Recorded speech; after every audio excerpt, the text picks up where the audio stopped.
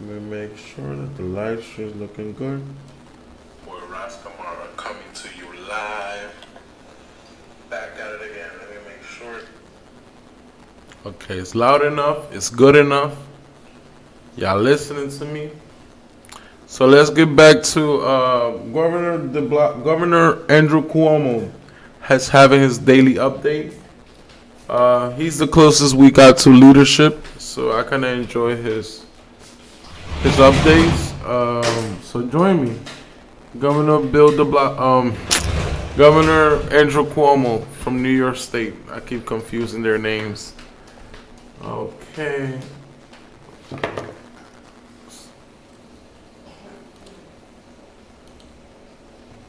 We just had before this I did a live stream of Bill de Blasio showing the equipment that's gonna be sent to Jacob Jabbis, which is gonna be used as a hospital, so for people that have coronavirus, because you don't want to send everybody with coronavirus to hospitals and then fill up all of the emergency rooms, and then it just becomes a clusterfuck of people that are regular sick, and now they could get infected with the disease. So here, let me play. We said at the same time we did this. To unleash the full power of the federal government in this effort today, I am officially declaring a national emergency.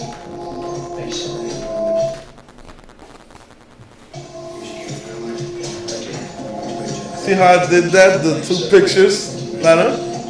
The two pictures. I took two pictures and I merged them. Testing around the country. Thank you. Okay, I like that. That's good.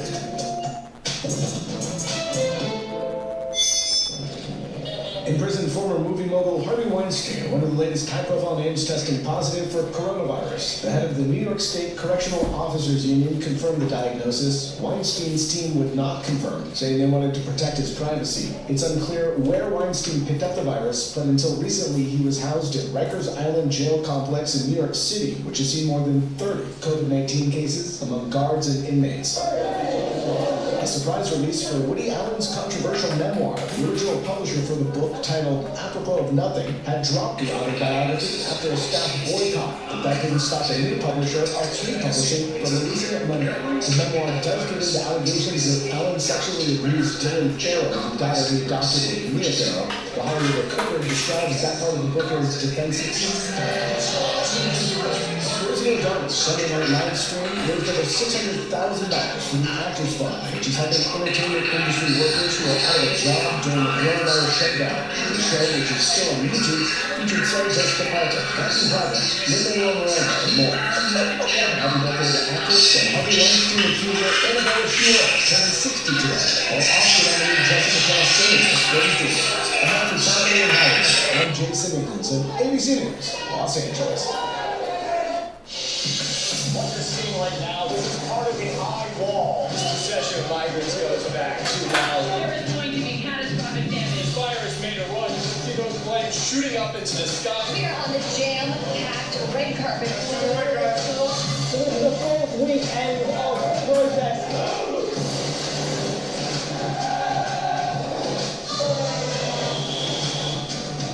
Watch ABC News on location for Facebook Watch. What's the most innovative daily news podcast out there to listen to every day? Well, the Edward R. Murrow Awards say it's Start Here, the daily news podcast from ABC News. Even the New York Times calls us a top news podcast worth listening to. So if you like getting behind the biggest news stories of the day, inside all the details, the backstory, and what will happen next, then listen to Start Here, the daily news podcast from ABC News. It's like no other news podcast out there. Even the critics agree. Listen free on Apple Podcasts. This is what being live is all about. This is ABC News Live, the 24/7 streaming news source from ABC News. Breaking news, live streaming, original action storytelling from ABC News, National Geographic, ESPN, and it's all designed differently for you to stream straight to any screen whenever you want. ABC News Live. Streaming everywhere, right to you. ABC News Live. It's that easy to go there. Americans here on the ground in the Iraq. 18,000 coming. Martinez. Ismael. David. Ground zero. You can see just home after home.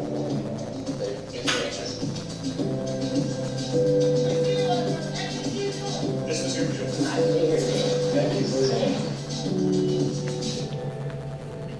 Afternoons on ABC, one place with the good information you need. Pandemic, what you need to Do you notice that I put the pandemic inside of the American flag?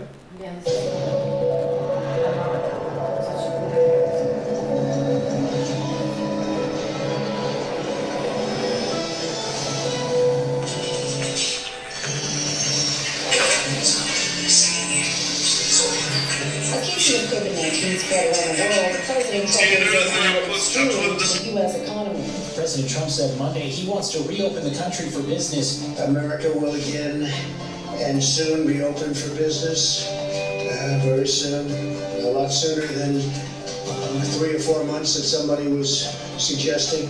Welcome news for businesses and workers, but it comes in stark contrast to medical professionals who warn that unless more extreme action is taken, the human cost will be catastrophic. President Trump has signaled impatience with the pandemic and the economic toll it's taken, but the warnings from health experts is that unmitigated spread will overwhelm the country's healthcare system as it has in Italy. At least 21 states are now ordering people to stay at home or they're closing non-essential businesses. Washington and Hawaii are the latest states to announce restrictions, and Atlanta is among the new cities announcing a stay-at-home order. And look at this, images from across the country are like nothing we've ever seen. Freeways in LA almost empty. The terminals at LAX airport, no one in sight. New York City has 35%. In masks. So here's Andrew Cuomo, governor of New York State. Andrew Cuomo is in the building. On my left, we have General Raymond Shields. These are two gentlemen who I have been through many situations with. We've been through hell and back. And if you have to have two professionals dealing with a situation like this, these are the two situations these are the two people you want to be with. So I thank both generals for being here today. I'm Private Cuomo, but I'll be your governor today. I want to begin by thanking all the Army Corps of Engineer people who are here today, who've done an outstanding job. They came in very quickly and they're setting up this emergency hospital, which is going to be badly needed. I want to thank Alan Steele and all the people of the Javits Center.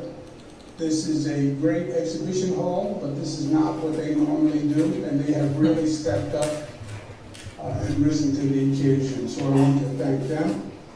Let me take you through some facts today because we have some new facts, changes in circumstances that are not encouraging, and I want to make sure people understand them and we react accordingly. The increase in the number of cases continues unabated. As a matter of fact, the rate of increase has gone up. We have the most sophisticated people you can get doing projections on this. They've been studying projections from China, South Korea, Italy, places all across this country. And what they're now seeing is that the rate of cases, the rate of new infections, is doubling about every 3 days. That is a dramatic increase in the rate of infection. And this whole discussion all along has been how fast does the rate of increase spread? And can we slow the rate of increase? We're not slowing it, and it is accelerating on its own. One of the forecasters said to me, we were looking at a freight train coming across the country. We're now looking at a bullet train because the numbers are going up that quickly. And the most challenging point about the increasing numbers is where the numbers will apex. What is the high point of the numbers? And the apex is a point where we have to be able to manage the capacity. We had projected the apex at about 110,000 hospital beds, and that's the number I've been talking about. The new projection suggests that the number of hospital beds needed could be as high as 140,000 hospital beds. So flatten the curve. We haven't flattened the curve, and the curve is actually increasing. That means the number of hospital beds, which is at 53,000 beds, 3,000 ICU beds. The anticipated need now for the height of the curve is 140,000 hospital beds and approximately 40,000 intensive care unit beds. Those are troubling and astronomical numbers, and as I mentioned, are higher numbers than had been previously projected. We are exercising all options as aggressively as we can. That rate of increase, that apex, they project at this time could be approximately 14 to 21 days away. So not only do we have a spike in the increase, when you spike the increase in cases, it accelerates the apex to a point where it could be as close as 14 to 21 days. We're exercising all options. We're doing everything we can on every level to quote-unquote slow the spread, flatten the curve. We've closed businesses, we've reduced street density. We had an issue in New York City. I spoke to Mayor de Blasio, I spoke to City Council Speaker Corey Johnson. We'll have a plan that I believe will be in place by noon today.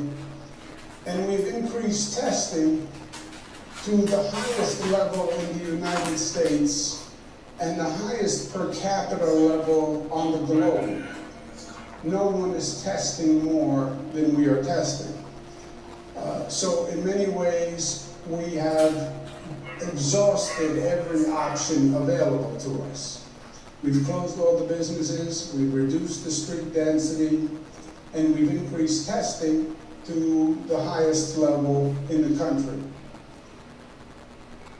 We're also trying all the new drug therapies, the hydroxychloroquine, which the President speaks about and is optimistic about, and we hope for optimistic results also. We're actually starting that today. The President and the FDA accelerated that drug coming to New York, so the hospitals will start using that drug today. The FDA also authorized an experimental procedure by the New York State Department of Health where the Department of Health actually takes plasma from people who are infected, who have the antibodies, and will try putting that plasma into a person who is still struggling with the disease, hoping that the antibodies make a difference. We're also pursuing a new level of testing, which will test people's blood to see if they have antibodies for the coronavirus, which means they may have been infected and resolved and never knew it. But if you had the coronavirus and resolved, you now have an immunity to the coronavirus for some period of time. Most experts suggest it's a significant amount of time. That would be very important for us to know, because these are then healthcare workers who can go back to work. These are workers who can return back to the private sector. But the inescapable conclusion is that the rate of infection is going up. It is spiking. The apex is higher than we thought, and the apex is sooner than we thought. That is a bad combination of facts. So slow the spread. We'll still keep doing everything we can, but it is clear that we must dramatically increase the hospital capacity to meet that highest apex. And we have to do it very quickly. Again, the apex could be here in as little as 14 to 21 days. And you're talking about a very significant logistical, operational movement to increase that number of hospital beds and do everything that you need to do related to the increase in hospital beds. There are three elements that are necessary to increase the hospital capacity. First are obviously the availability of the beds. A bed without staff is virtually useless, and a bed and a staff without the right equipment is virtually useless. So you have to complete all three at the same time. As far as beds, we have told the hospitals, I'm going to speak to every hospital administrator today, hospitals must increase their capacity by 50%. The goal is to ask them to try to increase it by 100%. Remember, we have 53,000 beds, we need 140,000 beds. Even if they did increase it by 100%, you'd only need about 100,000 beds, you need 140,000 beds. Emergency hospitals like the 1,000 bed facility that's being built here will be helpful. The emergency hospitals that we're building in Westbury and Stony Brook and at the Westchester Convention Center will be helpful. But they're nowhere near the number of beds that we're going to need. I have no problem using the dormitories all across our state campuses, our CUNY campuses, our state university campuses. I'm speaking to hotel owners about taking over their hotels to put patients in. I will turn this state upside down to get the number of beds we need. But we need the staff for those beds.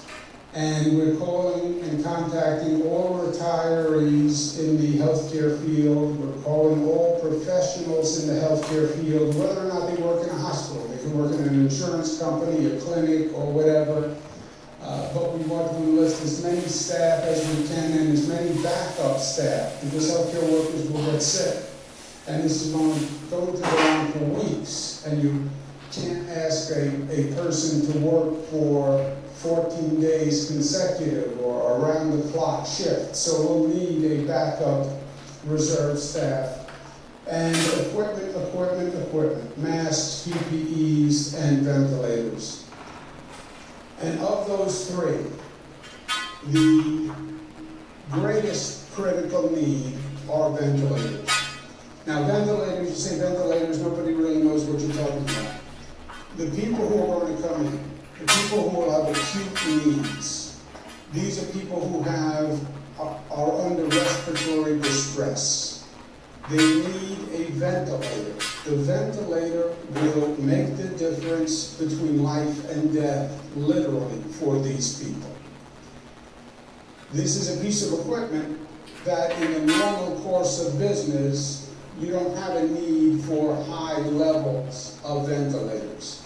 And our hospital system has about 3,000 or 4,000 that has always met the need. This is a dramatic increase in the number of ventilators that we need.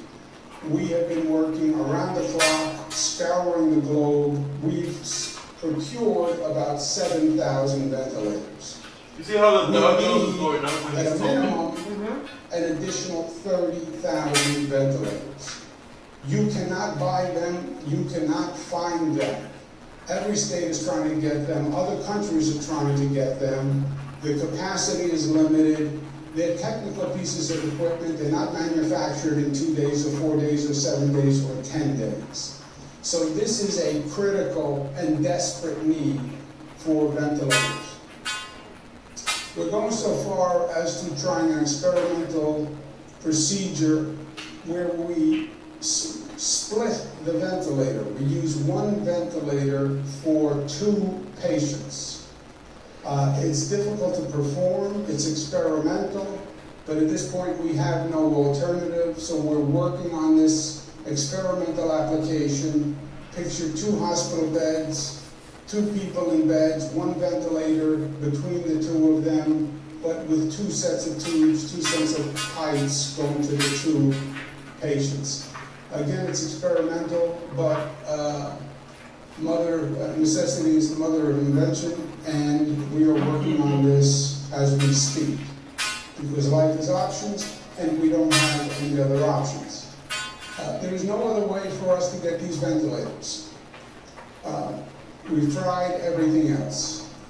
The only way we can obtain these ventilators is from the federal government, period. And there's two ways the federal government can do it. One is to use the Federal Defense Production Act. There's a federal law where the federal government can say to manufacturers, you must produce this product.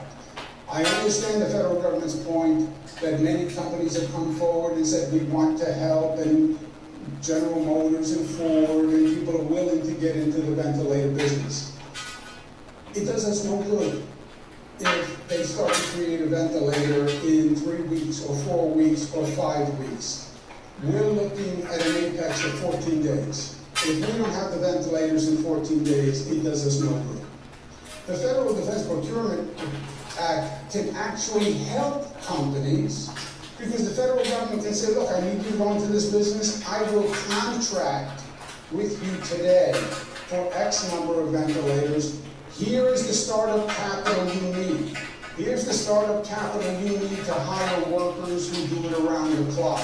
But I need the ventilators in 14 days. Only the federal government has that power. And not to exercise that power is inexplicable to me.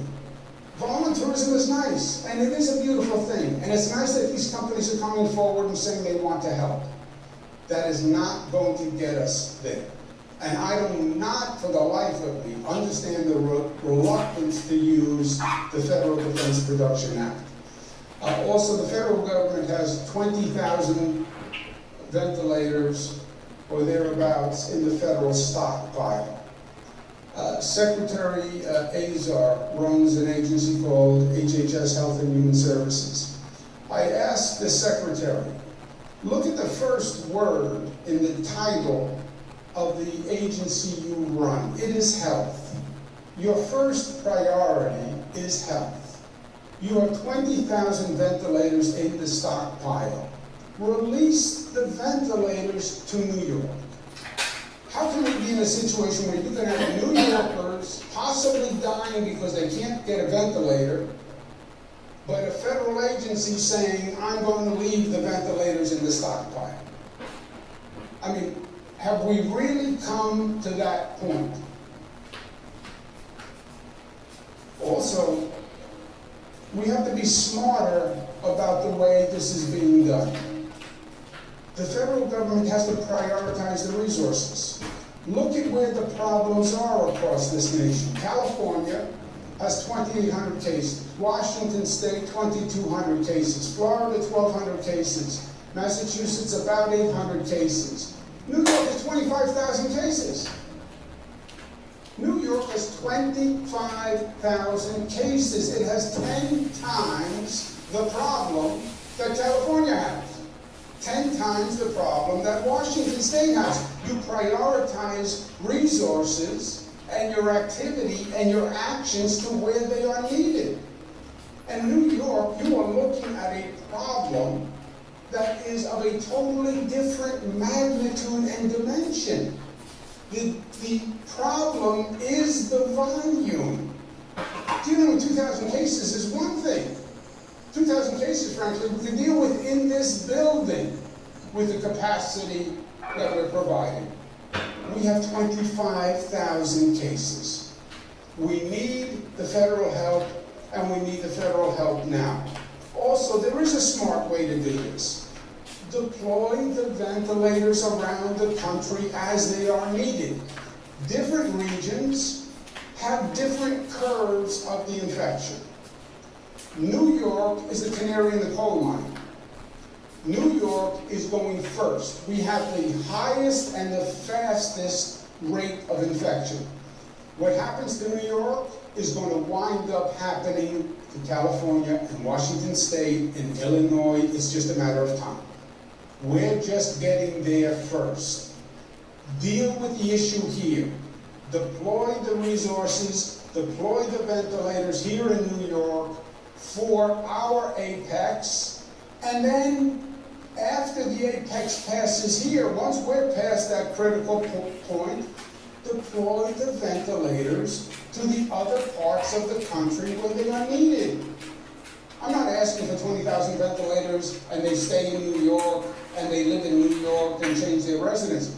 As soon as we finish with the ventilators, then you move them to the next part of the country that has the critical problem. And then after that region hits its apex, then you move to the next part of the country that has its critical problems.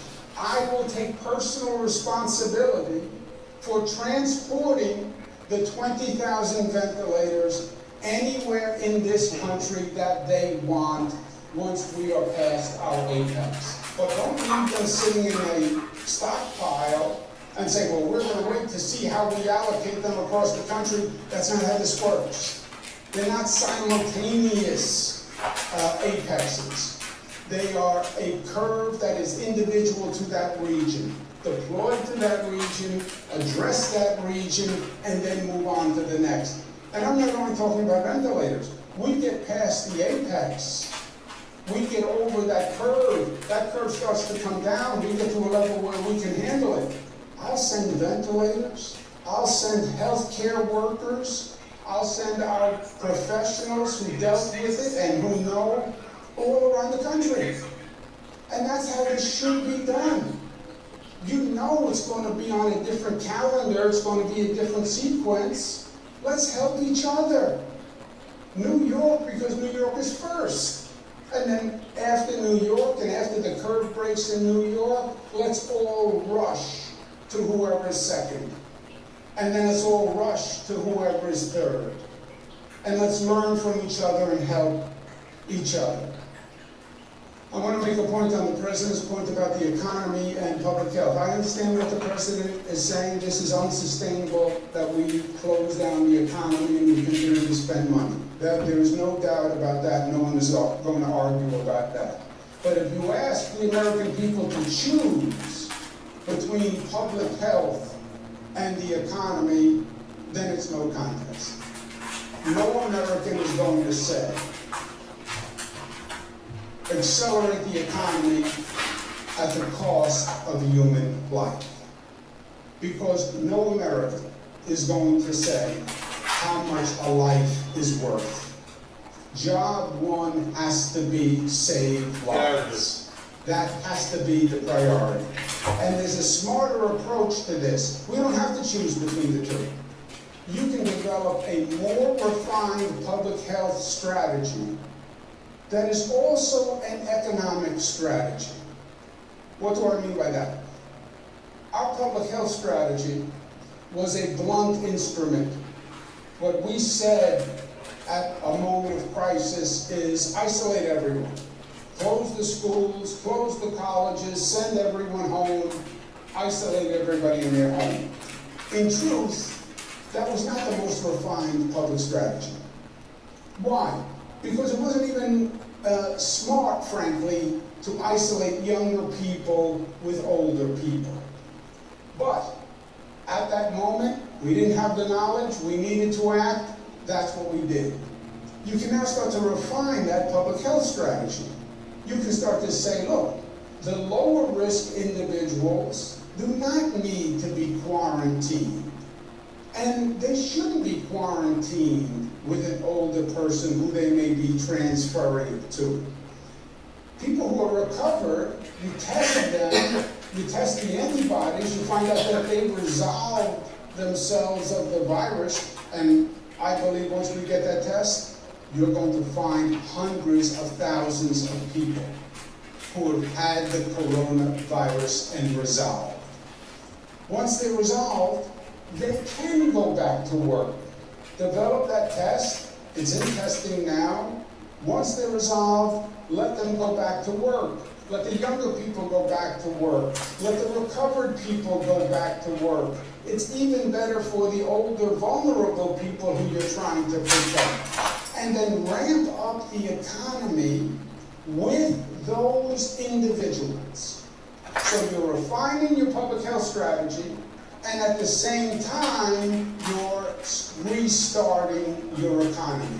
Those two can be consistent if done intelligently. Restart the economy with our younger, recovered, tested workers. Don't make us choose between a smart health strategy and a smart economic strategy. We can do both, and we must do both. It's not the economy or public health, it's restarting the economy and protecting public health. It is both. But I understand restarting the economy. The crisis today, focus on the crisis at hand. Focus on the looming wave of cases that is about to break in 14 days. That has to be the priority. And that is hospital capacity.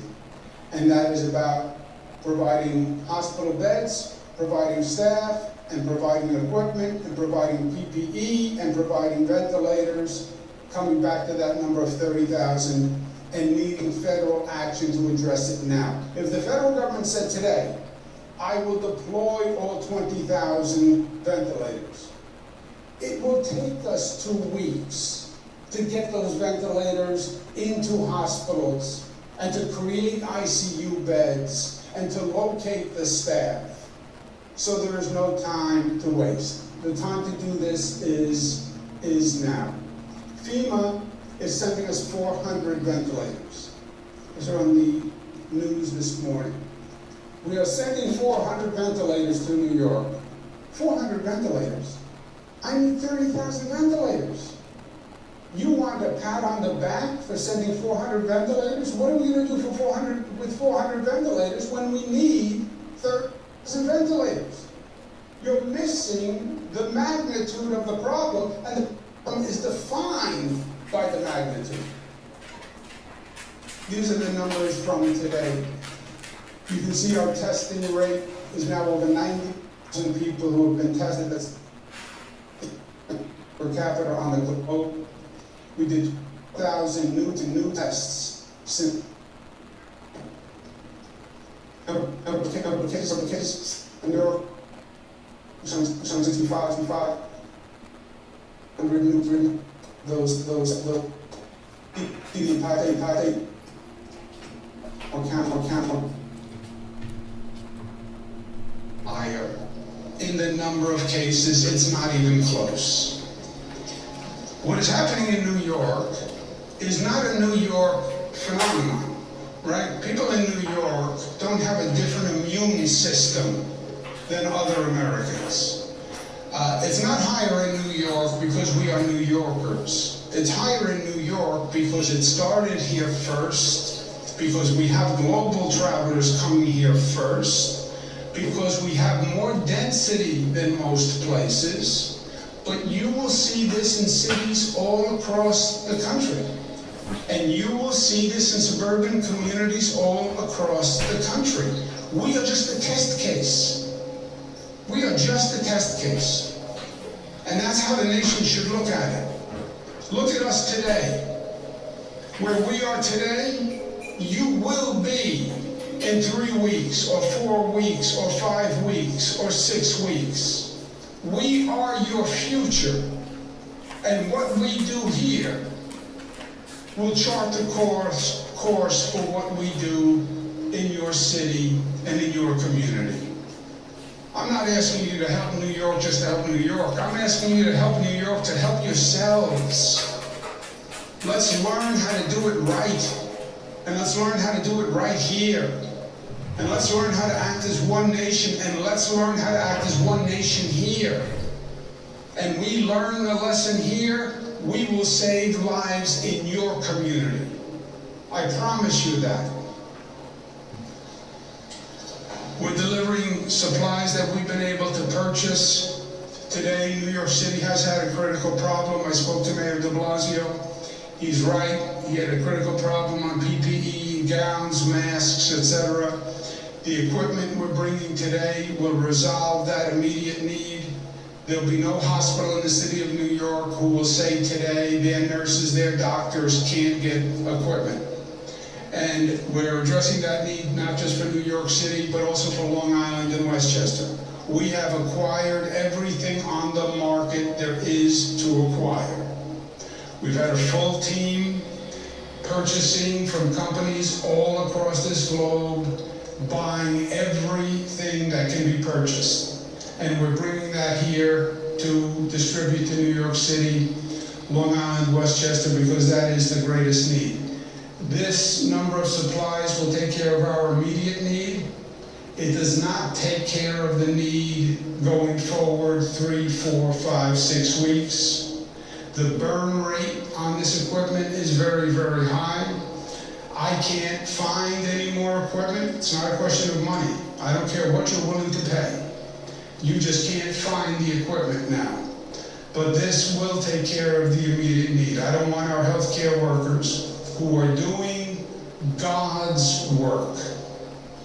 They are doing God's work. Can you imagine the nurses who leave their homes in the morning, who kiss their children goodbye, go to a hospital, put on gowns, deal with people who have the coronavirus? They're thinking all day long, oh my God, I hope I don't get this. Oh my God, I hope I don't get this and bring this home to my children. You want to talk about extraordinary individuals. Extraordinary. And it's the nurses and the doctors and the healthcare workers. It's the police officers who show up every day and go out there and walk into a situation that they don't even know what they're walking into. And it's the firefighters, and it's the transportation workers, and it's the people who are running the grocery stores and the pharmacies and providing all those essential services. Most of us are in our home, hunkered down, worried. They're worried, and they're going out there every day, despite their fear, overcoming their fear, and not for their family. They're doing it for your family. When you see them on the street, when you see them in a hospital, please just say thank you and smile and say, I know what you're doing. What happens? All these facts, all these numbers. Am I strong in my language vis-a-vis the federal government? Yes, I am.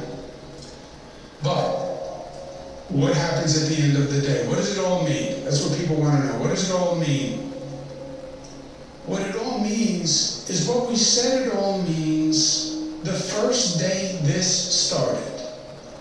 The first day I went before the people of New York State and I said, I'm going to tell you the truth. I'm going to tell you the facts the way I know it. Those facts have not changed. Those facts are not going to change. This is not a new situation. We've watched this through China. There are hundreds of thousands of cases. 80% will self-resolve. That's why experts say to me, tens of thousands or hundreds of thousands of people have had the virus, didn't know they had it, and resolved. That's why we have to get that test that shows you had the virus because you have the antibodies. And you did resolve. And once we do that, that's how you get the economy back to work. That's how you get the backup healthcare workers. But 80% are going to self-resolve. 20% are going to need hospitals. It's not about that. It's about a very small group of people in this population who are the most vulnerable. They are older, they have compromised immune systems, they are HIV positive, or they have emphysema, or they have an underlying heart condition, or they have bad asthma, or they're recovering from cancer. Those are the people who are going to be vulnerable to the mortality of this disease. And it is only 1% or 2% of the population. But then why all of this? Because it's 1% or 2% of the population. It's lives, it's grandmothers and grandfathers and sisters and brothers. And you start to see the cases on TV. It's a 40-year-old woman who recovered from breast cancer but had a compromised immune system, and 4 children at home. That's what this is about. It's about a vulnerable population. I called the executive order that I passed Matilda's Law, my mother. It's about my mother. It's about my mother. It's about your mother. It's about your loved one. And we will do anything we can to make sure that they are protected.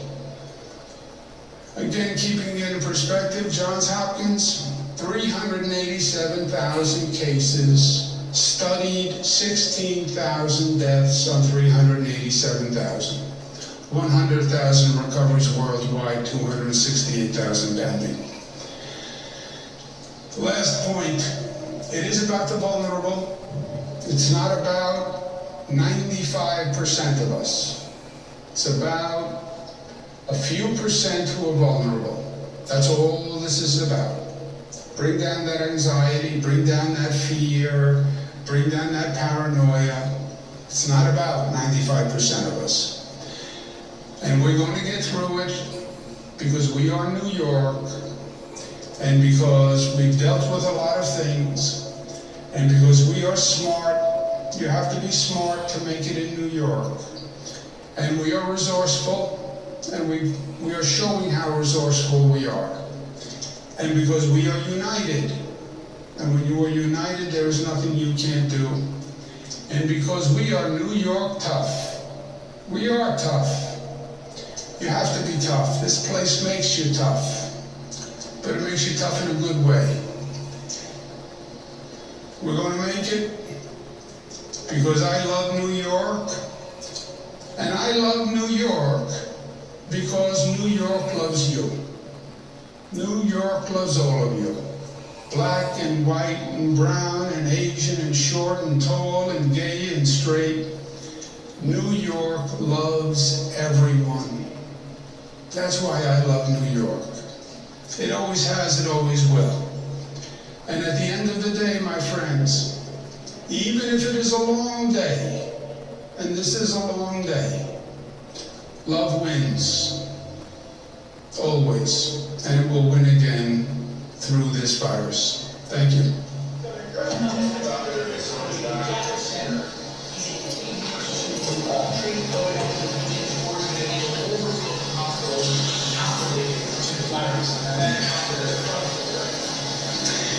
The preliminary plan, Zach, is it will backfill hospitals. You take the situation we're looking at, we need ventilators, we need ICU beds. Those can only really be created in a hospital. But then you're going to have to move people out of a hospital. Where do you put them? This facility, 1,000 beds, can backfill from a hospital. This facility also has acute care capacity. But we're not anticipating that we do acute care here. We're anticipating that it's a backfill for the hospital beds.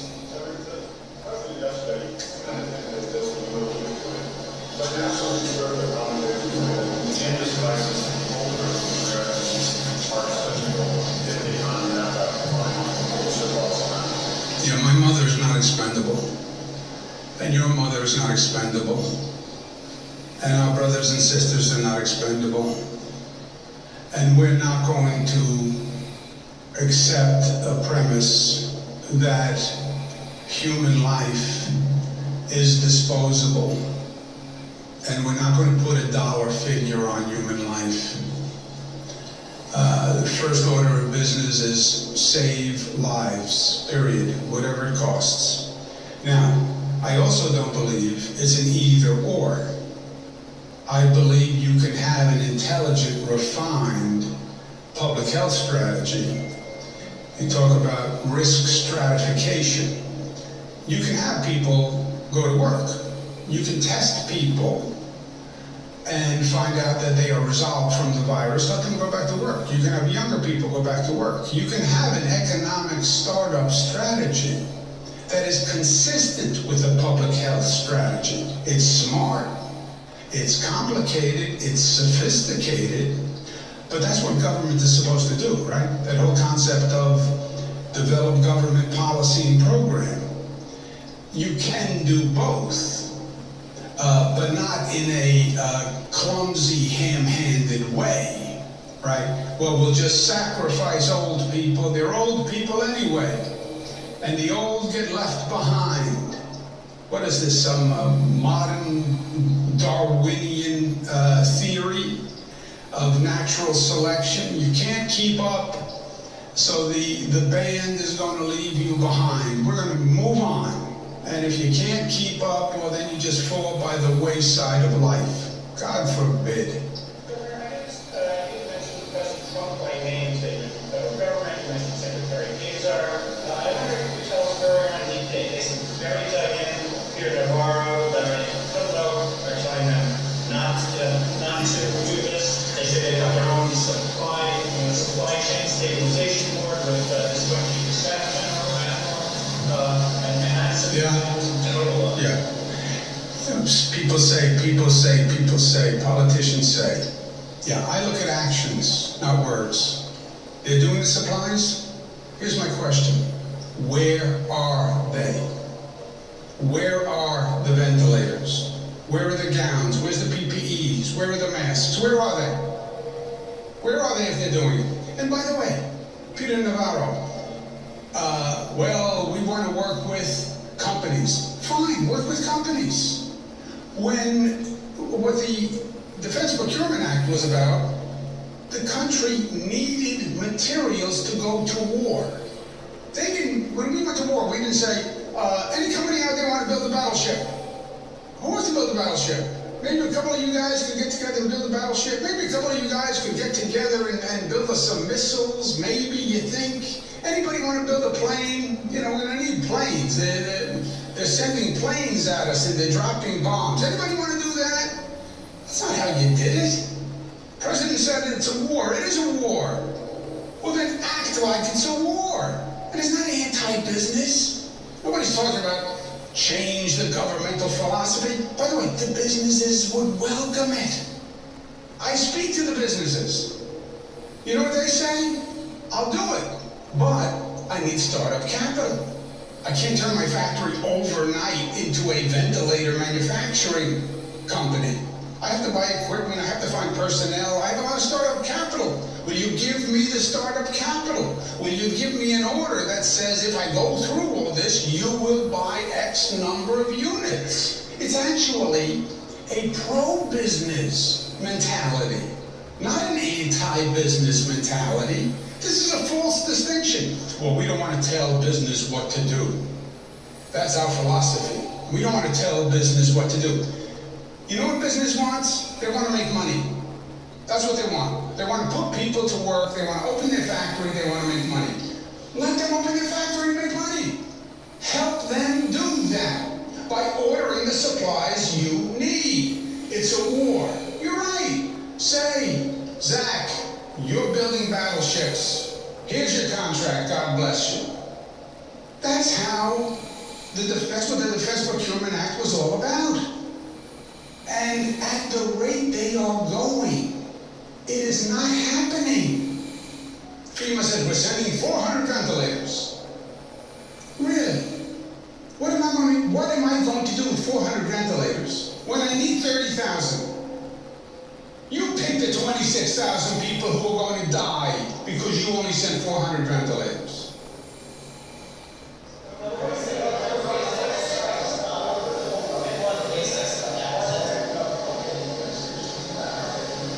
You have to ask the federal government. What do I know? I don't know. Their answer is we don't need to do it because companies are coming forward who want to do it. And by the way, I am sure that is true. It's just the timeline doesn't work. I don't need ventilators in 6 months. And I don't need ventilators in 5 months, 4 months, or 3 months. And by the way, California is not going to need ventilators in 6 months. It is now. So you're asking a business to produce what is a sophisticated piece of electronic equipment, a ventilator, and to do it in 14 days. That's an enormous undertaking. They can't do that on a voluntary basis. If you use the Defense Procurement Act, EPA, then you say, I'll pay for it. I'll give you the startup capital. I'll fund you buying the equipment. I'll fund you hiring workers. Otherwise, Otherwise, it doesn't work on a normal business timetable. And the businesses want to know, look, if I go through all of this, somebody has to buy 40,000 ventilators. You know, ventilator is on average $25,000 per ventilator. This is an expensive item. Nobody's going to build 40,000 ventilators unless they know someone is buying 40,000 ventilators. And that's what the federal government can give them with the DPA. I buy 40,000 ventilators.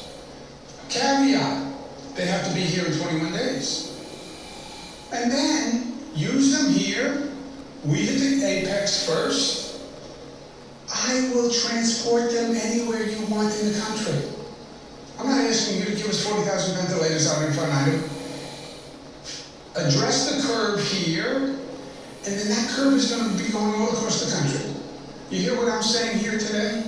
You're going to have the governor of California several weeks from now saying the same thing. You're going to have the governor of Illinois saying the same thing. The governor of the state of Washington saying the same thing. Do it right here. We're just the first case. We're just the first template. Do it right here, and then we'll move the goods. I'll move the professionals. I'll move the doctors and the nurses who can say, we can teach you how to do this because we went through it. We saw this in New York. We can actually help one another. That's smart. That's right. That's the American way.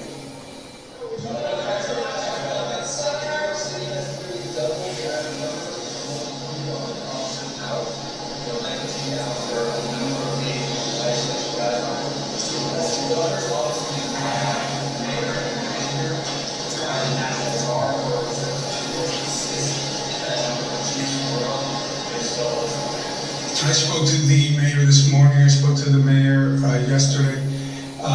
Whatever need he has, we'll figure out how to address. You have a lot of situations that develop here that just no one could have expected, right? These are uncharted waters for all of us. But that's why I said resourceful, smart, we're quick on our feet, we're agile. What's the problem? We'll figure out how to solve it. We'll do it together.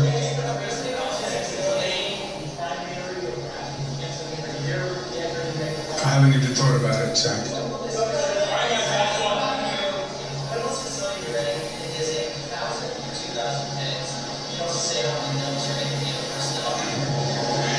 Multi-part question. There are two different types of facilities here. One is an emergency hospital. 4 separate components, 250 each, equaling 1,000 in an emergency hospital that could be used for acute care. There's a second facility, if you will, which is 1,000 beds. It's a lower level of medical care for people who don't need as intense service. But let me ask the generals, Pat, you want to comment on that, Pat, or General Shields? Sure. What the governor provided was exactly what it is the phase. The first phase of the build out is the 1,000 beds from Health and Human Services that comes in with the kit. We lay medical professionals over the top of that. We go to phase 2, we continue to build out bed capacity so that we can provide a little higher level of care potentially as we move forward, but we have an immediate level. And then there's a third phase that we continue to build out beds in the facility to get to the capacity that the governor's getting after, which does not address the entire number, but starts in that path, and then the other strategies to go along with it. So we expect in the end to be above 2,000, but the basic number is 1,000 and 1,000, and we're working towards being above that number by the time we're done dressing it out. I'm sorry.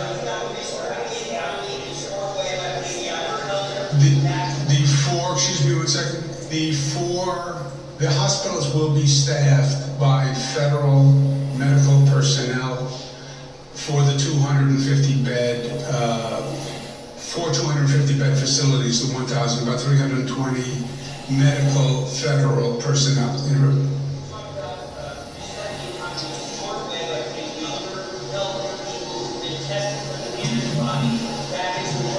Realistically, how soon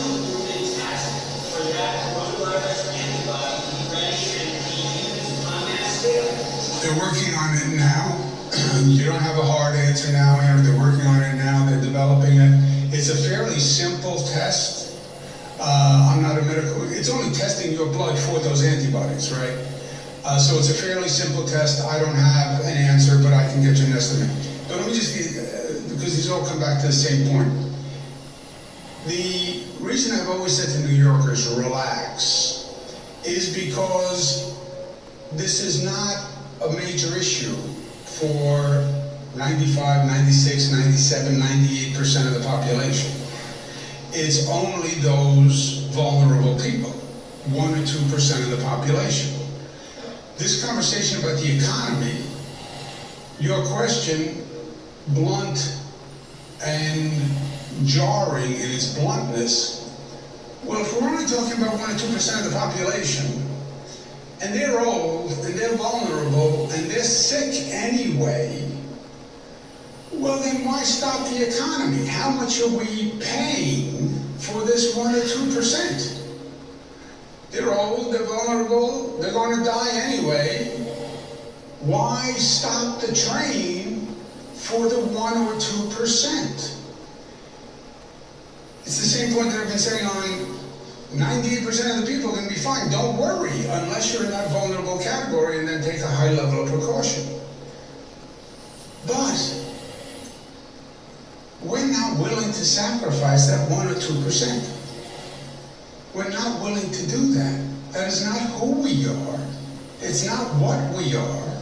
It's not what we believe. We are going to fight every way we can to save every life that we can. Because that's what I think it means to be an American. I know that's what it means to be a New Yorker. So I'm not going to leave any stone unturned until we can make sure everyone is protected. That's what I was trying to communicate by calling it Matilda's Law, right? That's why I gave her my mother's name. She didn't want me to give her her name. She's a little annoyed at me, but I wanted to personalize it for people. That's what we're talking. Yes, it's only 1 or 2%. Don't worry, go live your life. It's only 1 or 2%. But the 1 or 2% is Matilda, and Sally, and Jane, and Sarah, and your uncle, and my uncle. And they are precious. And I'm not giving up. I am not giving up.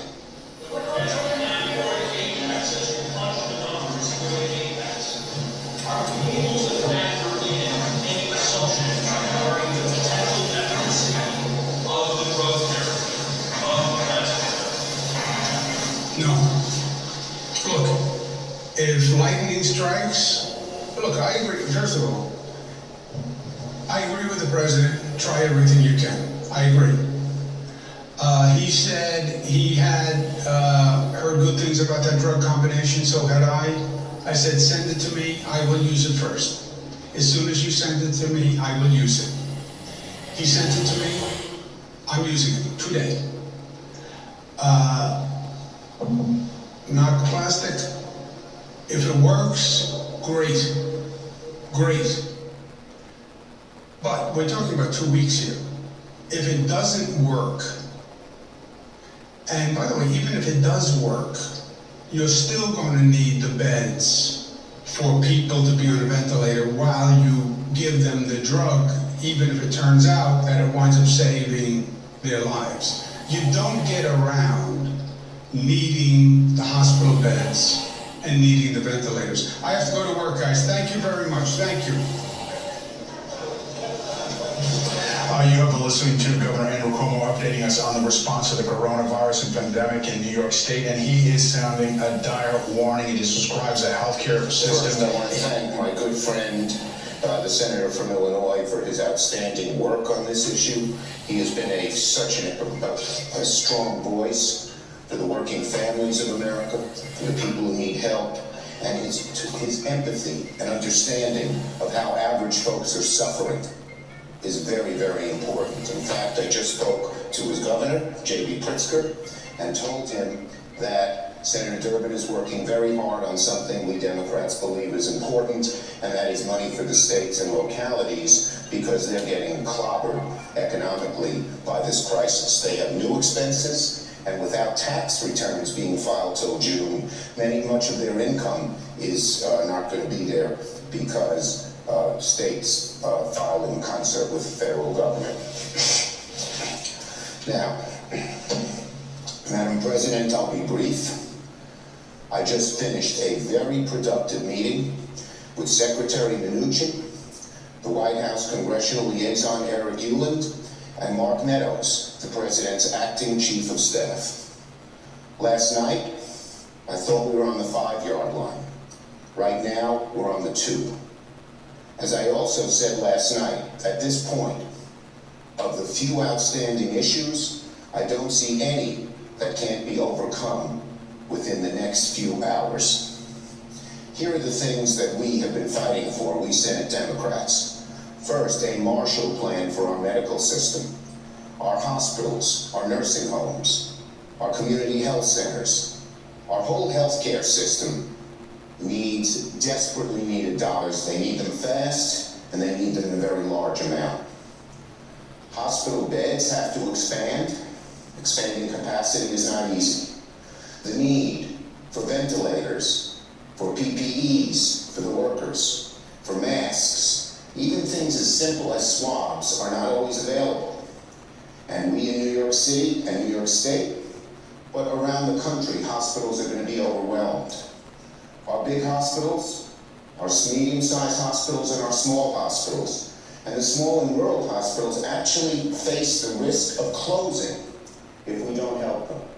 So we Senate Democrats have been pushing very hard for an increase, a significant increase in money for the healthcare system, and we are very, very pleased with what seems to be moving forward in the bill, in the bipartisan bill that we hope will be brought to the floor. Second, workers first. The title of our Democratic plan has been Workers First. We believe we have to put working people, families, average Americans ahead of anybody else. They're losing their jobs through no fault of their own. Their kids that are being sent are staying home because there's no school. There are so many problems that are befalling average people. And so we wanted to put them first. That's been our #1 goal, along with the Marshall Plan for hospitals. And this bill, as it comes forward, as it's now at least being agreed upon, has a lot of that. It has unemployment insurance on steroids. This is a great plan. What it says is if you lose your job in this crisis, you can be furloughed by your employer. That means you stay on that employer's work list. If you have health benefits with the employer, you can keep getting them. But, and most importantly, the federal government will pay your salary, your full salary, for now 4 months. We had asked for 4 months, and 4 months looks like what we're going to get when we come to this agreement. It will mean 2 things. Most of all, it will put money into the hands of those who need it so much because they've lost their jobs, as I said, through no fault of their own. So that is vitally important, and that will pump money into the economy probably in a better way than anything else could do it. But it also has the second benefit. It will keep companies intact. The small restaurant owner, the middle-sized business, even the large businesses worry that if they just had to remove their workers, fire them, because they don't have any money coming in, that those workers would scatter to the winds, they'd look for other jobs, and when, God willing, this awful crisis is over, these businesses would not be able to reassemble. But with our plan, since they stay on the payroll of their employer, as soon as the crisis is over, they all can come back together. And that small restaurant, that middle-sized manufacturing facility, the service business, we'll be able to reassemble quickly and we can get the economy going again. That's another thing we've been fighting for. We've been fighting very hard for any bailout fund, money to industries that have trouble, have real oversight and transparency. That's vitally important. We cannot have a situation where when a company is getting money from the Treasury, Federal Reserve, that we don't know about it. And we've been pushing hard that any contract that the federal government makes with a company to give it loans, that we know of that contract in a very short period of time, that we can examine it. We in the Senate, those in the House, the press, and the American public will see if these things are on the level, because we all know there was a load of dissatisfaction with TARP. In addition, we're fighting for oversight. A new Inspector General to be able to look into these contracts. We would like very much, and believe we should have, a Congressional Oversight Board as well. And we're fighting for transparency, oversight, disclosure when the federal government gives corporations money. We're also wanting to make sure that workers are put first in these situations, so when there are direct federal grants and direct federal loans to these companies, they either have incentive or mandate to keep their employees and their benefits. And we're making very good progress in that direction as well. Small business. We all ache for these small business owners, probably second to the people who have illness in their families. We ache for these folks. We know, my father was a small businessman. He had a little exterminating business, never very successful. He would pace the floor Sunday nights at 2 a.m. because he hated going to work. So I know what people go through. You put your blood, sweat, and tears into your small business, and all of a sudden it looks like it's blown away. Well, there's a very fine proposal, bipartisan, on small business that I believe will be in this package as well. So, there are lots of good things here. We all know that not everyone is going to want every provision. We all know that there are many things that so many of us want are left out. But we all know that we must do these things. We are not looking for things that are extraneous to this crisis. And I don't believe that they are in this package. We are looking at things that deal directly with this crisis. And that's what we have proposed here as Democrats in the Senate. Whether it be workers first, helping our medical system, providing oversight and transparency in the boards, helping small business. Those are all directly related to the crisis. We need them soon, we need them desperately. In the last few days, we have made huge progress in achieving these goals. And again, I hope, I pray, that we can come together very quickly and pass in large numbers a bipartisan bill that will help the American people who so badly, badly, badly need our help. I yield the floor.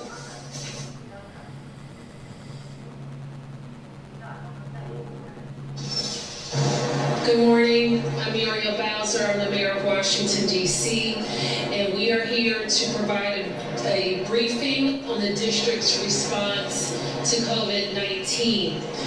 As many families around the district are aware, today is the first day of distance learning at our public schools. Our kids have been, and teachers have been on an adjusted spring break for the last 5 school days. So I want to start by thanking our educators and school staff for all they've done to get the tools and resources ready, printed and online so quickly.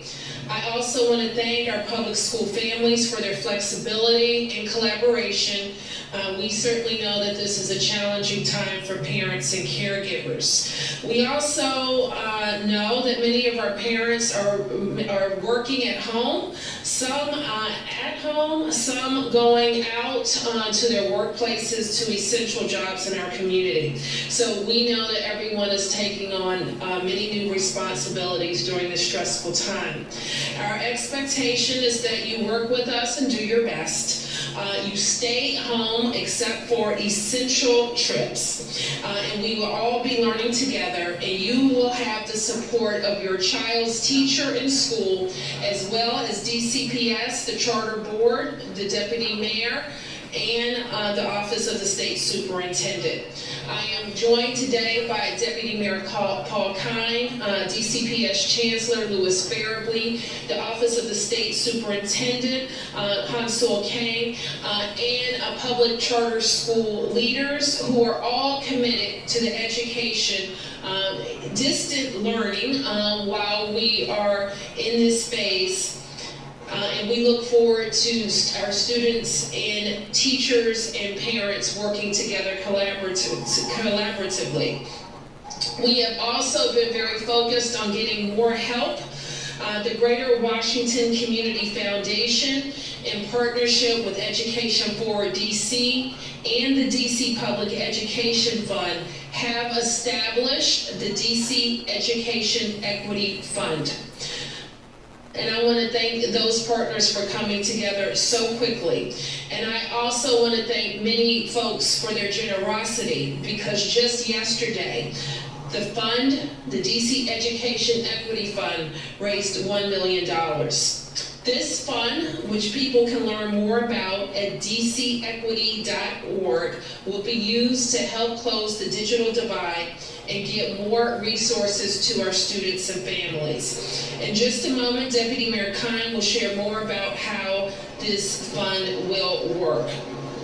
I want to turn to Deputy Mayor Kine, followed by Chancellor Farably, and then we will have take time for your questions and answer and provide a general briefing on the response.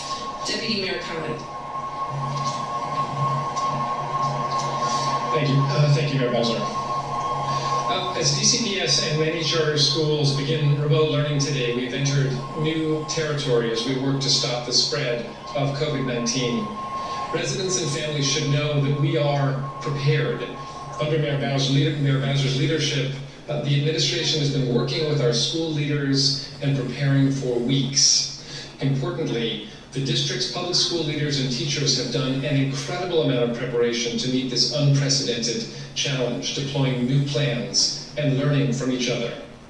Because of that work, our public schools are ready to support students and families with thoughtfully prepared hard copy coursework, innovative online coursework, and additional supports by phone, through video chat, over email, and text. The district is fortunate to have a very strong network of education leaders and extraordinarily strong teachers. The city is committed to supporting our teachers as many begin new ways of engaging with their students in learning. In addition, together as a city, we must wrap our arms around our students and our families who are experiencing learning at home in new ways. It is necessary for us all collectively to support new learning routines and new learning schedules. This commitment to all students brings us back to Mayor Bowser's promise to provide every resident with a fair shot. As a city, we have an obligation to give every single student the resources they need to be successful in this unprecedented moment. As Mayor Bowser mentioned, in collaboration with the Education Forward DC, the DC Public Education Fund, and the Greater Washington Community Foundation, we are excited to help announce the launch of the DC Equity Fund. There is an urgent need to support our students, and this is a citywide effort to support all public school students within DCPS and public charter schools. The fund will be used to ensure that students' basic needs are being met so they are ready to learn. provide students with internet and device access to overcome the digital divide, and to support a successful transition when school buildings reopen by providing additional supports and learning resources as needed. I want to thank the initial contributors in this effort, which include Education Forward DC, the City Fund, the City Bridge Foundation, the Lois and Richard England Family Foundation, the Andrew and Julie Klingenstein Family Fund, and I especially want to recognize and thank the A. James and Alice B. Clark Foundation for an incredibly generous donation of $500,000 to kickstart this effort. And as the mayor mentioned, we're extremely pleased to announce we have now exceeded $1 million at the launch of this fund. We are also looking to residents who are able to help our public school students, and any amount will make a difference to our public school students who are in need of critical materials to support learning efforts, particularly consistent access to the internet and to devices. To join this effort, please go to dcedequity.org. That's dcedequity.org. Now, I want to close with just a few reminders. Distance learning is not a vacation. We expect that teaching and learning will continue, and we are asking for families and communities to do your best to support your students as we figure out this new normal together. We also want to reiterate the extreme importance of social distancing. Students should stay at home and not congregate. Families can and should enjoy recreation together within the family unit, but not in groups. Lastly, all residents are reminded to visit coronavirusdc.gov for resources and up-to-date information on our response to coronavirus and additional resources for families. With that, I want to turn it over to some school leaders who will share some of the remote learning plans that they've been working on, and we'll start with Principal Nia White from Center City Public Charter School. Principal White. Good morning.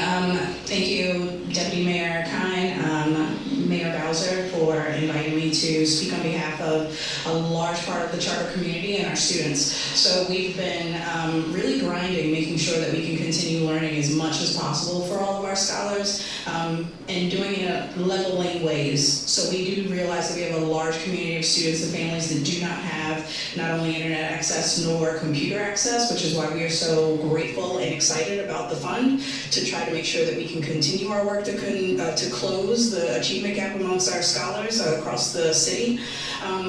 But making sure that we get those devices into their houses, into their hands, so that they can do this work. Because right now we have that leveled approach of, we do have a lot of work packets. Those work packets aren't just busy work. We've actually spent a lot of time making sure that teachers have annotated notes and things that they would normally say and advertise and explain in the classroom into those packets, so the students can read or feel like their teachers are still there with them in one element or another. Outside of that, we've added the Google Meets and the Google chat rooms. It's very interesting and amusing to see a classroom group of students huddled around a computer with their teacher, asking questions as if they were still in the classroom. And through this fund, we hope that we can bring that to all of our scholars who do not have access at this time. Outside of that, we have families that are taking pictures of their assignments, posting it in Class Dojo, emailing it, texting it to teachers and their classmates for collaboration and advice. And outside of all of that, when we cannot access or reach them through the internet, we definitely reach out through cell phones or just regular home phones, just to call and walk through and have a conversation with the students to let them know and their families know that we're still here for them, and we're still pushing for them to move and excel academically and instructionally. So thank you again for folks on that fund idea.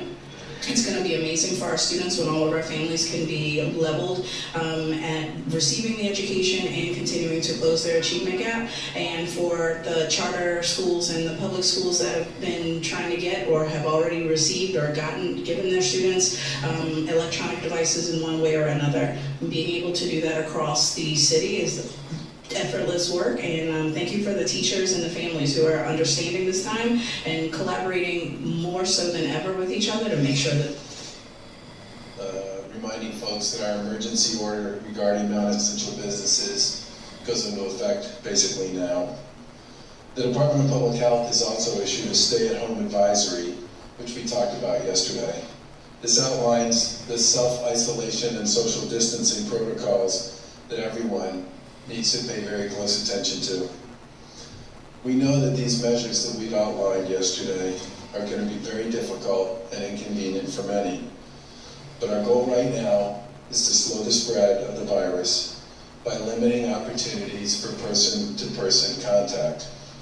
Taking action now to limit the spread of the virus will give our public health officials, our healthcare community, and others time and opportunity to meet the challenge ahead of us.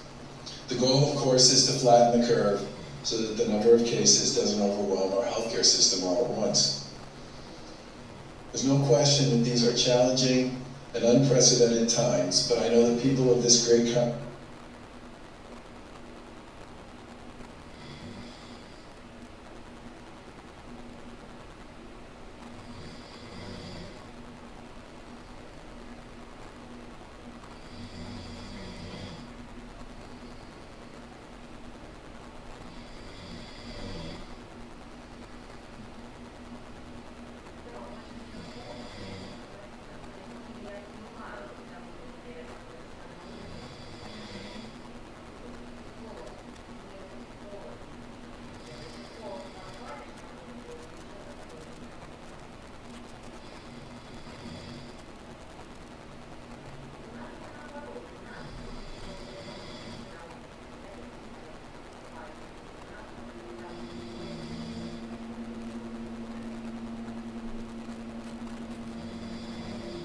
now among the labs submitting test results to DPH. This is big progress from where we were even a week ago. I also want to remind folks that the number of tests we do in Massachusetts goes up. We will expect the number of cases, the number of positive tests to go up as well. And the command center will continue to expand testing capacity across the state. As a reminder, if you have questions about tests for yourself or your family, if you are showing signs and symptoms associated with something like the flu, you should stay home and begin first by contacting your medical provider. Remember, as we've said many times, telehealth services, phone calls, video chats with a trusted provider are a defined benefit here in the Commonwealth of Mass. We need to keep people that don't need to be in our hospitals and medical facilities out so that we can allow our providers to focus on the people who need the help the most. I want to share a few other quick updates from the command center.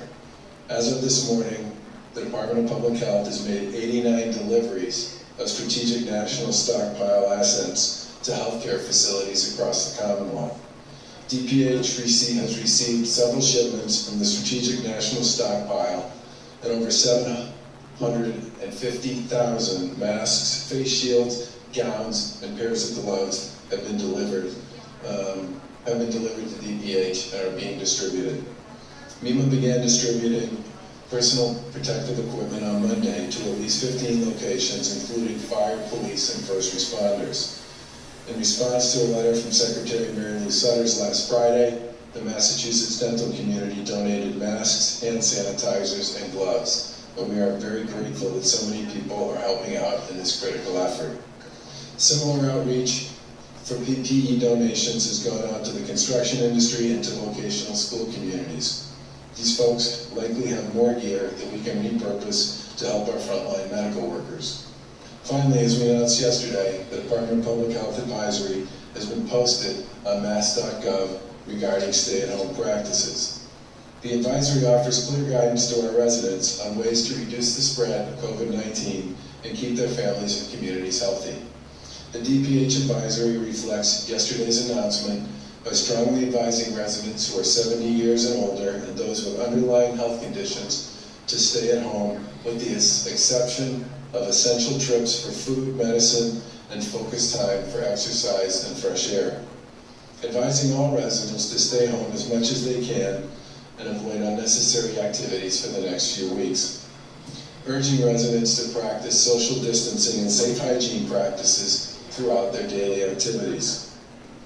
Staying at home means only leaving home to address essential needs, like going to the grocery store or the pharmacy, taking a walk for fresh air, or something similar. Everyone is encouraged to call or video chat instead of visiting friends and family. This, of course, is not easy. It's not what we're used to doing with our family and our friends, but it's hugely important, and it is one very significant way everyone can participate in stopping the spread of COVID-19, and especially in keeping loved ones safe. This order is effective as of noon Monday. More details are obviously available at mass.gov/COVID-19. Throughout the outbreak, we've constantly reminded our residents that we all need to get our information, your information, from trusted sources. Today we're making that easier with a new program. Today we're announcing a new tool, Alerts Mass, Alerts actually MA, in our efforts to inform the public about COVID-19, which will enable you to get up-to-date alerts about coronavirus sent right to your phone. This can be used to share news, prevention information, and help us connect residents to information they may be seeking. Residents can text COVID-MA, all one word, to 888-777 to sign up for updates. These alerts will include important information like the latest news and updates from our administration and the command center, public health tips on social and physical distancing, personal hygiene, and other ways to stay healthy, and important alerts about state services. We're not looking to bombard folks and add to the information overload many already feel. Most days we will only push out 1 or 2 notifications, but this is a great way to stay in touch with the Commonwealth's government and to hear the latest announcement from trusted sources. It may also provide some relief from staying glued to your television all day to hear the latest headlines. I want to thank our team at the Executive Office of Technology Services and Security for working with Everbridge, a Mass-based company located in Burlington, to bring this new capability to the Commonwealth and to the people in Massachusetts. We've been working hard, as many of you know, to also deal with red tape where we can, to give our agencies and our cities and towns more flexibility as they respond to the virus. As a few examples, we've made it easier for nurses licensed in other states to work in Massachusetts if our hospitals need to call in more frontline healthcare workers. We also issued a series of new emergency orders to make it easier for medical professionals to work at neighboring hospitals. That way, if they need more people at a certain hospital, like Mass General, for example, we can call over staff from other hospitals to support them. We've expanded telehealth services, as I mentioned before, so that people can call or video conference with providers instead of visiting a hospital or a provider organization. And we've issued relaxed administrative requirements so more physician's assistants can work on supporting treatment for COVID-19 patients instead of other assignments, such as elective surgeries. A lot's been done to support our healthcare system and other functions of government. And today we're pleased to introduce a new piece of legislation that cuts red tape for our cities and towns. As former local officials, Lieutenant Governor Polito and I understand the challenges that cities and towns deal with every day. As we all battle COVID-19, our municipalities need new tools and resources to ensure the continuity of local government and to support the needs of their residents. Our local leaders obviously are focused on ensuring the health and safety of their residents, and our goal with this new bill we're filing today is to cut down on some of the bureaucratic processes they would typically need to go through, or could go through if they could actually meet physically. The Lieutenant Governor will provide some details on this bill in a minute. For the last 2 days, we've all been following closely the developments in Washington. The debate around the economic aid package in the Senate, well, frankly, it's been appalling, but I can't say I'm surprised. I've watched and seen governors and mayors and other elected officials completely shift their focus to the task at hand without the slightest partisan bend. So I know it's possible, if they choose to, for DC to do the same. I think we all hope and try to be confident that Congress will get the job done and soon, because this kind of partisan behavior is simply not an option now. It may take a little longer than it should. In fact, it already has for Washington to come around, but I'm hopeful and confident that they will, and that they will soon. As I said, Governors, mayors, and other elected officials at the state and local level are stepping up on this. We've been very pleased that we've had a chance to talk to and engage with many of them over the course of the past several weeks. I myself have probably talked either directly or on calls with more than 40 of our nation's governors over the past 14 days. And they are all stepping up for their states and doing everything they possibly can to help their people stay safe throughout this crisis.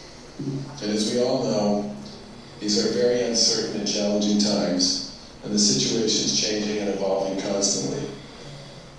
We remain enormously thankful that the residents of the Commonwealth of Massachusetts have brought determination, guile, creativity, and guts to this process.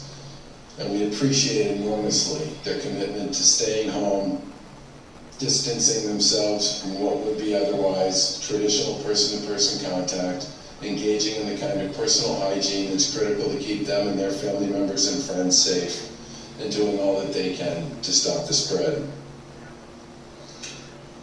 Residents can stay up to date on the latest information from trusted sources by visiting mass.gov/COVID-19, calling 211 with questions, which at this point is answered and responded to thousands and thousands of inquiries.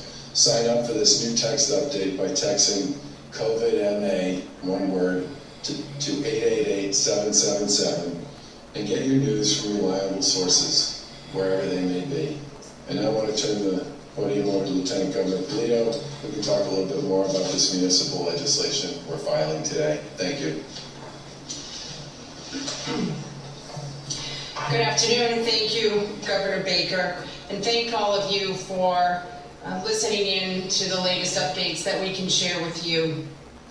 As the governor indicated, COVID-19 has touched every aspect of our lives. It seems like every day there are new ways that we can determine how to approach this, serve the people of this Commonwealth better, and to respond, react, and do what's necessary to keep the people of this Commonwealth safe. When I think about keeping this Commonwealth safe, there's no doubt in my mind or the governor's that we couldn't do this without the support and without the work with our partners at the local level. Overnight, just for instance, you have communities like Brookline and Northbridge and Sutton having emergency responders put out major fires. You have local government figuring out how their workforce comes to their city or town hall or works remotely to continue to deliver services to the people of the community. And of course, now ramping up more efforts through their boards of health and basically mobilizing their operation centers and teams to help us combat the COVID-19 epidemic. It's clear that we have to stick together, but stick together in a time where social distancing is becoming and is very much a real part of our lives. So it's just really a thank you and appreciation and a great statement of value to the men and women who literally wake up every day in our communities and go to work to support the people of our 351 cities and towns. In local government, they certainly have some basic things that they need to do, but there are rules also that they need to abide by. And in order for them to be more flexible, more able to make decisions and respond to the needs of the people in their community, there are some things that we in the executive branch and the legislature will need to do to support them.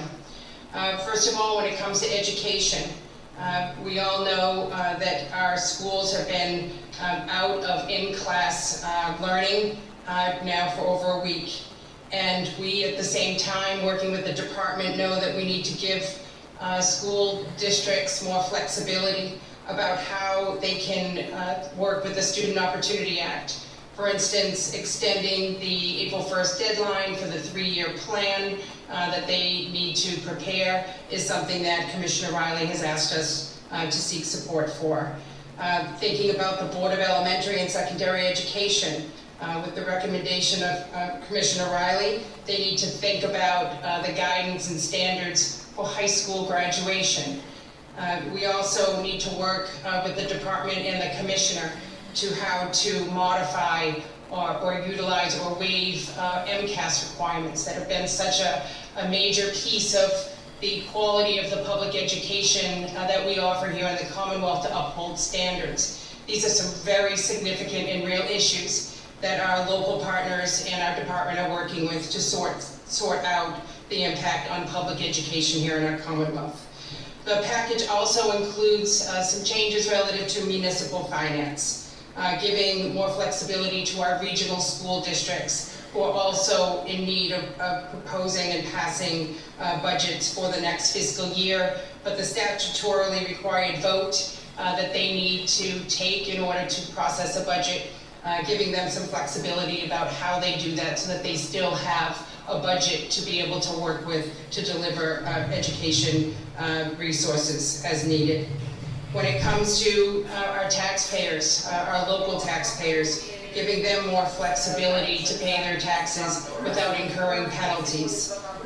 Many of you know that the tax date in some municipalities is May 1st, allowing them to change that date to June 1st is something that they are looking for flexibility around. Think about local projects and permitting.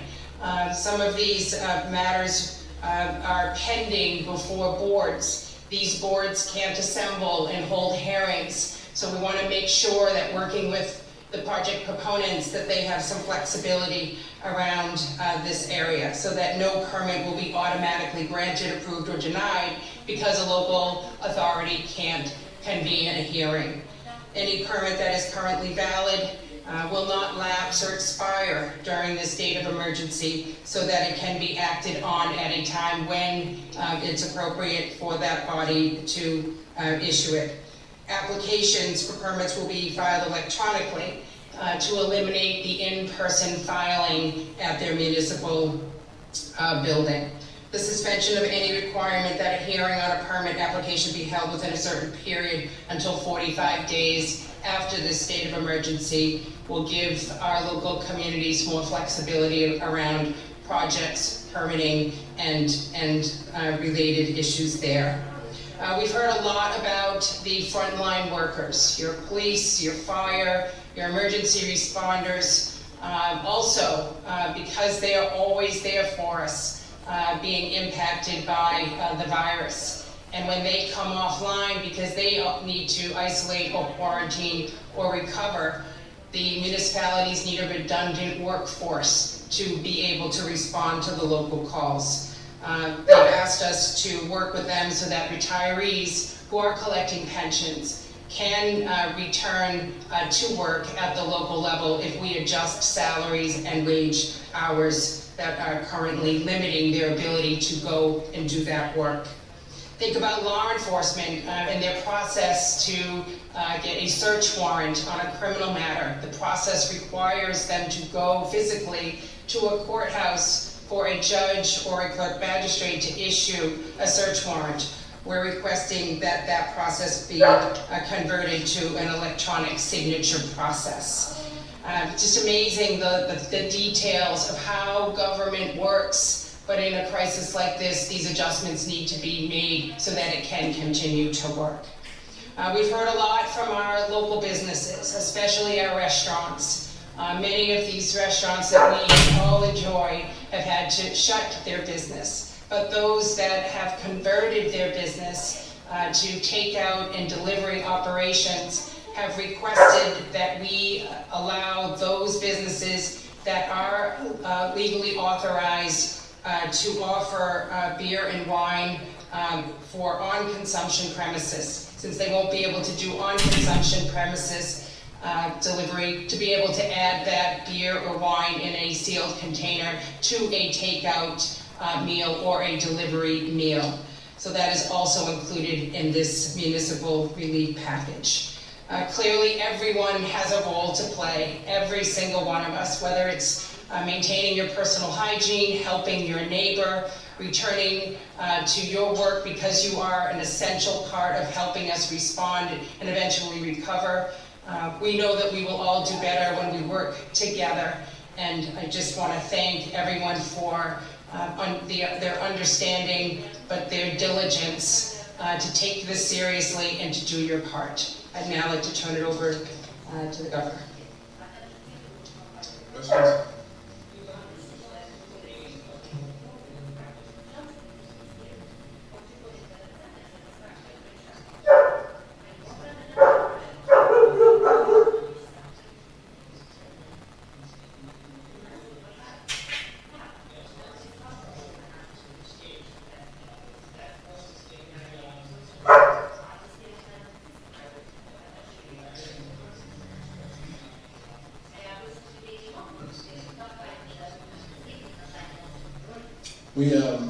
We're going to be issuing guidance shortly, today or tomorrow, which I mentioned yesterday, with respect to construction, to establish standards around safe practices for construction work in Massachusetts. But the second thing I would say is, no one disputes the fact that we have a housing problem in Massachusetts. We have a lot of housing construction currently going on in Massachusetts. To completely lose, potentially, all of that new housing for the Commonwealth's housing stock would be a tremendous loss.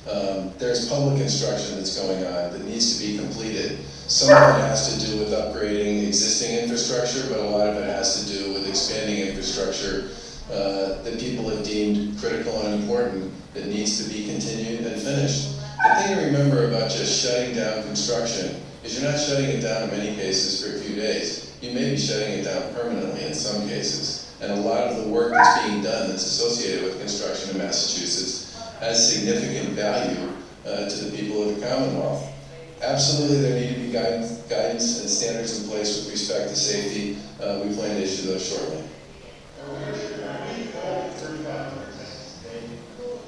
No, we're probably, I don't know, it depends upon what comes in, but we're not there yet, but that's where we need to get to.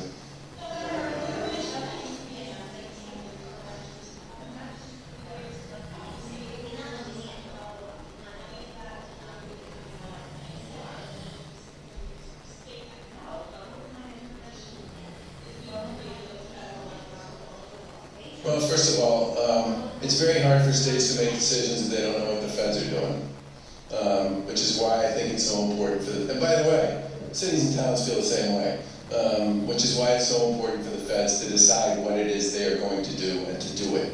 Certainty and clarity from the federal government on many of these issues is sort of a bulwark to our ability to make decisions about what we can do at the state level. Remind me again what the first part of the question was? Well, I would just start by reminding everybody that in Massachusetts, mortgages have a 90-day period to cure, renters have a 60-day period to cure, and you can't foreclose and you can't evict without going to court. And as of right now, the courts don't plan to be open until the sort of middle of April. I think it's around the 21st of April that they've talked about revisiting when they might open. But we've also had conversations with our colleagues in the legislature about this issue and are currently engaging them in discussions about what else we might do. I don't think it makes sense necessarily for us to file legislation, given how difficult it is at this point to engage the legislative process, especially if there's an issue that the legislature wants to work on. So there's a back and forth going on between our administration, the House and the Senate, to come up with some additional strategies to deal with homeowners and renters. But I would start with the fundamental premise that in Massachusetts, under existing state law, 90 days to cure on mortgages, 60 days to cure on rents. That's the law, and we are going to enforce it. And I know other state agencies, and I know many local officials feel the same way about that.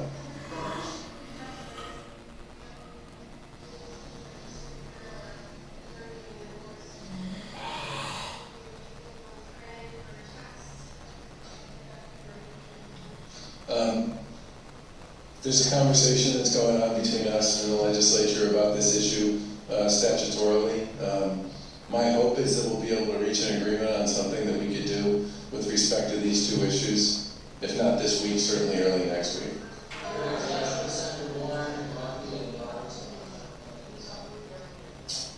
I haven't talked to them specifically about this, but we've had lots of, I know many people in our administration that had conversations with people on their teams, yeah. Make a deal. Make a deal. I mean, remember, the legislation that's currently in front of the Senate went through a whole series of bipartisan, that means Republican and Democrat, decision makers over the course of the past 2 weeks in both the House and the Senate. And I did call Richie Neal, who's the chair of the House Ways and Means Committee, and congratulate him for the work that he did getting that bill on a bipartisan basis through the House. I think it's critical that these folks find a way to yes and create some clarity and some certainty, not just for state government and local government, but for the people of the country who are waiting to see the federal government lead on this issue.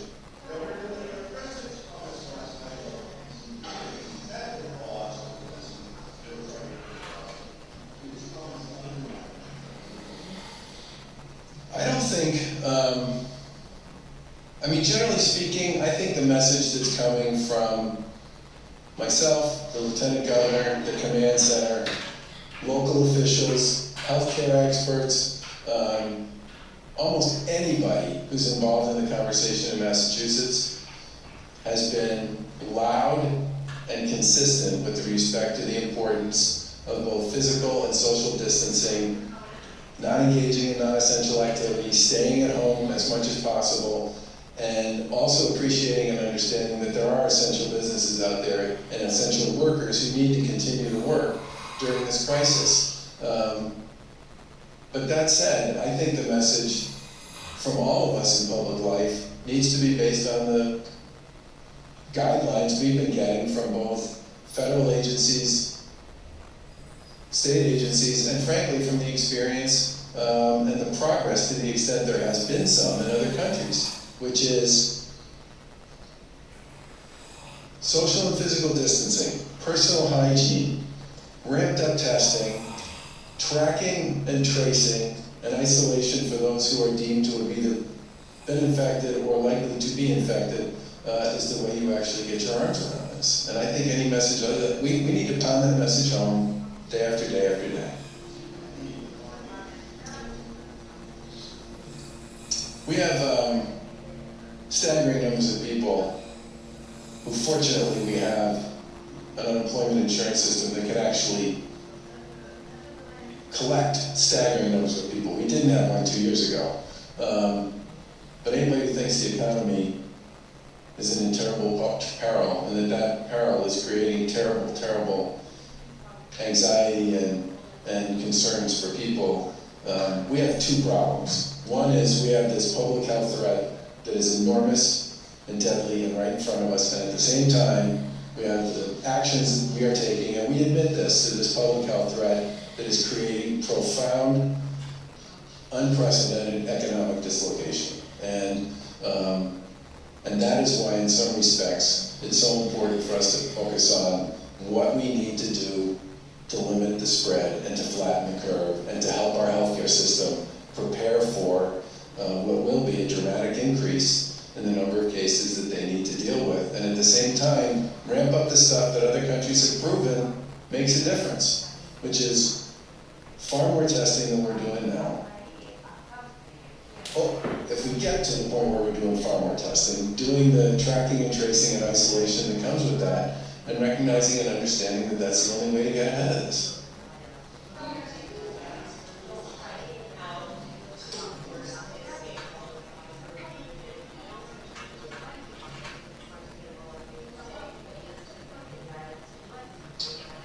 Well, the stay-at-home advisory is an advisory. I said during the press conference yesterday that I don't believe I can or should, or that we can or should, shut people in their homes for days on end. I don't think it's good for public health. I don't think it's the right decision. And people do need to go to the grocery store. If they work in an essential business or they work providing an essential service, they need to be able to do that.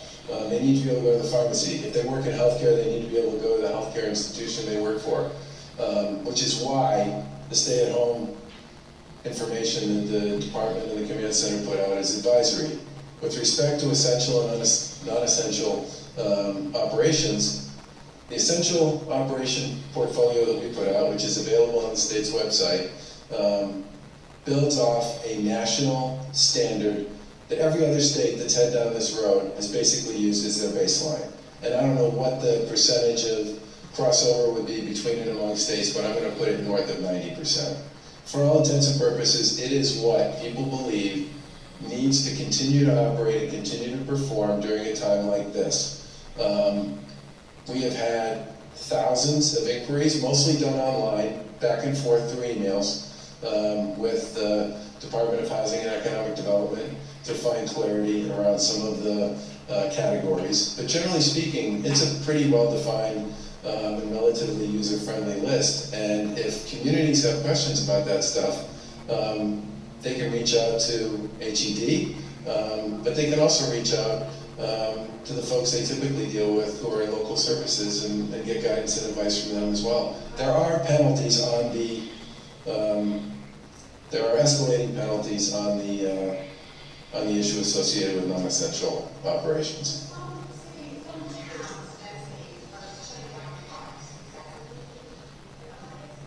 We did not advise shutting down parks, no. What we did advise was no more than 10 in a gathering, and no basketball games, no touch football, none of the sort of athletic engagements in parks that would create the kind of person-to-person contact, which we've all been saying for so long, is exactly the opposite of what we should be doing.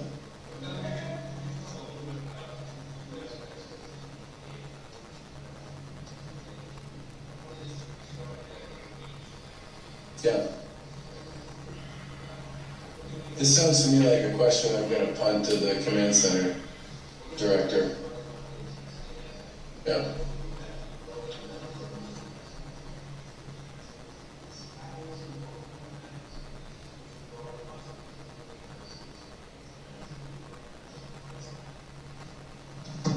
I'm gonna let Mary Lou probably give the right answer to both of these. The one thing I would say is when we went out and visited Quest Diagnostics last week, the one thing they were able to do that I think was important here was pivot. And they basically just took a whole chunk of space in their existing operation that had not been doing COVID-19 tests, decided that they needed to make this sort of the service center for a lot of their operations in the Northeast and a lot of their customers in the Northeast, and they built, in the space of a few days, a pretty robust testing capability there.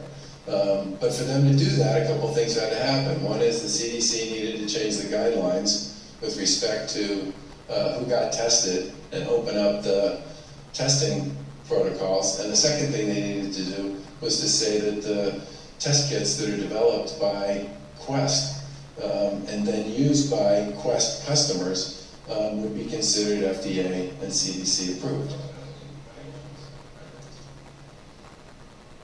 Well, yes, sort of, but if you were to ask anybody at this point, I mean, I talk to the insurance carriers all the time, and I ask them if anything unusual is going on with respect to how these tests are being priced, and the answer is no.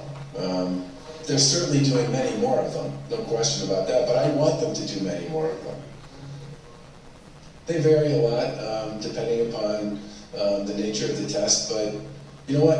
I think I know the answer to that one, but I'm gonna let us get back to you on it. But it does vary. But on the other question about the age stuff and just the changing of the reporting, I'll let the secretary speak to that. So one of the, as you know, which does seem like a very long time ago, when we first started to report, the only data we could really report was the state lab. In fact, commercial labs, when they started to come online, the only thing that they're actually required to report to the Department of Public Health and to the CDC was positive cases. So as you go through all of the increasing test capacity, you come up with all these other issues you have to work through. So one was, we worked with all the commercial labs, and anyone who's coming online has to report two things to us. They obviously have to report on the positive cases, but we need to know the number of people they've total tested, because that gives you then a better sense of what the percentage of individuals who are tested are positive. The age is very important for many reasons. One is, I think it gives all of us a sense that pretty much anyone could be infected. We know that the fatality is higher rate for people who are over 60, 65, and 85, but the fact is when you see the range of individuals who are infected, that does two things. One is hopefully it reminds everyone that we need to engage in social distancing, quite honestly, and that no one is immune from becoming infected. That was actually, Bruce, one of the reasons we wanted to put out the data. And also there's a cry from people who are researchers and the like to see what the impact is in Massachusetts across our state. So as we continue to refine our testing capacity and what comes into us and we can validate it, we're going to make it publicly available. Because we've heard people just giving one number a day wasn't enough, and it wasn't enough. And so we continue, as we can validate the information, we will make it public for people because it's important for all of us to have. What was the second part of your question? I'm sorry.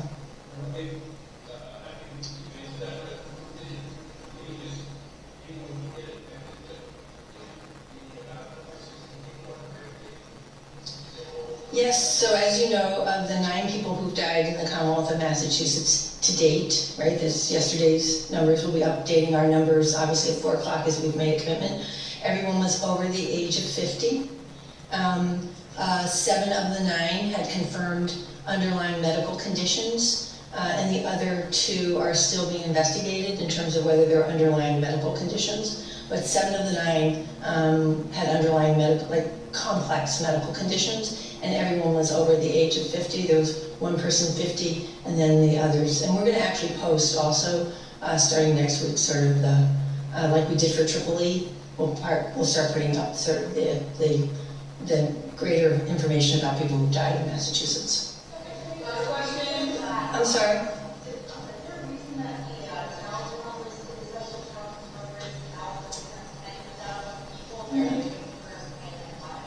Yeah, you know, we've never, so in the early, there's a stigma attached to all kinds of communicable diseases. And there were several individuals very early on who were tested positive, who through social media and the like were identified locally and really were like cyberbullied. So we have always made generally we have made the decision to only put out county-based data. And if people want to self-disclose the information, they can, but generally we take the position on these communicable diseases and virus diseases like this that do have a stigma attached to them, that we'll only put out county-based data at this point. And so on deaths we put out county. No, and again, I think if a family wants to disclose, that's obviously their right, but we're going to stick to the county-based data.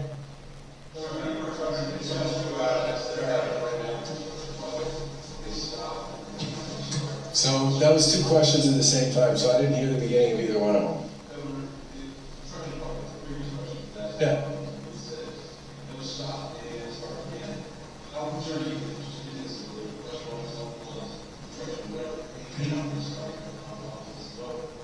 I think that's one of the things that makes me anxious about federal progress on creating a stimulus package. State governments, local governments, we have to balance our budgets, all right? Whatever revenue we have, that's what we got. We talked before about the fact that we've done a lot of work with our colleagues in the legislature to dramatically expand the size of our stabilization fund. That will help, okay? But in the end, the only entity that can truly spend significantly when there's a downturn in the economy is the federal government. And many of the elements of the legislation that's currently stalled were designed to deal with some of the issues associated, especially with small businesses and their ability to actually weather this storm.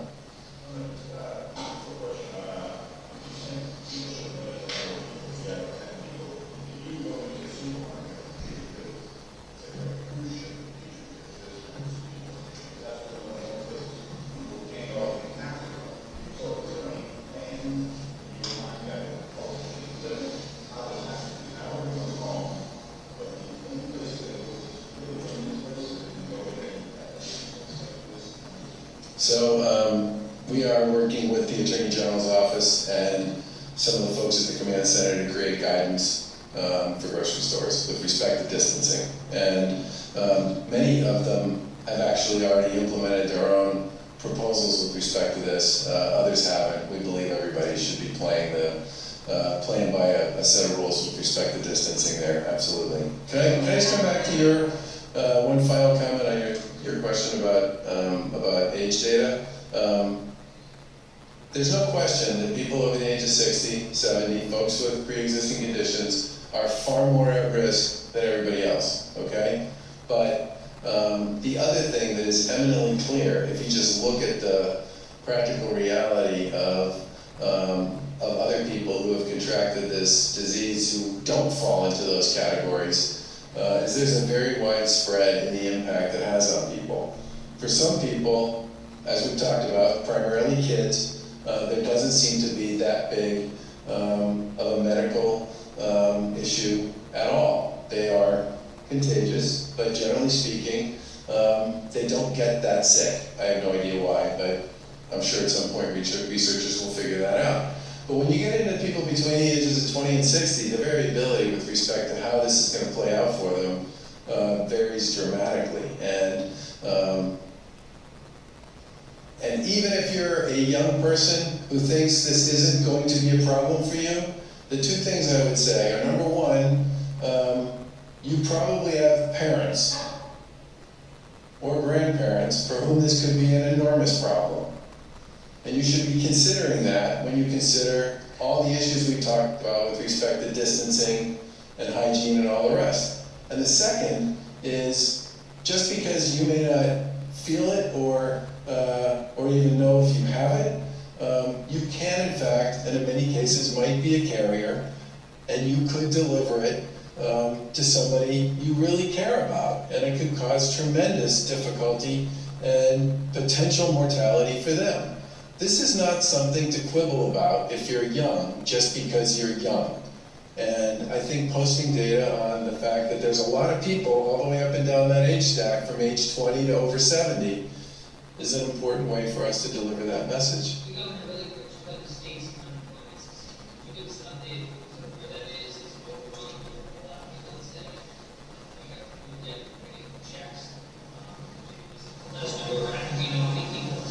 So I don't know the answers. I'm not going to give you hard answers to any of that stuff because a lot of it's still in process. What I will say is this.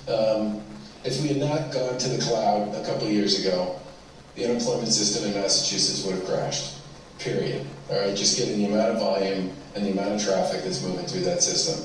The second is they have done a terrific job, in many cases, working remotely and establishing remote call centers and all the rest, and offering town halls to people, many of whom have called in and engaged in conversation that way. And they have processed thousands and thousands and thousands and thousands and thousands of applications. Remember, even if you process an application, it will probably take a few days, not a long time, but a few days to actually get paid.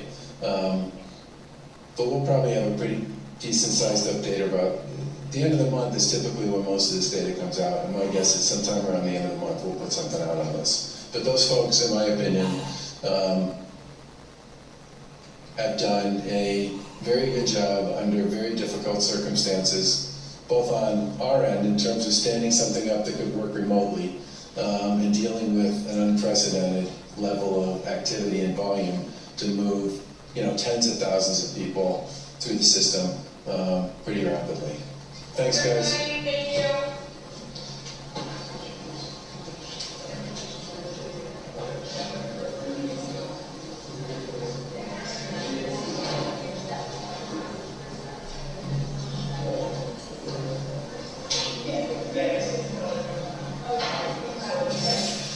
We want to make sure everybody's safe and they still maintain social distancing. Like we're doing now? Yeah. Like Shaq is trying to trip it away from me, like none of you reporters are doing. Governor, can we just ask you an economic question? We're getting up on the end of the month, and while you've stopped evictions, but what about the folks who are probably going to fall pretty far behind on their bills?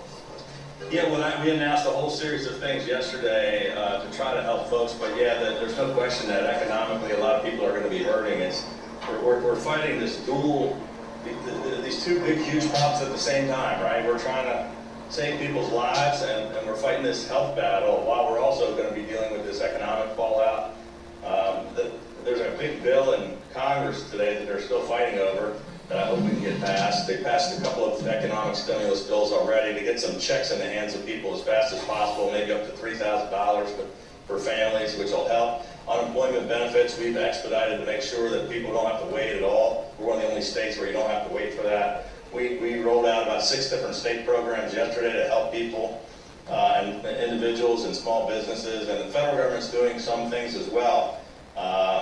That we also put in place where nobody can get, not only can they not get evicted, they can't get foreclosed on, they can't have any of their utilities turned off, they can't get charged any late payments. But there's no question, even when after all that's over with and the crisis is over, people are going to have a lot of catching up to do. So it's just something we all have to figure out, how we're going to help people climb out of that, because there's the health need and the economic need, and they're both going to be overwhelming. And people just have to know that we're going to try to do everything we can at the state level, and hopefully the federal government is too.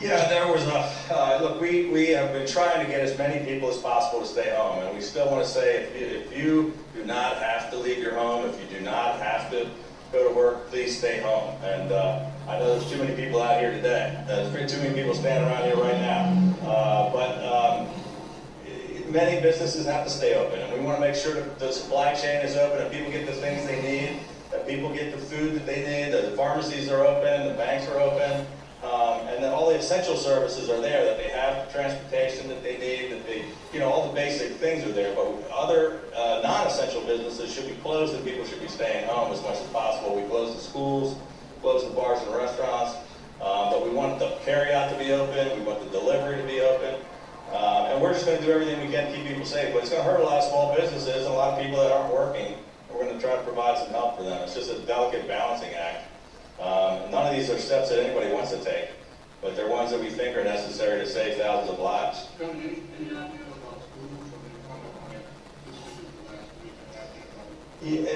Superintendent Salmon has been meeting with all of the local school superintendents on a conference call every single day. I think she had another call with them today.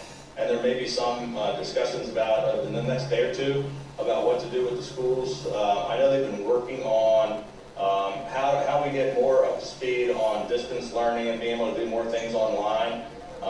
There's not a decision at this point in time about what to do. A lot of it depends on how long we think this crisis is going to last, whether or not they're going to be ready to go back to school anytime soon. We don't want to close down schools for the remainder of the year like 1 or 2 states have done, but we don't want to bring kids back if they're not safe next week either. So we're going to try to find the right balance and then make sure we do the right thing. Does the decision in Virginia to close for the rest of the year influence it at all? Not really. I mean, the District of Columbia made a decision to come back at the end of April. There are all states making different decisions all around the country. We've been, I was on a call yesterday with both the governor of Virginia and the mayor of DC, but we're going to make our own decision based on our best advice from our doctors and scientists, and it'll be Karen Salmon, superintendent of schools, actually has the power to make the decision, and she'll do that in consultation with all of our 24 superintendents. And she'll certainly advise us and include us in that decision. But it's going to be based on what everybody thinks is the best idea for our state. Based on what you've seen so far in terms of the response, what's the biggest gap? The biggest gap in the response is just this lack of the supplies and materials needed. It's the big issue that everybody's talking about. There's been long-term planning, I guess, for this kind of a pandemic, worldwide pandemic, but it seems like everybody was caught flat-footed with respect to the lack of availability of these basic things like, tests and masks and ventilators and supplies, and that's probably the biggest issue, is that nobody has a plan for how to get this ramped up fast enough. And that's not pointing any fingers at anybody in particular, but it's just all around the world. This is the biggest problem. It's hard enough to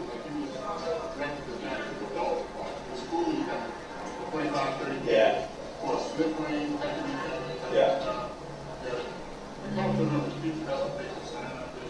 Yeah, absolutely. We're not going to do anything that's going to endanger our kids, and I don't think my personal opinion is I don't think they're going to be ready to go to school, back to school next week, but that's going to be a decision that the schools will make an announcement on soon. Thank you. All right, thank you guys. All right, you guys, start social distancing. Most of you guys got to get the heck out of here. It's more than 10 people. We're going to disperse this crowd. As Governor Larry Hogan giving his second promise briefing of the day. The first one was a little earlier at the Baltimore Convention Center, which is good in the state of Washington. Well, good afternoon, everyone. I think it's important to start today by addressing the situation we're facing at the national level. There are a number of hardworking individuals from federal agencies who are working tirelessly with our team to get us the information and resources that we need. But leadership from the top has been lacking. We're still waiting for congressional action on federal aid, particularly on the request from 303 bipartisan mayors across the nation for $250 billion in direct aid to cities like Philadelphia. What's worse, if it can be worse, yesterday the president said he is prepared to open up our country again, ignoring the clear evidence that our city and many others are seeing on the ground. He claims he will not allow the cure to be worse than the problem.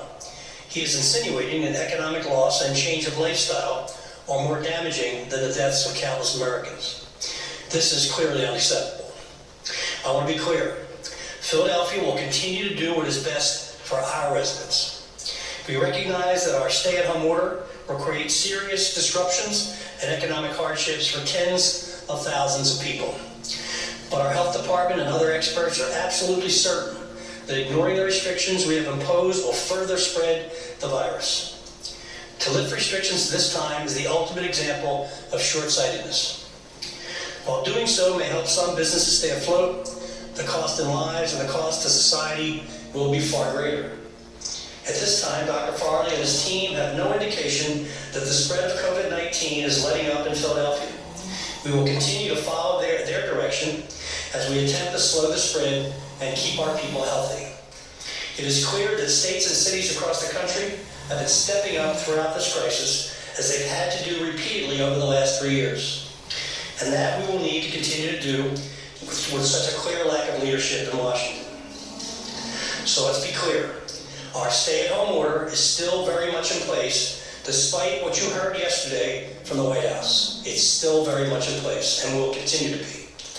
Residents and business owners can visit phila.gov/COVID-19 to learn more about what is and is not allowed under this order. We also have a list of resources for businesses and workers on the site, and I encourage everyone to take a look at it. And we will continue to work with legislators at the state and federal levels to identify additional resources as they become available. Now I'd like to welcome Dr. Farley to the podium to provide an update from our Department of Public Health.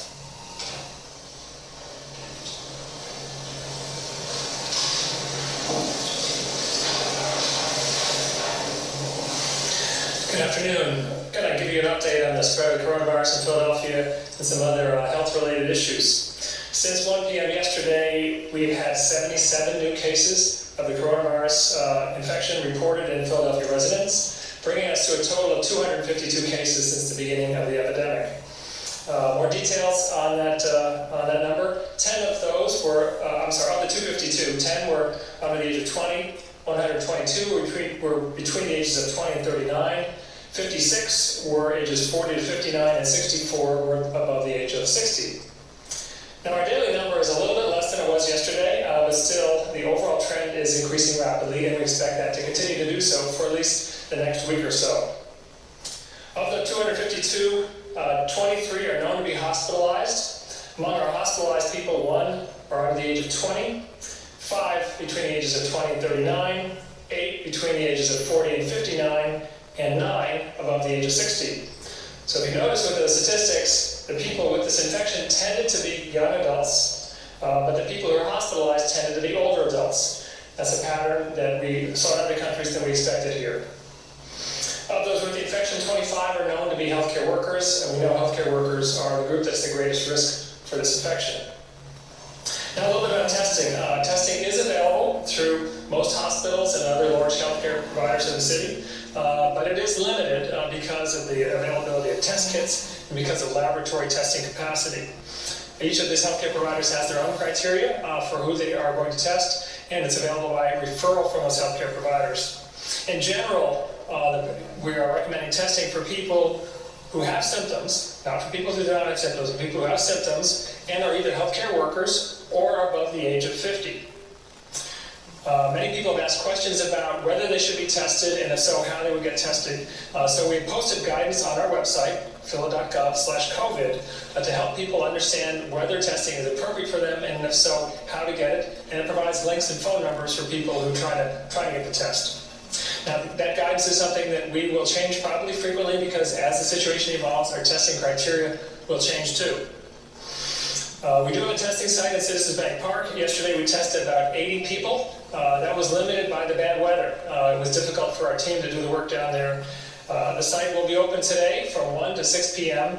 The weather is expected to be bad again tomorrow, and so our team will not be out there tomorrow. We're going to cancel tomorrow, but we will be out there from 1 to 6 p.m. this afternoon, and we expect to be open the day after tomorrow. Now, with the number of positive tests increasing, there are increasingly situations where an employer finds out about an employee who tested positive. So we do have guidance on our websites. It's listed as guidance for essential businesses. They give employers and others that work in a workplace setting information about how to handle it when an employee does test positive. Then just general advice on what to do and how you can keep safe. As we said before, but we need to keep repeating, stay home, except for maybe when you're going out for a walk or a run, bike ride, when you're going to do that by yourself or only with family members, and come back. Keep your distance from people and wash your hands. Now, I was asked in view of the President's comments yesterday, really about the value of social distancing and the stay-at-home order from a health perspective. So if I could, I want to back up a few steps and kind of give people the reasoning for this from the beginning. This infection could infect any of us. For most people, the infection will be mild or moderate, and they will recover. But the disease can be serious, and it can be fatal. It can be fatal for anyone at any age. We know that there's no cure for this infection, and that there's no vaccine for this infection right now. So the best thing we can do is try to prevent people from becoming infected in the first place through the actions we take place every day. We know that there are limits on who we can test. So there are many people that the health department doesn't know that have the infection because we haven't tested them. It's not even close. In fact, we know that most people with this infection in the city of Philadelphia right now, we are unaware of. That means that anyone you come in contact with could have this infection. Anyone. So you have to assume that everyone that you are coming in contact with has the infection and try to protect yourself based upon that. You don't want to catch this infection, and you don't want to spread this infection to your loved ones. The way it's spread is through close contact. By close, I mean within 6 feet. How does that happen? It happens when a sick person coughs or sneezes or even talks and puts out very small droplets in the air. We all do that all the time. But if a sick person does that, those droplets can carry the infection with them. And someone within a few feet can then come in contact with those droplets and get the infection through that. So that can be prevented by people staying physically apart, apart 6 feet or more. That will reduce or even stop the spread. Now, if everybody follows our recommendation 100% of the time, so no one is ever within 6 feet of another person, this epidemic stops in just a few weeks. Now, we know that will never happen. We're never going to get everybody to do this 100% of the time. But if most people, even if not all, but if most people follow these recommendations, it'll slow the epidemic wave. That'll buy us time. That'll buy us extremely valuable time. That's time for scientists to develop a treatment, or scientists to develop a vaccine, or just to slow the epidemic wave so that those healthcare facilities which are there to treat us are available when we do get sick. People have asked, how long do we need to do this? If everybody does this, how long before this epidemic starts to slow or starts to decline? Well, it's really very hard to predict. I don't think anyone knows. I can say this, though, based on the experience of other countries, if we do this right, that maybe within 2 to 4 weeks we can see evidence of slowing of the epidemic wave. So what I've seen is that most people are following our recommendations, even though it's inconvenient. So I want to thank everyone that's doing that. It's not easy. It's difficult. Social distancing is difficult. Not knowing the future is difficult. It's tough on all of us. But we've been through tough times before. And as a nation and city, we've been able to get through this other times. We can get through this one as well. So we can do this. So again, I want to give a big thanks to everyone who is following our recommendations, and they're doing their part to protect everyone else. If you want more information, again, reminder, all the information is at www.phila.gov/COVID, or if you have medical questions, call 1-800-722-7112. Now I want to turn it over to Azucena Ugarte, who's going to talk a little bit about this in Spanish, as well as provide other information.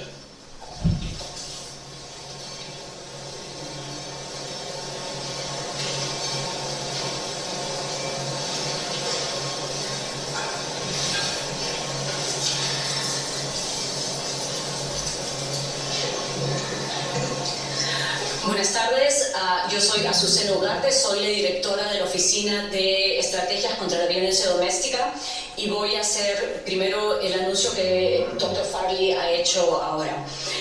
Última información sobre el COVID-19 en Filadelfia. Desde ayer a 1 de la tarde se han confirmado 77 nuevos casos de coronavirus en Filadelfia. Actualmente tenemos un total de 252 casos confirmados. La tendencia es que los casos sigan aumentando rápidamente.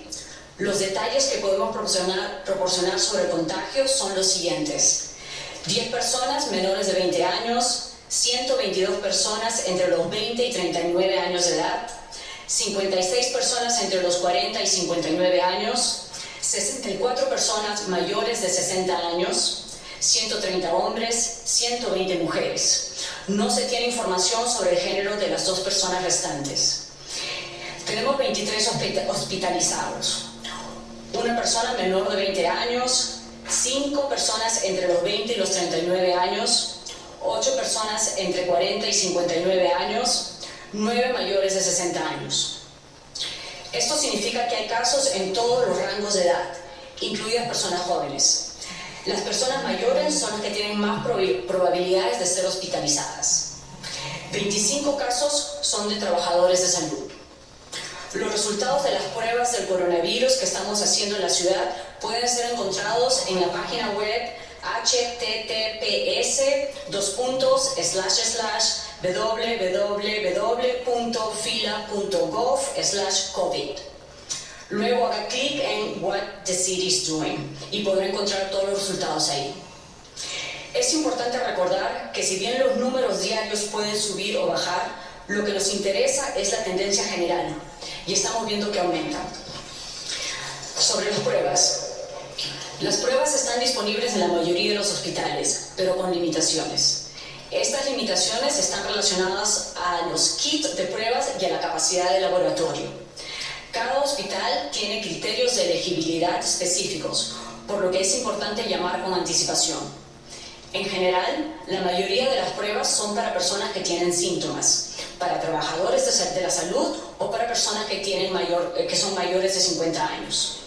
Hemos publicado orientación sobre quién debe hacerse la prueba del coronavirus en el sitio web COVID de la ciudad. Esta información se encontrará disponible en español. Sobre el centro de pruebas en el Citizen Bank Park. Ayer se realizaron 80 pruebas, pero tuvimos que cerrar temprano debido al clima. Hoy está abierto de 1 a las 6 de la tarde. Es necesario que se haga cita. No es necesario que se haga cita, pero se aplicará la prueba a personas que tienen síntomas, que sean trabajadores de salud o que tengan más de 50 años. El centro de pruebas estará cerrado mañana debido a que se espera mal tiempo.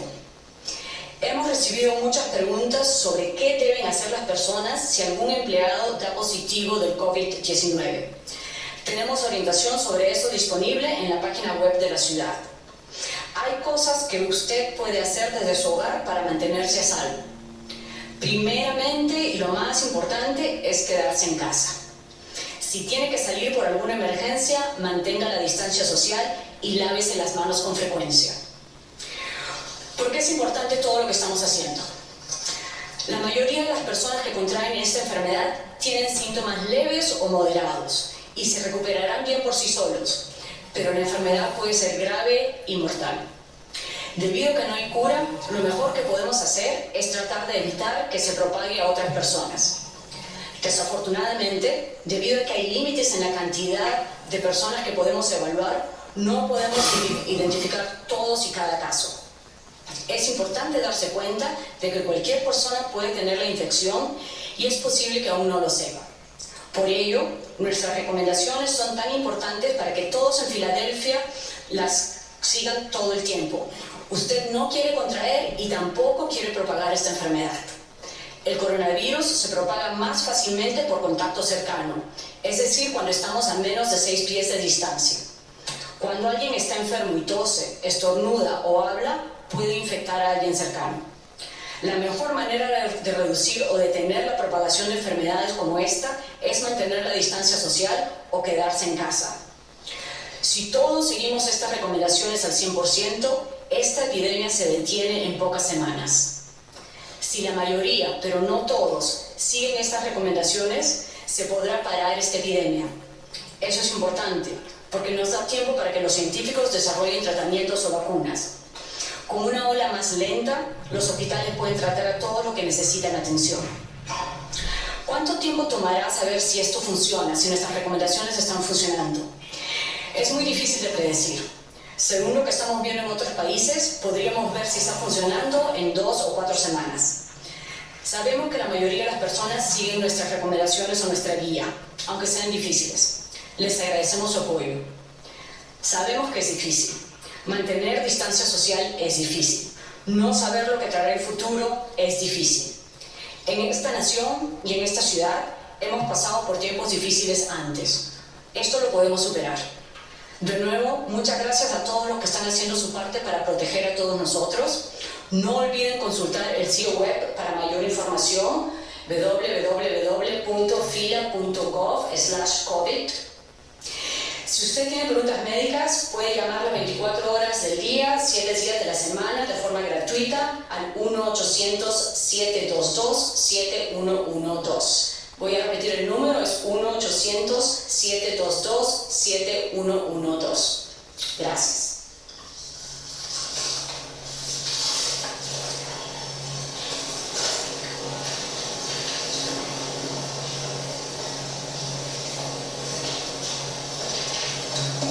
Good afternoon. I'm Eva Gladstein, Deputy Managing Director for Health and Human Services for the city. I wanted to share some updates from our cabinet. During these times of uncertainty, we are focused on supporting those among us who are most vulnerable. You hear every day from Dr. Farley and his work and that of his tremendous staff at the Public Health Department. And this past Sunday, we received updates from Homeless Services, Behavioral Health, and Intellectual Disability Services. Today, I'm going to focus on our work to support the basic needs of individuals. First, we are aware of news reports about our development of a quarantine site. The site is still in development and is not currently operating. And to be clear, it will be for anyone who cannot quarantine at home, not just for those who are experiencing homelessness. To protect the privacy of those who might need quarantine, we will not be giving out any more details nor divulging the location. To move on, I wanted to focus on access to benefits, which are crucial during this time. Benephilly, which is a partnership between the city and Benefits Data Trust, is open for business through their call center. This service can help you screen and apply for up to 19 public benefits from federal, state, and local government that you may be eligible for. Their phone number is 844-848-4376. And I will repeat that, 844-848-4376. We know that many people are now in the situation of having to apply to the state for unemployment benefits, and the state is inundated with those applications. Unfortunately, Benephilly cannot assist with unemployment compensation. Our partners at Community Legal Services are offering a few tips for helping ease that application. Firstly, they advise that you should try to apply online if that is available to you, and to use a computer rather than a cell phone if possible. They also want to make sure you're aware that if your place of work closed due to COVID-19 and no work is available, that you select the lack of work reason on the application. This should apply to the majority of workers. Everyone who applies will get a financial determination about the amount of their benefit, but they will still need a final decision beyond that. That final decision might not be communicated to you directly, and so what we do is advise you to check in your bank account, because the money would just be deposited there, possibly without notice to you. Clearly, many of us will need financial counseling through this time and afterwards. And we wanted you to be aware that the city partners with Clarify to provide free one-on-one financial counseling that can help you develop a plan, talk to lenders, landlords, credit card companies, and find additional resources.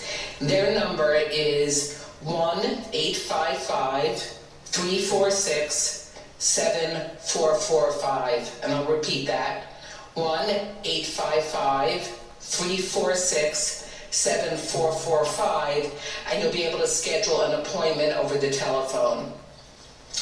We've also seen that many of our nonprofit and faith-based organizations are continuing to provide meals to those who are food insecure.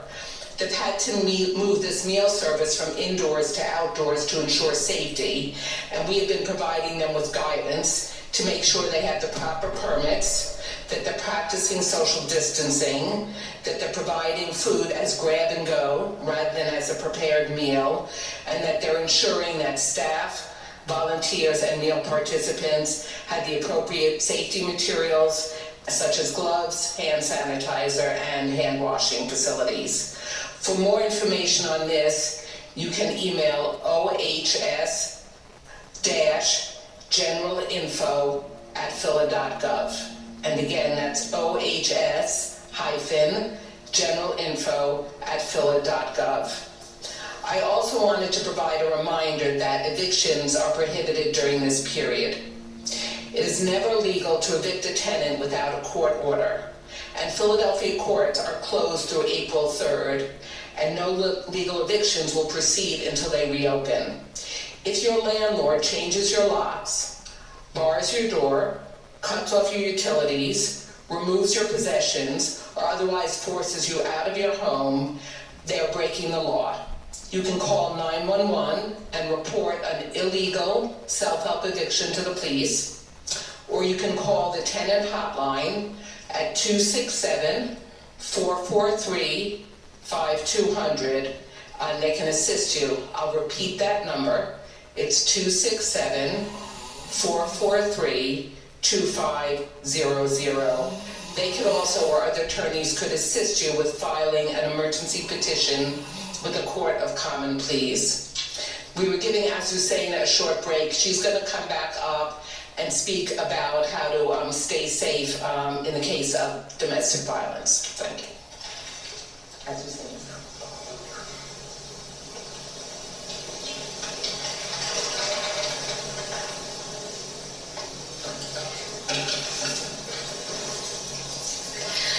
Good afternoon again. My name is Azucena Ugarte, and I am the Director of the Office of Domestic Violence Strategies.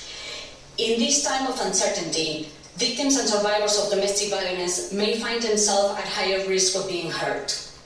The stay-at-home order, along with the possibility of job loss, could cause further stress in some already difficult domestic situations. I'm here to remind you that you are not alone. There are service providers and advocates working tirelessly to make sure services are open for you.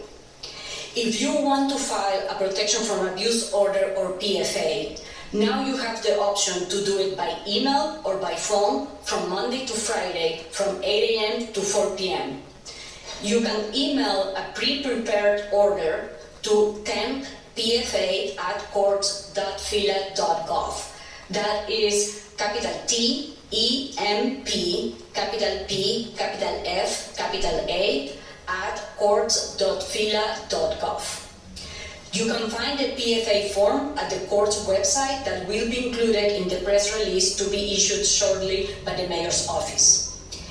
If you prefer to file a PFA order by phone, you would have to call the domestic violence unit at court between 8:30 in the morning at 11 and 11 a.m. The number is 215-686-6311, extension 19217. Once again, that's only between 8:30 in the morning and 11 in the morning, and the number is 215-686-6311, extension 19217. If you need to file for a protection from abuse order after business hours, that means after 4 p.m. and before 8 a.m. of the next business day, you can file, including weekends, you can file an order at the emergency filing unit in room B03 at the Stout Center at 13th Street and Filbert Streets. That is B as the basement, 03 at the Stout Center. If you would like to talk to someone about your legal options, or if you need legal advice related to domestic violence, you can call the Women Against Abuse Legal Center during business hours. The number is 215-686-7082. You would have to leave a message and a safe number for an advocate to call you back. If you want to talk to a domestic violence advocate about your situation, your options, and planning for your safety and the safety of your children, you can call the Philadelphia Domestic Violence Hotline at 1-866-723-3014. This line is open 24 hours a day, 7 days a week, and they use language line to interpret to any language. If you're an immigrant survivor or victim of domestic violence and would like to talk to an advocate about what specific protections are available for you, there are different organizations. You can call Nationality Service Center at 215-893-8400, extension 1532. That's Nationality Service Center, 215-893-8400, extension 1532. If you're an African and Caribbean immigrant or refugee, you can contact AFAHO by sending an email to Caitlin, that is CAITLIN, at afaho.org. For the Southeast Asian communities, you can contact CIMAC by calling 215-467-0690. Also, there is HIAS Pennsylvania. The number for HIAS is 215-832-0900. If you are in need of services for human trafficking victims, you can call Nationality Service Center at the same number, 215-893-8400, extension 1575. Or the Salvation Army New Days Hotline, 267-838-5866. I would like to take this opportunity to recognize our community partners. Congreso de Latinos Unidos, Lutheran Settlement House, Women Against Abuse, Women in Transition, Salvation Army's Anti-Trafficking Program, Nationality Service Center, CIMAC, AFAHO, HIAS Pennsylvania, and others. Thank you for all the work you do to make sure that Philadelphia residents and families are safer. And again, to those facing the possibility of domestic violence, I repeat, you're not alone. Now, I would like to repeat this information in Spanish. Buenas tardes. Yo soy Azucena Ugarte, la directora de la Oficina de Estrategias contra la Violencia de Pareja. Estos tiempos de incertidumbre hacen que las víctimas de la violencia de pareja se encuentren en más riesgo de ser lastimadas.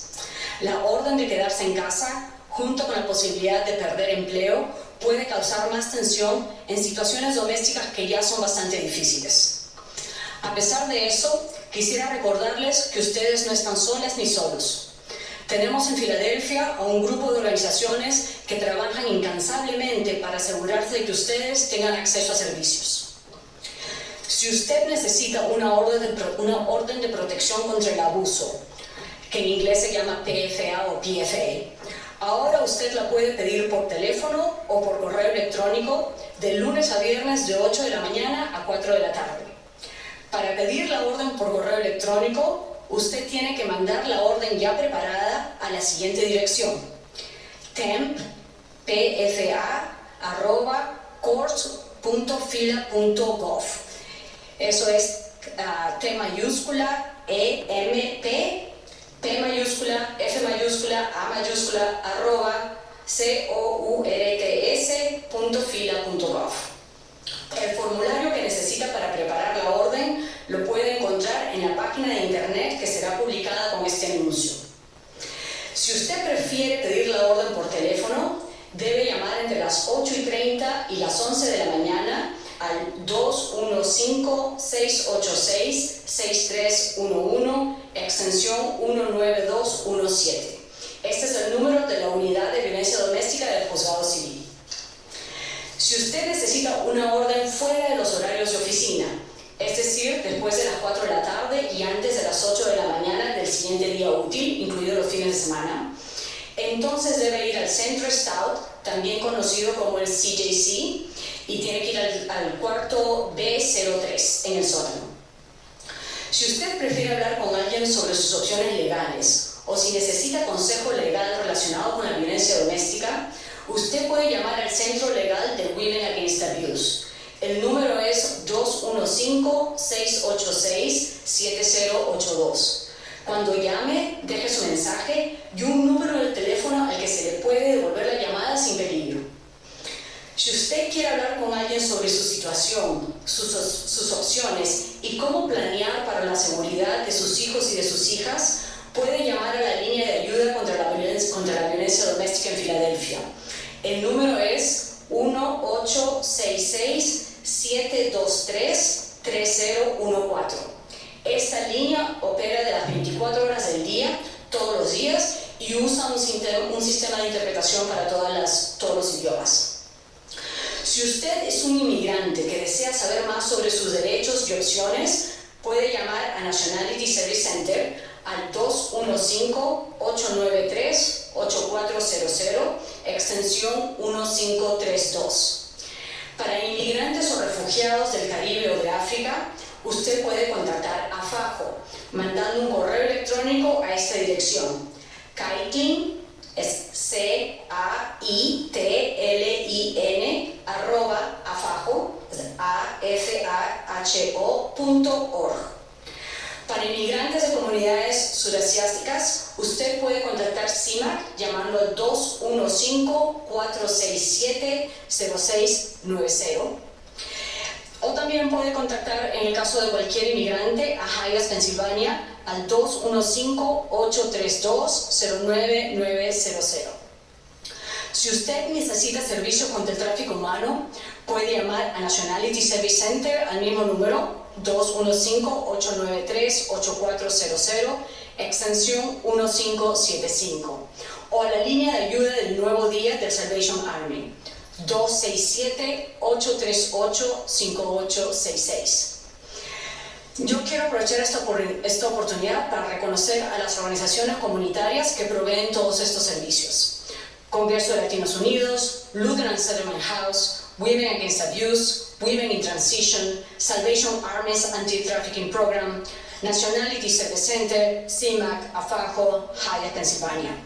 Gracias por el arduo trabajo que sus empleados y empleadas hacen cada día para asegurarse que los residentes de Filadelfia estén más seguros. Y nuevamente, para ustedes que están viviendo la violencia de pareja a diario, quiero repetir que no están solos. Thank you. Muchas gracias.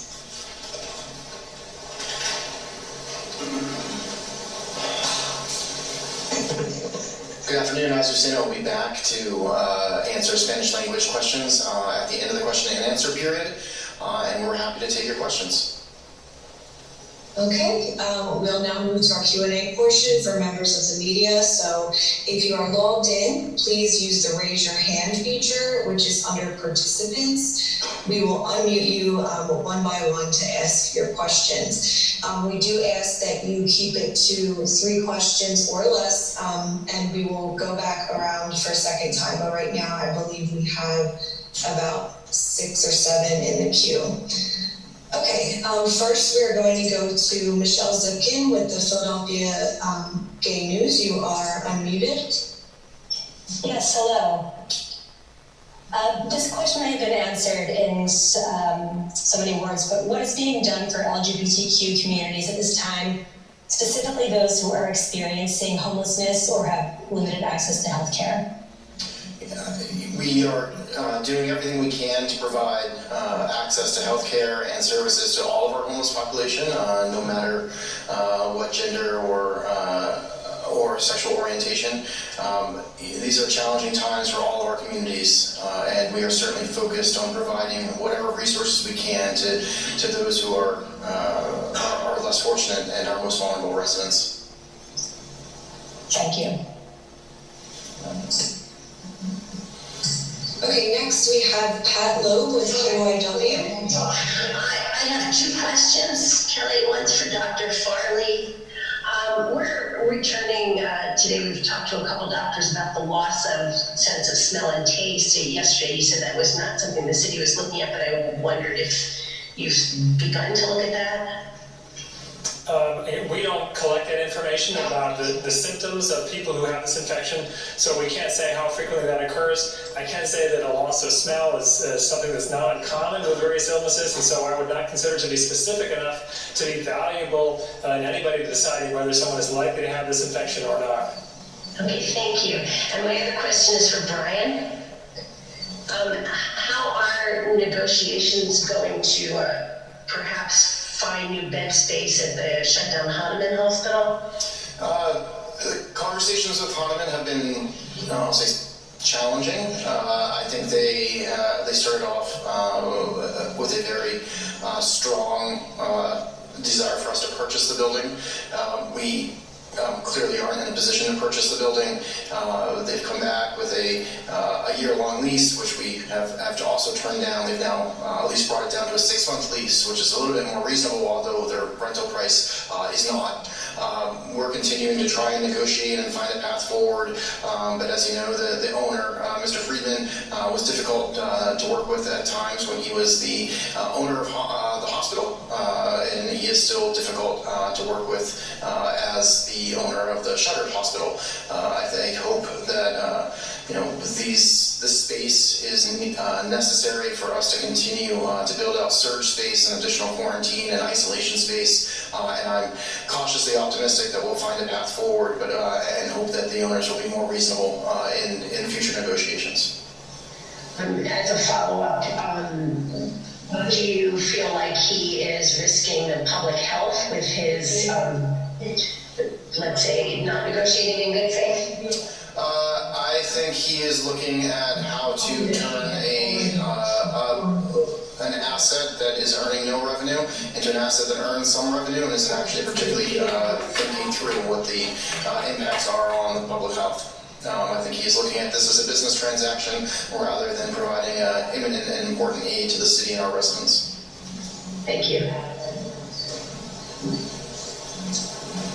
Okay, now we are going to go to Jeff Cole with Fox 29. Yeah, good afternoon. I have a question first, 3 questions if I could. First for Dr. Farley.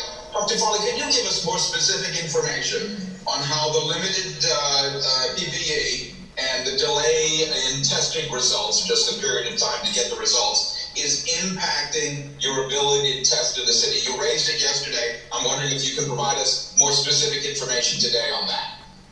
Yeah, so there's limits on a number of things which have limited our ability to test people. We have a limit on the personal protective equipment, which we want to preserve first for healthcare workers who are exposed to patients in the hospitals. We have a limit on the swabs that we use to collect the sample, and we have a limit on what the laboratories can do, or how many tests the laboratories can do. Because of that, we've had to have narrow criteria for who we can test. That means that there are people out there who have the infection who we don't diagnose. We know we're never going to be able to diagnose all of them, but the smaller fraction of them that we diagnose, that means the more that are undiagnosed, and more people who may spread this because they have their ignorance that they're infected.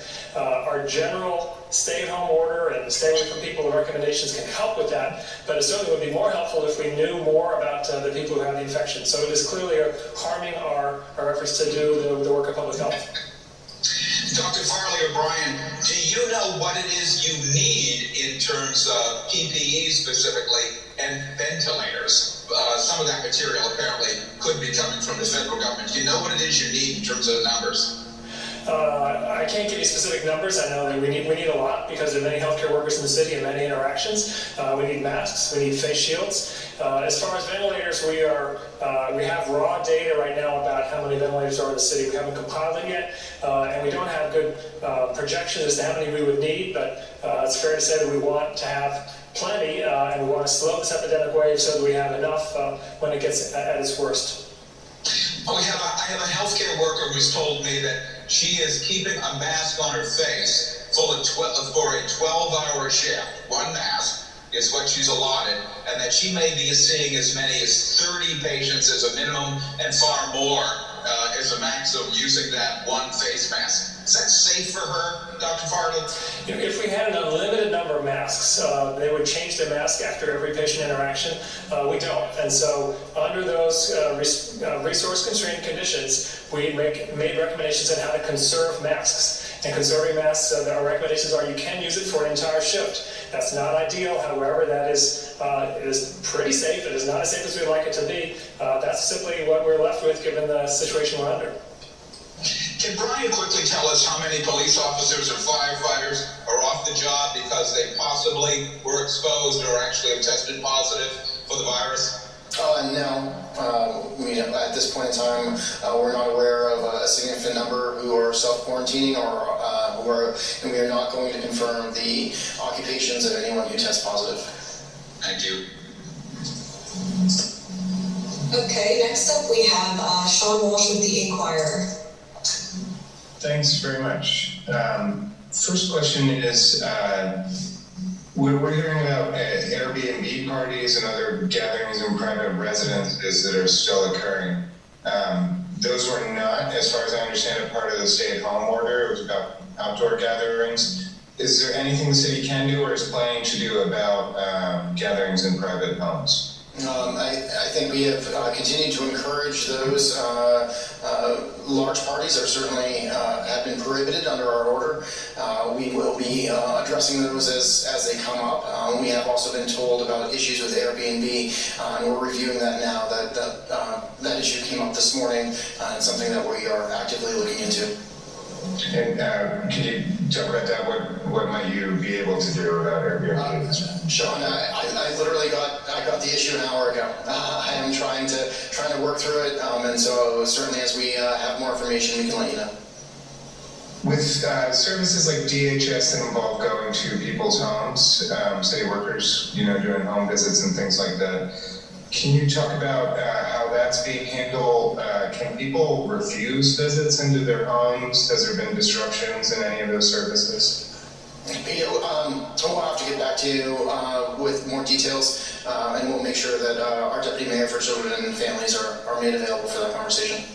And for any of the city services that are directly related to the coronavirus that you guys are keeping going, has there been, just because of the difficulty of the situation, like a curtailment of service or an inability to provide it? Certainly we've had some services that are strained. We've had delays in providing service, but to my knowledge we haven't had the inability to provide any service. Again, there's been some delays, there's been some slowdowns, but every service that we have deemed essential has been able to be delivered at this point. Right. Yeah, I just want to take a moment to again thank all of our city employees who are out there in the field, police officers, firefighters, paramedics, social workers, people dealing with the homeless.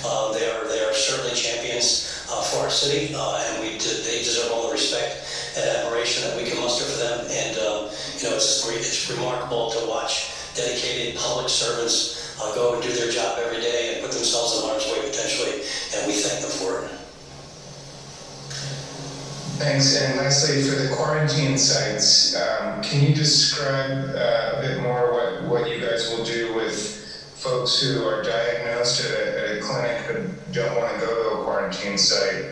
And then there's a follow-up for once they're there. Sure. So we are looking at our legal options about what for those who refuse care and service. We do believe that we have options to make sure that they get care to make sure that this disease does not continue to spread. I think we are working with our law department to make sure that those issues are well in hand. So we're fairly confident that we're going to be able to work through that issue in the next day or so. They could be forced to go against their will?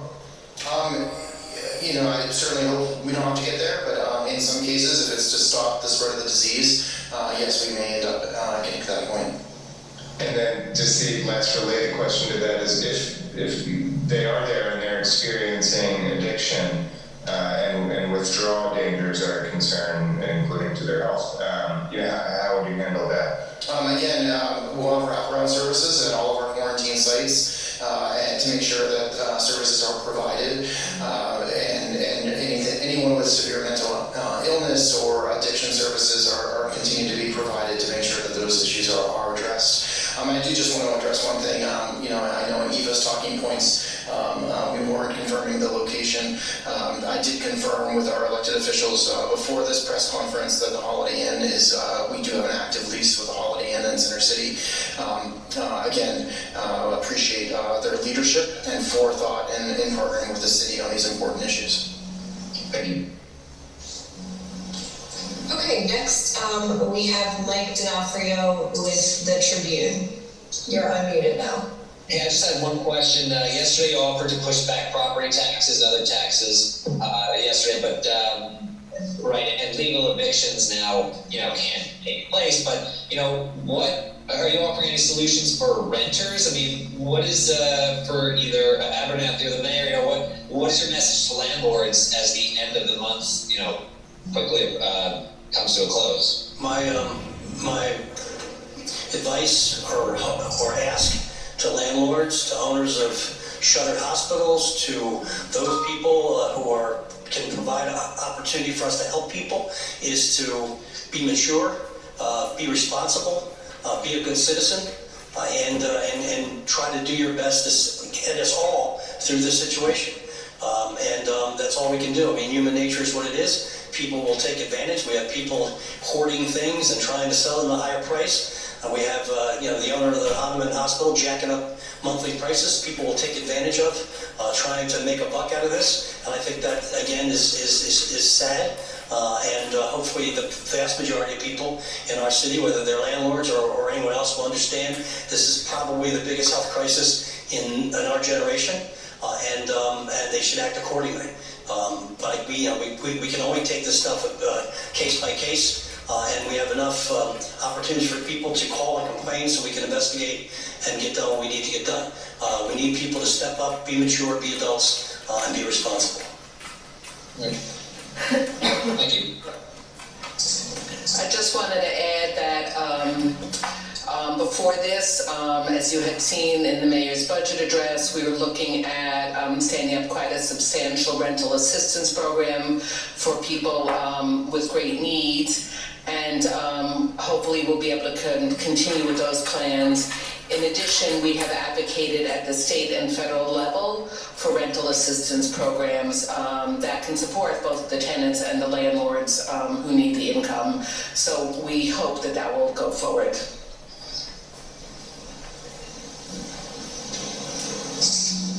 Thank you. Next we have Nick Kepler with the Washington Post. Thank you. Can you hear me all right? Yeah, hi Nick. Okay, great. I wanted to ask some additional questions about possible places where hospital beds could be placed. I was wondering if we could go over some of the negotiations about Hahnemann Hospital. How much money was the owner initially asking for when he wanted the city to buy it? And then how much money was he asking for when he wanted the city to rent it? I'm not going to get into tit for tat negotiation in public. I need to be able to negotiate with the owner to the best of my ability. And I don't think that is helpful to do through the press.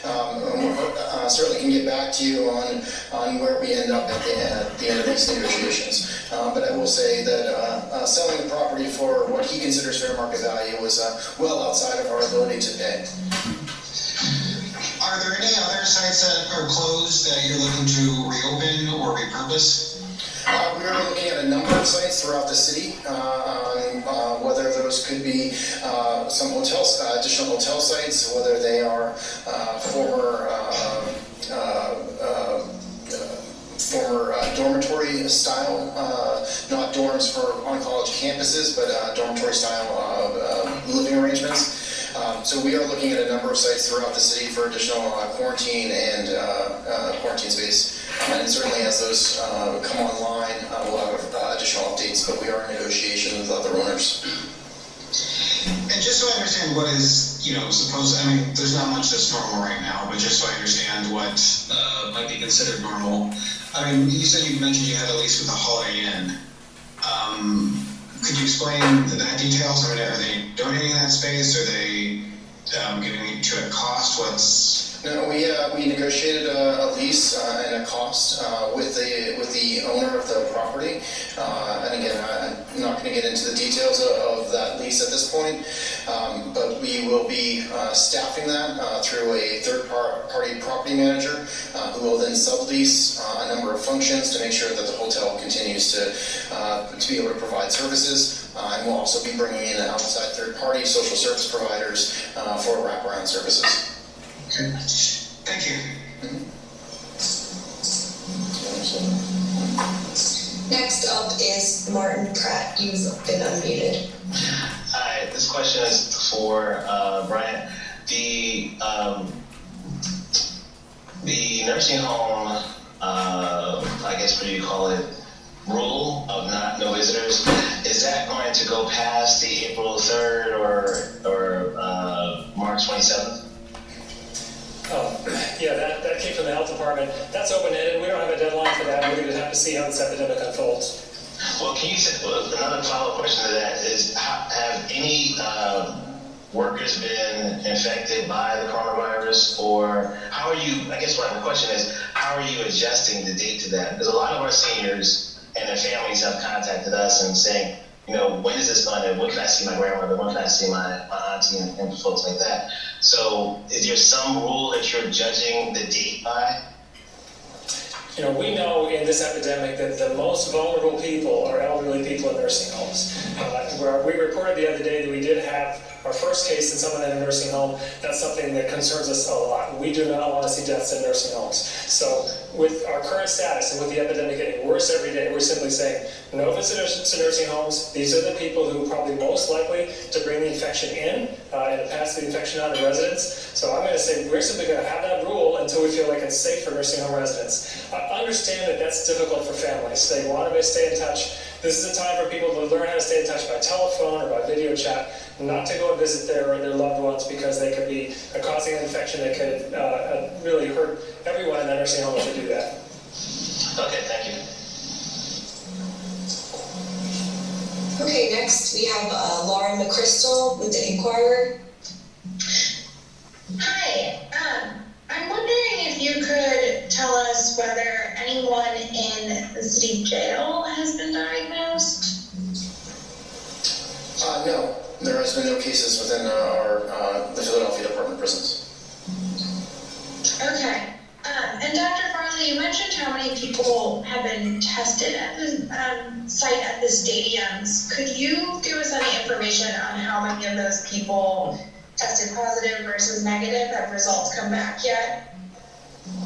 I don't have the results broken down by the site in which the data was collected. I can see if we can bring that back to you tomorrow. Okay, and another question, the Medical Reserve Corps, how many volunteers have signed up? Do they still need people for that to continue signing up?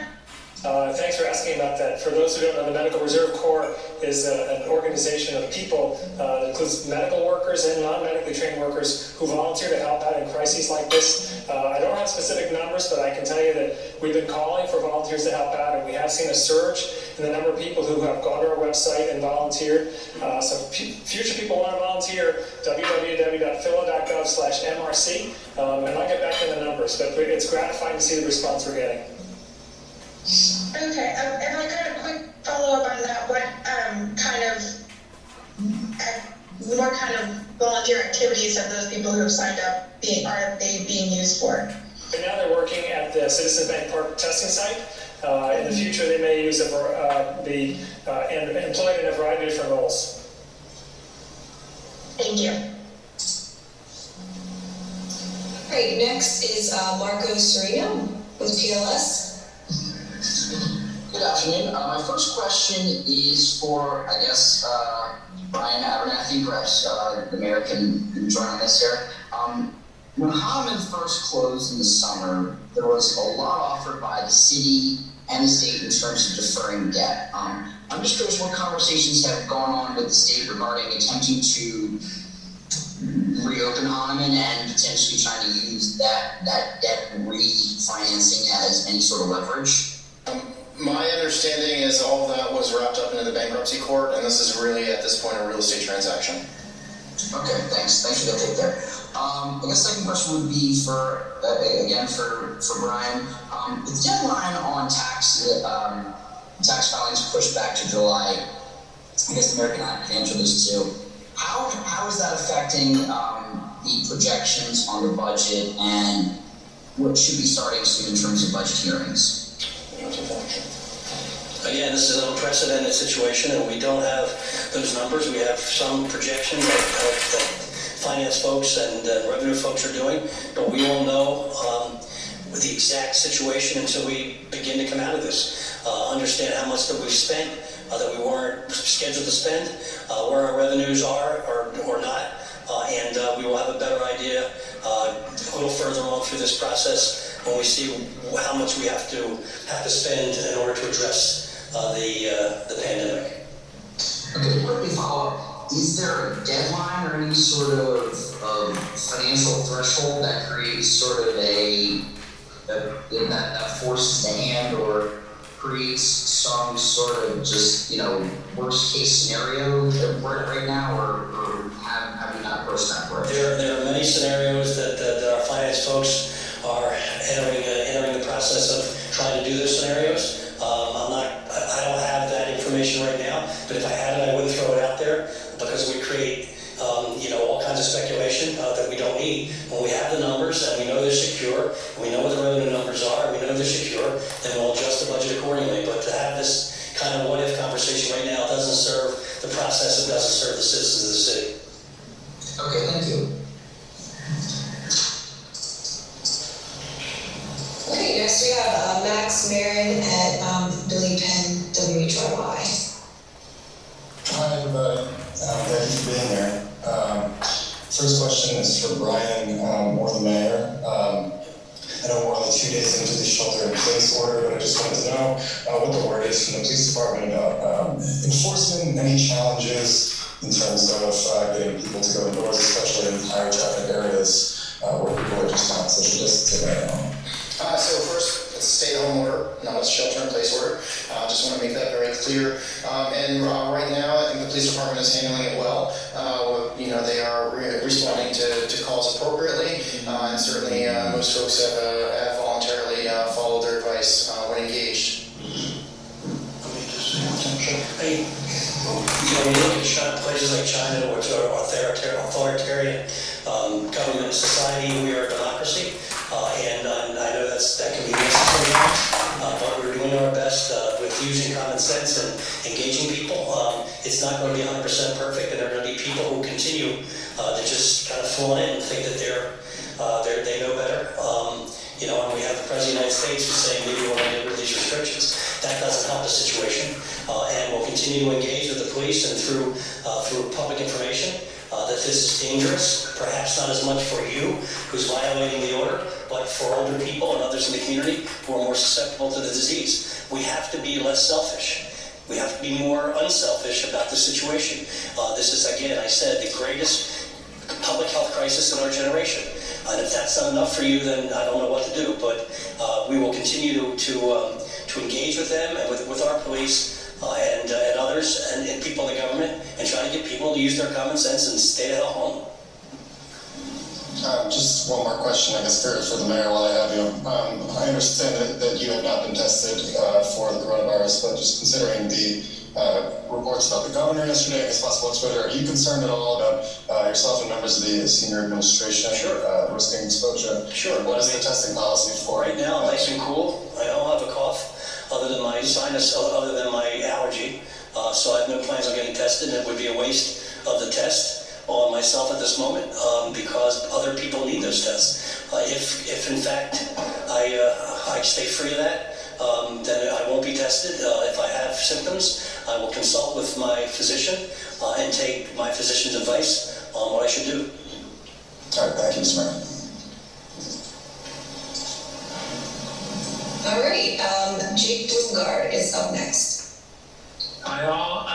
So there was some comment made about aid for renters. I was curious if that referred to the program that was unveiled in January, that was the kind of aid to the owners of low-income housing tax credit homes, or if that was the thing that was kind of announced at the budget address a couple weeks ago, which was going to be more of the kind of cash aid to renters. And both of the programs were kind of small. I was wondering if there were plans to kind of expand them. This was, I think Eva's reference was specifically towards what was announced in the budget address. I think, look, yes, it's a relatively small program, just like our commercial lending program that was announced yesterday. The need is huge. We know the need is huge, and we're going to need to do more, and we're going to need our federal government to step up and for Congress to actually vote on an aid package. We're not going to be able to do this all by ourselves. There is no doubt.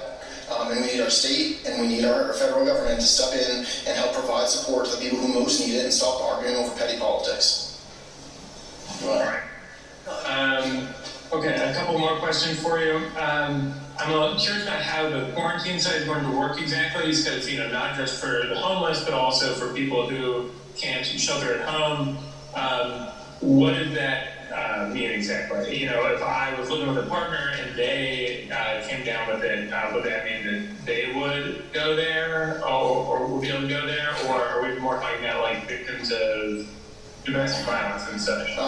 We would, in most cases, we would advise folks to quarantine at home with their families. There are going to be circumstances where that's not feasible for one reason or another. If someone has a compromised immune system at home, if for victims of domestic abuse, I think there's a host of them. I can't even, frankly, probably can't even list all of the potentials of where quarantine not at home may be required, and so those individuals would be able to quarantine at this facility, and it would be like a hotel room. You would check in, we would ask you not to leave for 14 days. Food would be brought to you, and any services that you would need would be provided on site. Got it. Okay, this next question kind of, I think, is going to be a very similar answer to the rent question or to the rent aid question, but obviously SEPTA is facing some serious financial headwinds. Is the city in any position to support SEPTA financially at all? And then if not, what kind of can the city do to support SEPTA? I mean, look, we've tried over the last 4 years to do innovative things in education and job training and all kinds of stuff that we wanted to do to lift our folks out of poverty. This whacked us in the back of the head, as it has in other cities, to the point where a lot of those plans and programs are now up in the air. We're going to do our best to provide whatever resources we can reasonably without bankrupting the city and setting us back again, back to the bad old days of the fiscal crises. But it's a tightrope walk. We cannot, as Brian said, cannot do this by ourselves. The federal government needs to get its act together and vote on something substantial. And we're supporting SEPTA's request for federal help. I don't know what the future brings until we see how far this goes, how long it lasts, what the numbers are, and then we'll adjust the best we can. But it's very frustrating when you think about all the things that we were planning on doing in the second term and what we've done in the first term, and some of that's is in jeopardy now because of this situation. Now, this situation has been put upon us and put upon the country and the world, and we're going to do what we can to make sure that we address it in the most effective way possible. But we don't, unlike the federal government, we don't print money, and you know, maybe it's good we don't, but we're doing our best every single day. We're looking at the numbers we're looking at everything every day to try to address the thing. So speculating, you know, even 2 days, a week from now, 2 weeks from now, a month from now is impossible. Got it. Last thing, the eviction ban. You know, I know the courts first unveiled that it was only for a couple of weeks. I assume that's just going to be continuing for the foreseeable future now. So, right now, I think they are closed until April 6th, given the Supreme Court. Clearly, this is in the Supreme Court's purview on how long that closure lasts. But given the city's posture and our expectations for the length of time that these actions are going to be necessary, I wouldn't be surprised if that was extended at some point. But I can't speak for the Supreme Court. Of course. Okay, that's what I got. Thank you. Okay, we have about 3 reporters left, and then we will see if we have time for a second round, but we are running up against time. All right, Impacto, if you would just identify yourself. We don't have a name here. The future videos, the men and women who are out there who are just making a difference every single day. We've reached out to well-known Ohioans, asking them to record messages, letting people who follow them know that we're all in this together, and to stay home to help us flatten the curve of the pandemic. These are tagged with hashtag In This Together Ohio, and hashtag Stay Home Ohio. Let me say we're appreciative of all those who have done this. Chris Spielman, Matt Brown, UFC fighter Jenny's Ice Cream, you'll recognize her. Of course, Jim Tressel, Gene Smith, OSU Athletic Director, Cam Atkinson, Columbus Blue Jackets, David Bell, Cincinnati Reds Manager, JT Barrett, Cardell Jones, Anthony and Chris Grant, and by the way, of course, he's the University of Dayton Coach of the Year. Congratulations, Coach, for a great season. And Graham Rahal, IndyCar driver. Take a look.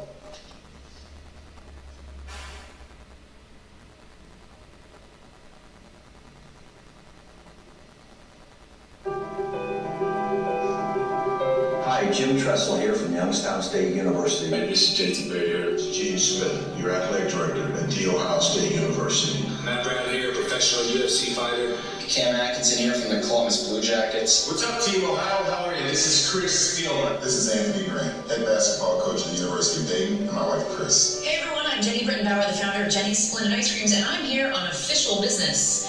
Just a few tips and reminders to help avoid the spread of COVID-19. We want to be staying at home as much as we possibly can, keeping that social distance. My family's been tucked away at home since the NHL announced the suspension of our season. We're trying to do what our public officials have asked of us to keep not only ourselves, but our fellow Ohioans safe. And we're in a fight, and one thing I know about Buckeye State, when we get in a fight, we fight back, and we win. When you cough, cover your cough. Make sure you don't cough on others. Make sure you wash your hands for a minimum of 20 seconds. A new practice that I think will be with us as we move forward past this issue. Make sure that you do everything that you can to protect the vulnerable. We encourage you to engage in physical and mental activities like exercising, going for walks in your neighborhood, reading, or simply engaging in fun family activities within the confines of your home. It's critical that we all understand the importance of flattening the infection rate curve of this virus to prevent overwhelming our healthcare system and save lives. It's going to take all of us. Because together we stand, divided you will fall, but in unity there is great strength. And in this country and in this state, we have unity and great strength. God bless.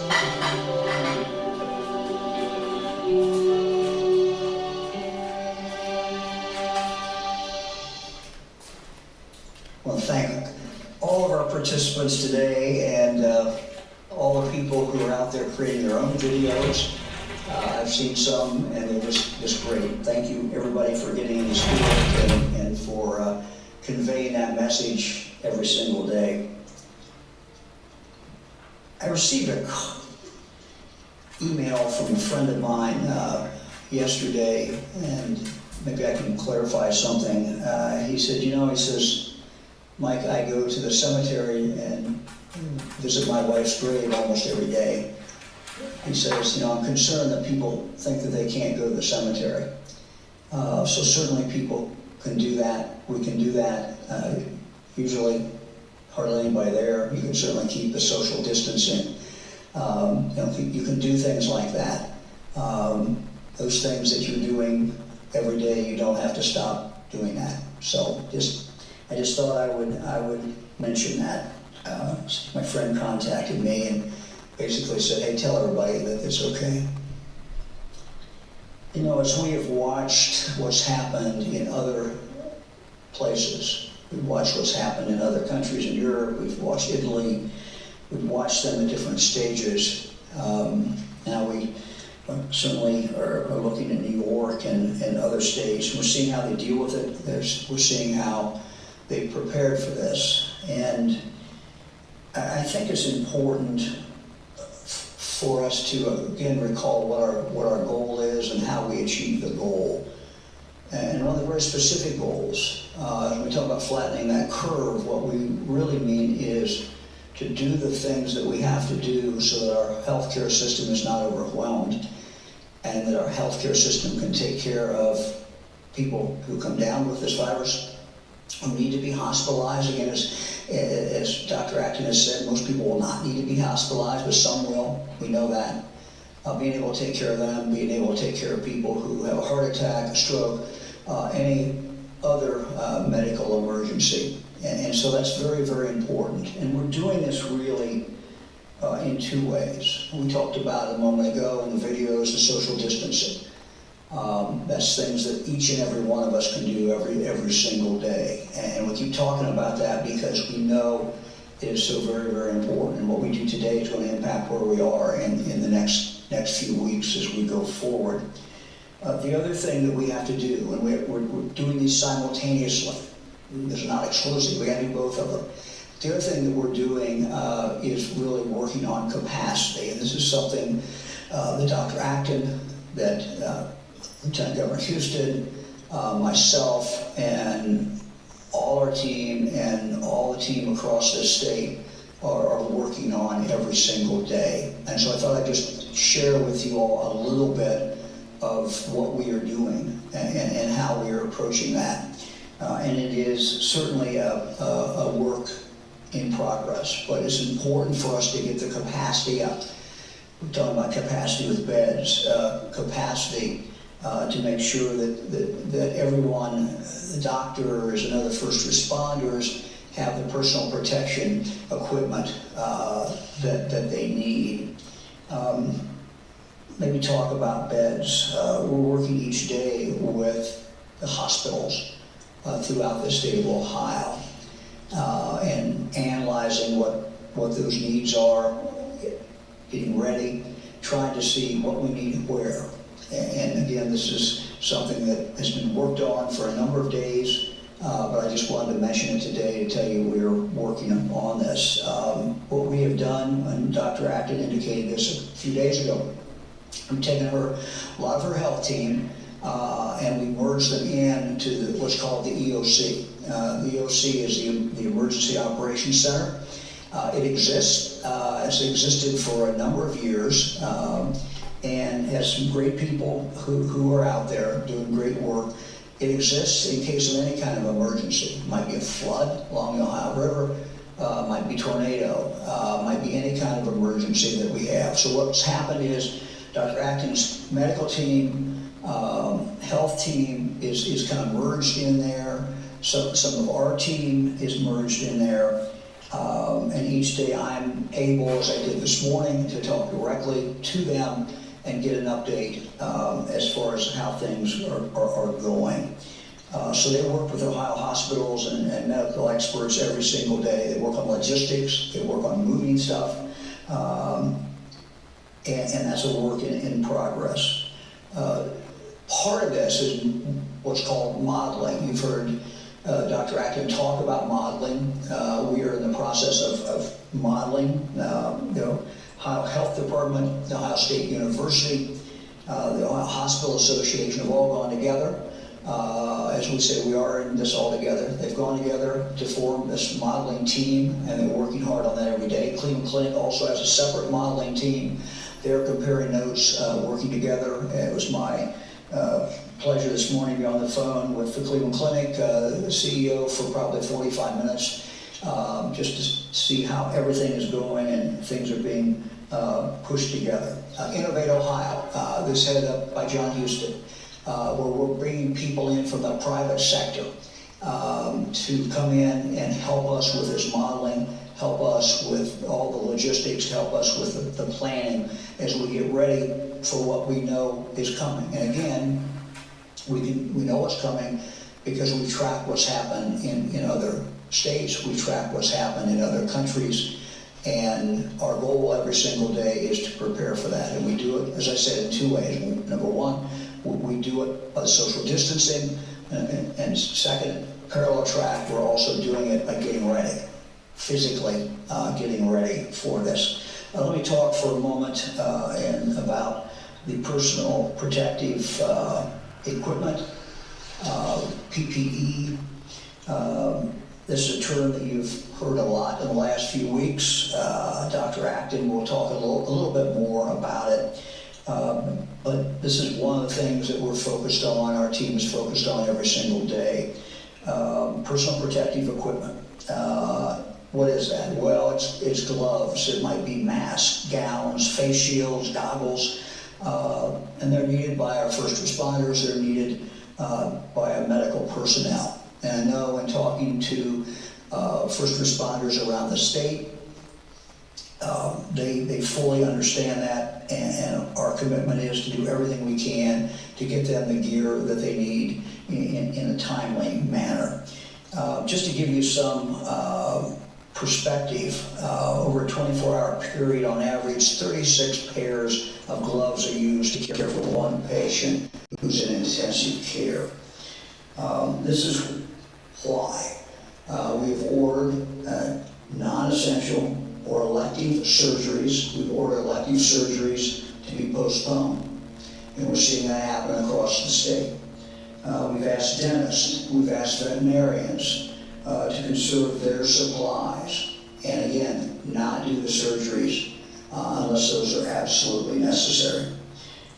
This is why we're asking private business to help us in regard to this. And we're asking them in a number of different ways. We're asking them, some of them, to give us some of that equipment that they have, conserve it. We're also asking a number of these companies to be involved in either procuring it or actually making some of this equipment. And again, all this is a work in progress, and I just want to thank everyone out there. There's so many of you who are working on this, and this is something that, again, that is certainly very, very important for all of us. Let me talk for a moment about our economy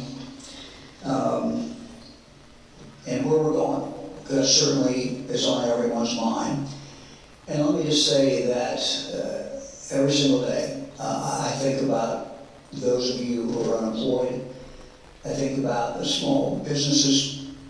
I know from a family background and being in small businesses, I know that each day that goes by that you don't have income, each day that goes by that you can't move forward, is just very, very, very tough. And I fully understand that. What we've done, we've done, as we've said, to protect lives. But I want to talk a little bit about how we come back. I want to talk a little bit about our economy. I've been asked, I was asked this morning, as well as last night, if I had any reaction to some of the president's statements yesterday. Let me just say, I think that the president and I are aligned. We want to get this over with as fast as we can. We want to get people back to work. The frustration that he has, I share that frustration. And each day that we can't move forward in that regard is a very, very frustrating thing. So I think we're all in this together, and I think we all have really the same feelings about this.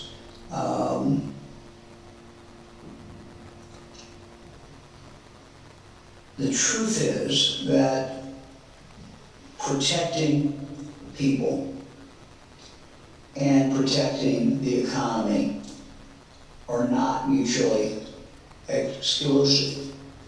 In fact, one depends upon the other. The fact is that we save our economy by first saving lives. And we have to do it, and we have to do it in that order.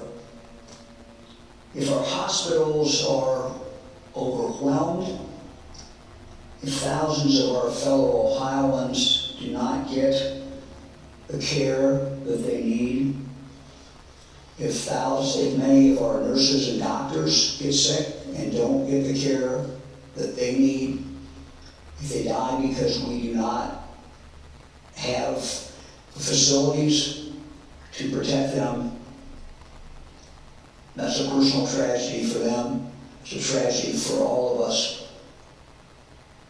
And it's also not helpful at all as we look to how we rebuild this economy as we move forward.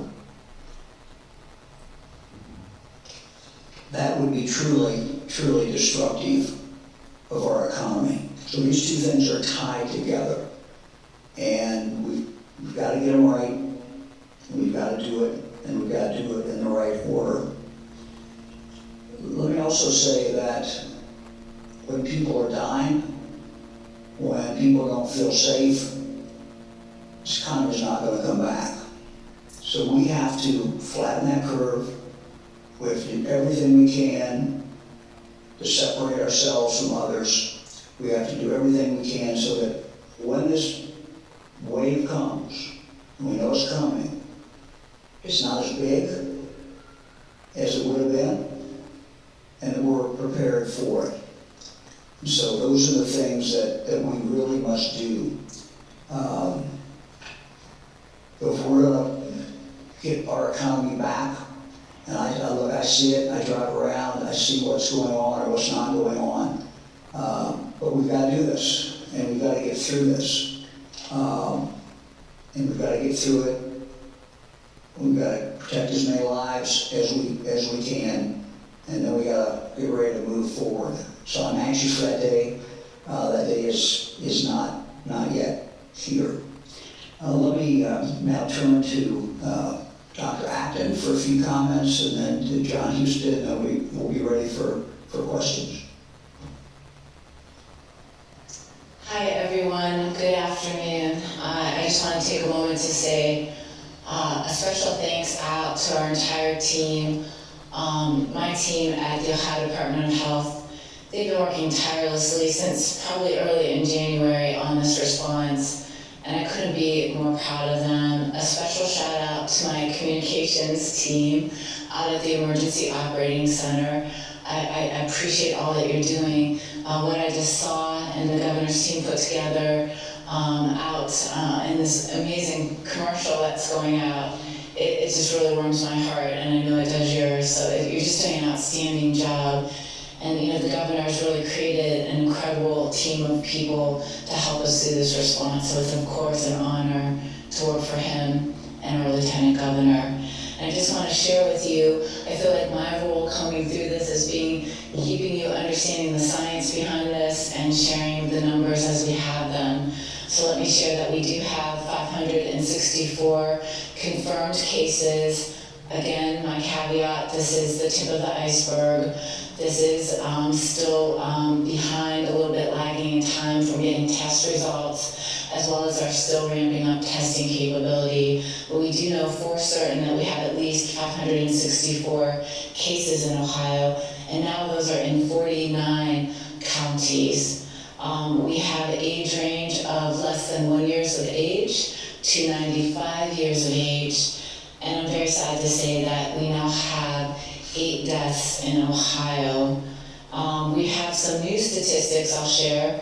145 hospitalizations in of those cases, 62 in the ICU, 25 of which are from long-term care facilities. As we've seen in other states, nursing homes, long-term care, particularly hard hit.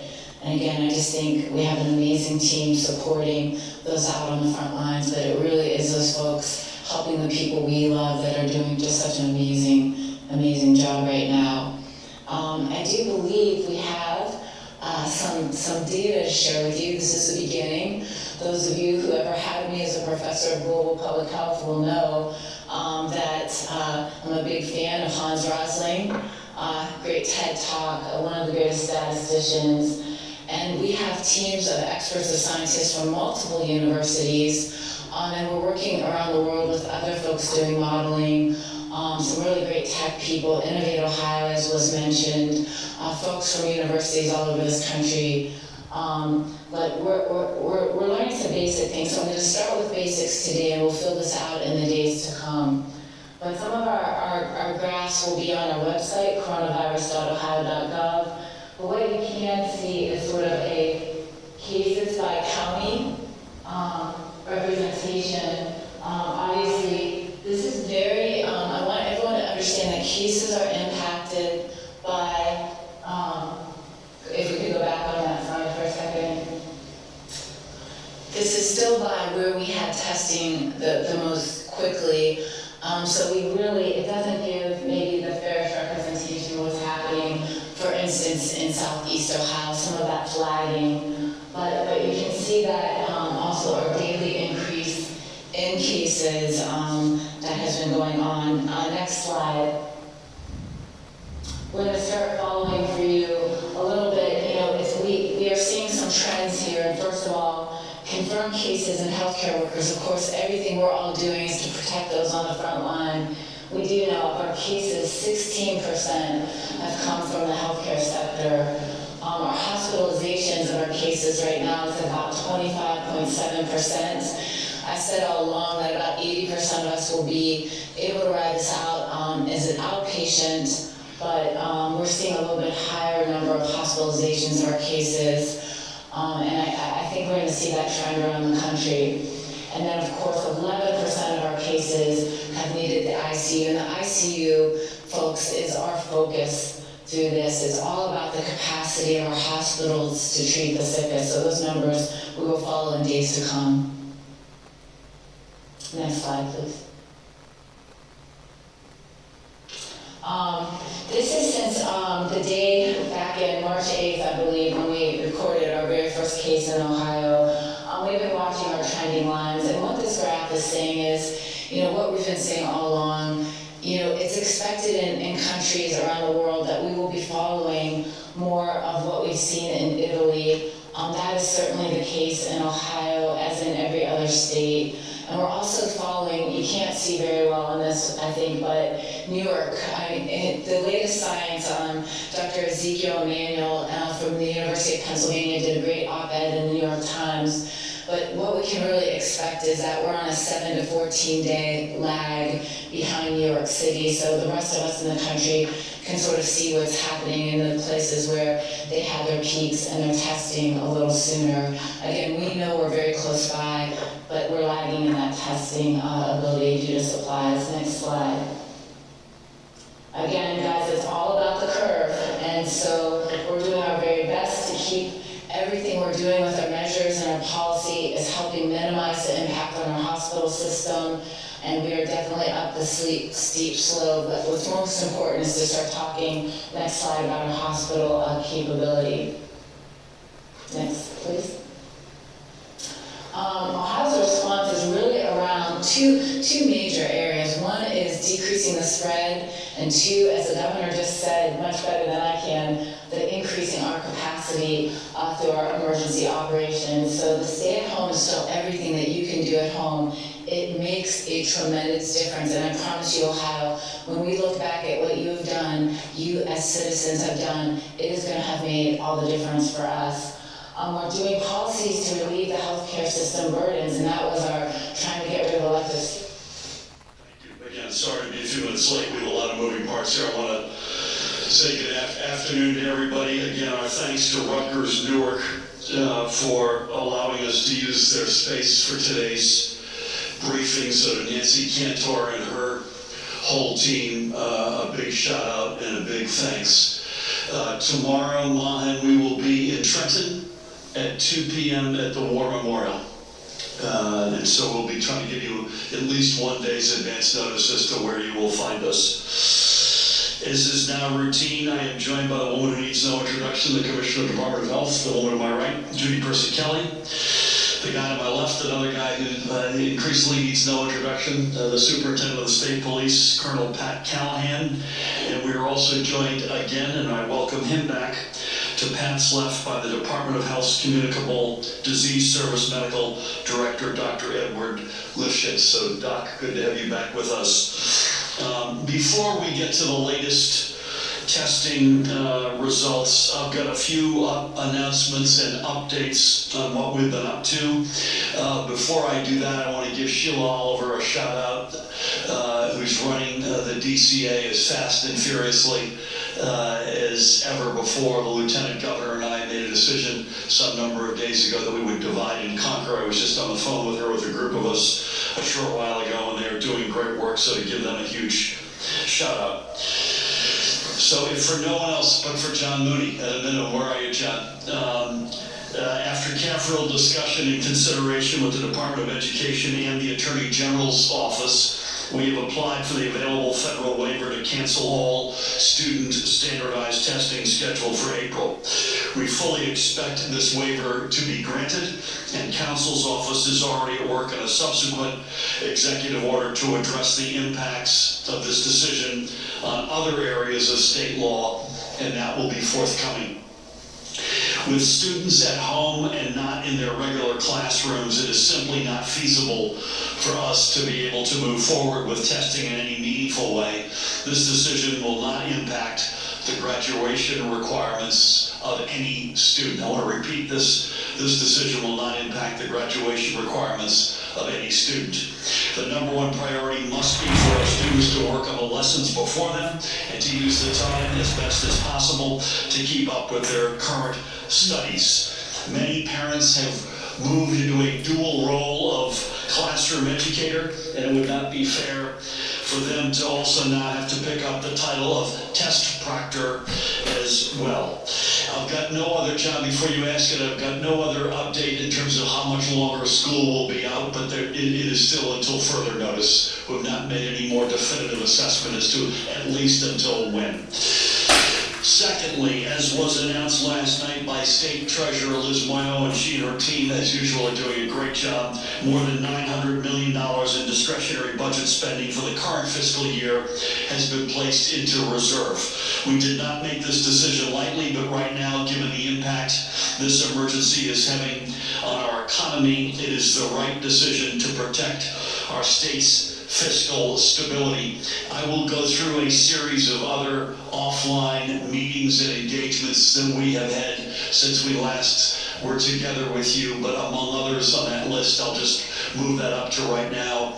I had a good meeting with the Senate President and Speaker yesterday afternoon. We kept our distance, but we met yesterday afternoon for about an hour in our offices, and we began a process of discussing how we see the budget process unfolding. I've got no news for you right now. It so depends on how our federal colleagues turn out today, hopefully today.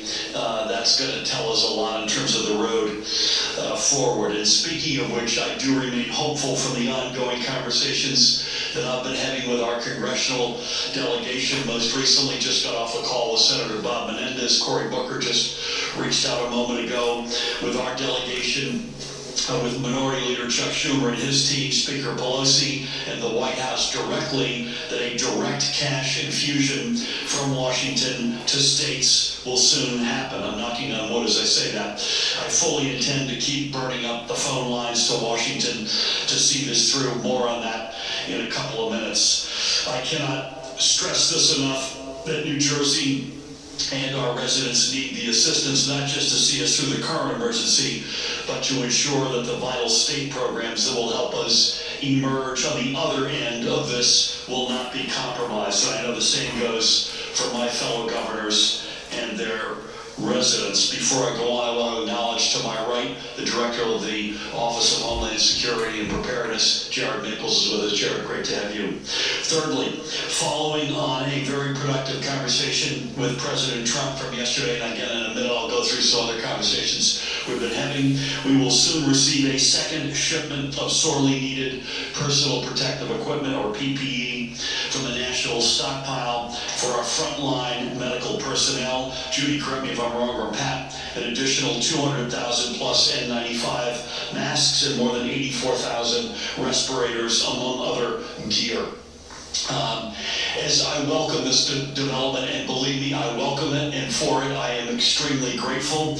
We are still in need of more equipment for our hospitals and responders. I am extraordinarily grateful to the many private sector partners and general players in our state, including some of New Jersey's legacy companies who have emerged over the past several days with generous PPE, equipment donations, and other sorely needed meaningful steps. I mean, this redefines the phrase, "it takes a village." As good as we might be up here, as good as our legislators may be in Trenton or in Washington, even if we bat 1,000, we need help, and we're getting it. We're not there yet by any means. I'll give you a recent example, a today example. We've been informed by PSE&G that it will be making a donation of 50,000 N95 masks. I thank President and CEO Ralph Izzo and his whole team and the entire PSE&G family for pitching in to help our New Jersey family. Just to name some other interactions, I was touched an hour or so ago by Tim Cook and Lisa Jackson of Apple. As we all know, New Jersey's own Lisa Jackson, they've offered to send us some gear. Glaxo, Walgreens have stepped up. We mentioned Prudential yesterday or the day before, Pat. I think that donation has not only come our way, but the gear has been distributed. As far as I know, to St. Barnabas, Holy Name, Hackensack, UMC, and Morristown. Did I get that right? Goldman Sachs, I mentioned yesterday. Verizon continues to stand tall. Comcast, Home Depot, Hard Rock, not necessarily equipment, bless you, allowing their employees to have more administrative leave. Wawa upping staff wages during this. The Pipe Fitters Local 24, Jim McManus and his team contributing masks. Sherwin-Williams contributing mightily masks and gloves. It's a list that grows by the day. It is deeply felt and deeply appreciated by all of us, especially our healthcare workers and first responders. And as I mentioned yesterday, Colonel Callahan and the state police are actively engaged in furthering this and working with the private sector to meet our emergent PPE needs, and anyone with supplies to donate at this time, they should email to the New Jersey State Police at PPEdonations@njsp.org. That's PPEdonations@njsp.org. I think, Pat, you told me you've already received over 350 emails. Again, a great example of the spirit in which this state lives every single day, and certainly in a time of crisis. Next step. The Departments of Environmental Protection and Community Affairs, along with the Board of Public Utilities, sent a letter to all municipal water utilities calling on them to voluntarily suspend all water shutoffs during this emergency. Our private utility providers have already voluntarily voluntarily suspended shutoffs, and we need all water providers to follow suit. I hope I don't need to say this, but I will say it. I want to be perfectly clear to these utilities. If you do not voluntarily suspend shutoffs, I will order you to suspend shutoffs. No New Jerseyan should fear for losing their access to water throughout this emergency. Water utilities have until tomorrow to confirm with the DEP that they are taking this step. God willing, they all will, and for that we are thankful and appreciative, and if they don't, we will make them. Next, yesterday I announced the launch of our new jobs portal within our covid19.nj.gov site. So this is again within the one central repository of information, covid19.nj.gov. It's a site where residents who have lost, within that site rather, for residents who have lost their jobs due to this emergency can find and apply for a new job at one of our essential workplaces. And I am proud to say that we are the first state in the United States to do this. The response has been nothing less than overwhelming.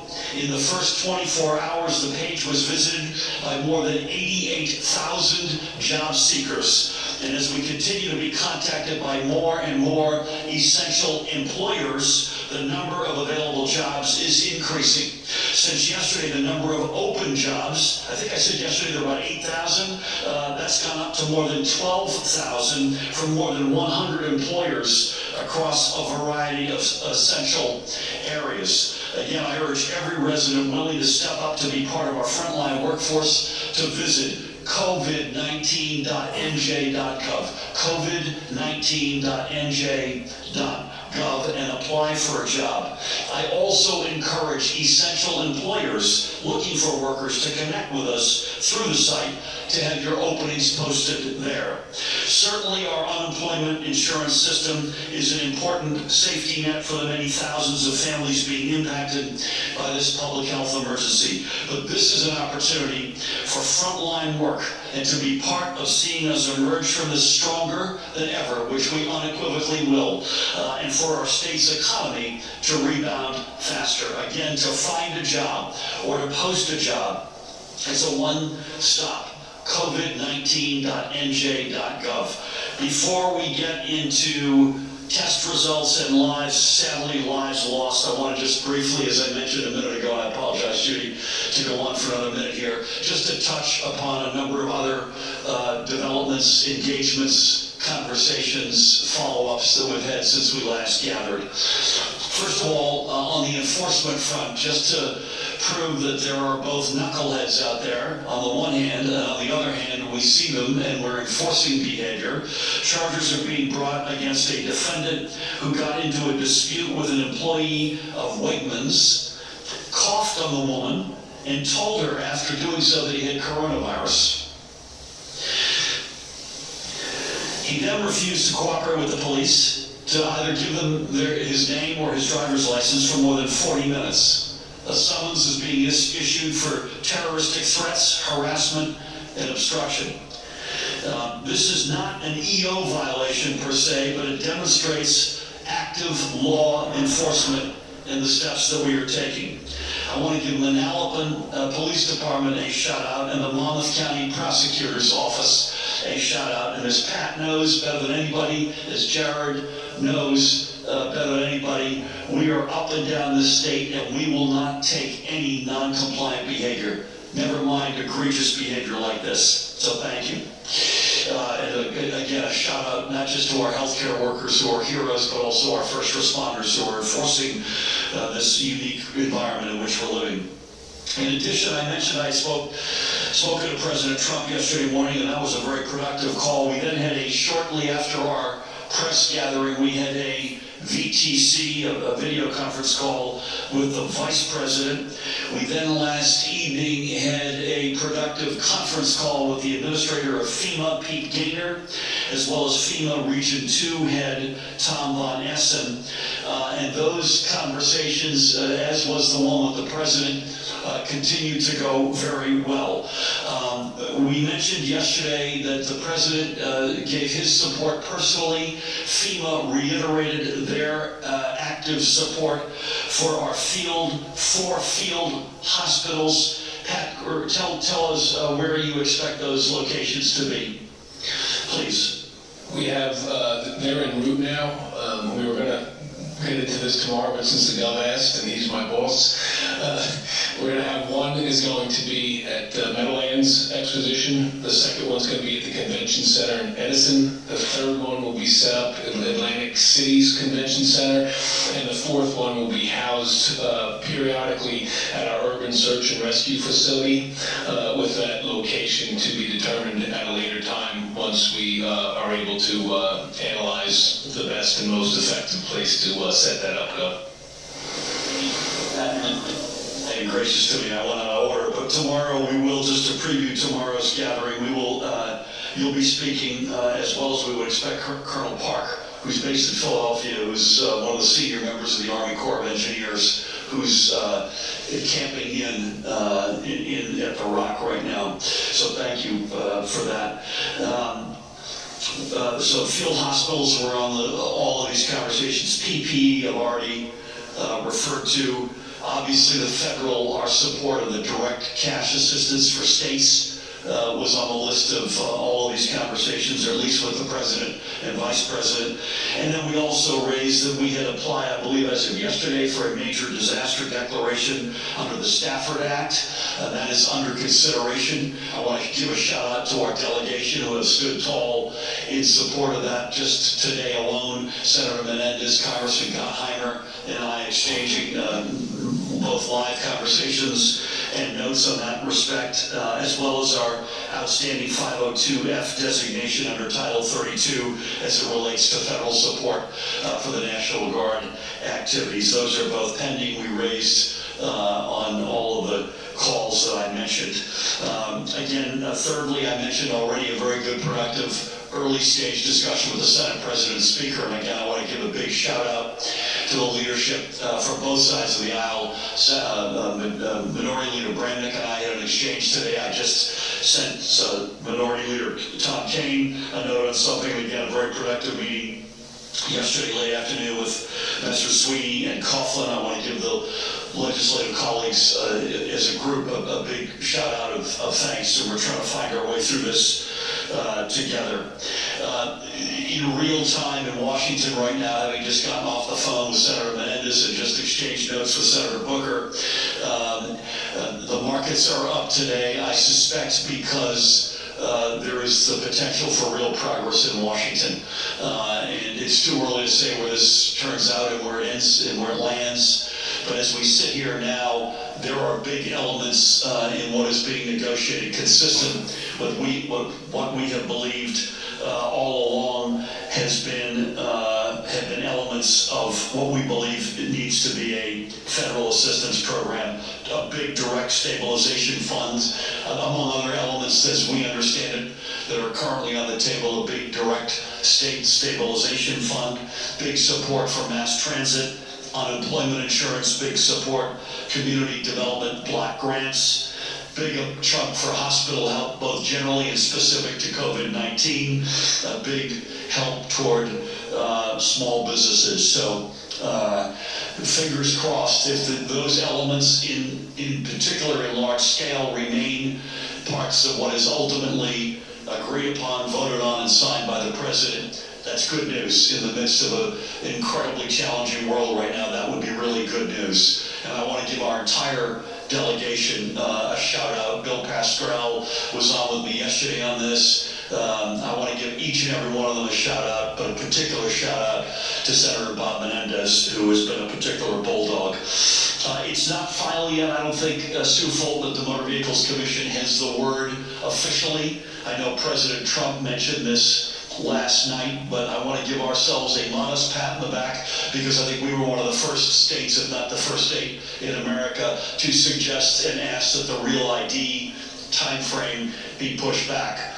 And it looks like it may be headed that way. If that's the case, that would be a good result. It's not that we don't think we need it, we do, but to do this in an orderly fashion, given what we're dealing with, I think we'd all agree makes sense. It's not part of government, so I want to make sure everyone knows and hears me saying that. It's a 501c3, but I want to give a shout out to the First Lady and everybody, both the board of directors as well as the New Jersey icons who have stepped up and launched the New Jersey Pandemic Relief Fund. It was kicked off this morning with the likes of John Bon Jovi, Bruce Springsteen, Jon Stewart, Charlie Puth, Danny DeVito, Stephen Colbert, Whoopi Goldberg, and others. That's pretty good company. New Jersey, pound for pound, I'll put our talent and iconic figures up against any other American state. Again, it's not part of government, so I can't promote it, but I will acknowledge it just as I've acknowledged so many of the other private sector players and unions. No other state can pull that group together, as I just mentioned, on a moment's notice. The board of directors, again, with the likes of Ray Chambers and Nina Wells and others who have consistently been there for the state of New Jersey across both sides of the aisle, putting America and New Jersey first. There's no other state in America that can come close. So bless them and bless everybody in the broader village who are helping us out at this time of great need. Now to test results. This is a sobering report generally for me, and Judy will give you the details. We are reporting today an additional 846 residents testing positive, bringing the statewide total to 3,675. Again, 846 new, Judy, I believe that's right, to a total of 3,675. I believe that means New Jersey is the #2 state in the nation, but I would also remind everybody that we have been aggressive and particularly of late in our testing regime, but that is a fact. We have also learned with a heavy, heavy heart of an additional 17 COVID-19 related deaths. God rest each of their souls. We join their families in mourning these extraordinary lives. This is by far our largest single-day report of new deaths. So it was with a particularly heavy heart that we report this today. We have now lost 44 fellow New Jerseyans. And if anyone is looking to me for a reason to justify the steps that I and we have ordered, I can now give you 44 of those reasons. Again, as we have been saying for the past many days, we have been fully expecting the number of positive cases to increase dramatically as our specimen collection capabilities increase, and in particular as the private sector lab companies have increased their scale and ability to process these tests. These numbers are vital. While they are sobering on the one hand, these positive test case results, they are also vital data that we need to make the best decisions to flatten the curve and stay out ahead as best we can of this outbreak. Our FEMA partnered testing sites remain open daily, and more county sites are opening up. So again, the FEMA partnered test sites are the two, one at Bergen Community College, which opened on Friday, the second at PNC Bank Arts Center, which opened yesterday. I would like to note that Passaic County will be opening a testing site tomorrow for county residents, so this is similar to what Union County has done, at William Patterson University in Wayne. This site is open only to Passaic County residents, and you must have a doctor's referral for testing. So if you believe you may require a test, please call your healthcare practitioner. And again, please only seek a test if you have symptoms. We just do not have the capacity or capability to test the so-called worried well. We understand why folks might be worried. The anxiety, we've talked about it almost every time we've been together. We get that, we understand it. But if you don't have symptoms, please allow the folks who do have symptoms to get into these testing opportunities first. As this new site in Passaic and other new sites come online and more specimens are tested and then processed, again, we fully expect that the numbers of positive tests, total tests in fact, will go up dramatically into the many, many thousands as we've been predicting. Judy has a little bit of a window today on the non-positive tests, and I will let her go through that. but that's something that folks have been rightfully asking for. I get the positives, but what's the universe look like? And we have an imperfect, I think it's fair to say, but imperfect first window into at least what that may look like. Let me also say this. We can't flip a light switch here. If we could, we would, and we would have done it a long time ago. It takes time for us to see the impacts of social distancing. So while we cannot wait to see the numbers plateau and eventually decrease, we do not know when that will be. And we will continue to take every step possible to ensure social distancing. We're having a meeting after this session later today, our first real deep discussion about modeling and where this is headed. I urge everybody again to not be alarmed by the numbers of positive tests. The more we have the facts, the more we can make fully informed decisions as opposed to just educated guesses. Again, yes, the number of positives is big. It's getting bigger. It will continue to do so over the coming days. But again, they are critical, knowing that data. And again, we've got our first window into the broader non-positive data. Getting our arms around that is going to be critical to winning this public health battle. Again, I urge everybody, and I know there's impatience. If I could ask you for several things. One, some patience. We get it. We understand your anxiety. We understand what it's like being cooped up at home, but we need you to continue to stay at home and do the basic stuff. Wash your hands with soap for 20 seconds. If you do go out of your home, practice both safe respiratory hygiene and social distancing. Frankly, if you're in your home, exercise social distancing. I cannot stress to you enough the need for social distancing. We know, by the way, just think about this, we know that it takes up to 2 weeks for people to show signs of the illness. So new cases today could still be new cases 2 weeks from now, and so on and so on. Unless, and this is the important point, we all act today to slow its spread. We're doing everything we can. We have the chart today? We do. Again, I want to remind everybody, we're doing everything we can to lessen the amount of sick people and fatalities. Literally, we're spending 24 hours, 7 days a week on that. But even if we have the same number of people who get infected, and we fail in our efforts to lower the number, and we will not fail, by the way, but even if we do, I remind everybody the volume under each of those curves is the same. But the red curve wreaks havoc. The blue curve allows the healthcare system to be able to digest the same amount of cases, but in a more manageable period of time. Again, from day one, we've had two choices, two stark choices, and we have clearly gone all in on choice number 2. Choice number 1 is to let the virus run its course along that red curve with enormous amounts of infections and a meaningfully larger amount of fatalities and economic havoc. Or on the other hand, rip the economic band-aid off, take the pain up front, shut the place down to all non-essential, to leaving only essential activity up and running, and by doing so meaningfully lower the amount of fatalities and folks who are sick. As you can see from the numbers we're reporting today, we sadly cannot bring that fatality number to 0.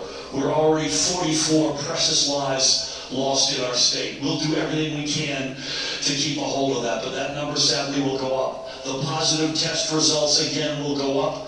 It is partly because of community spread and a big dose because we're testing a lot more folks. Again, the silver lining is the more we understand the data, the better we will be equipped to deal with that data and get out ahead of this.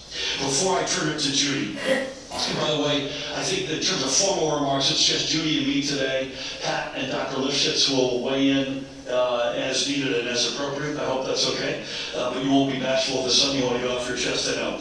Unrelated to this, we are hearing too many reports of some non-retail businesses which are violating, both in fact and in spirit, the order requiring 100% work from home with limited exceptions. Some businesses have gone so far as to deem all of their employees essential, to force them to report to work. Others are simply refusing flat out to follow the order. Let me be clear, if I could. My executive order is not a polite suggestion. It is an order.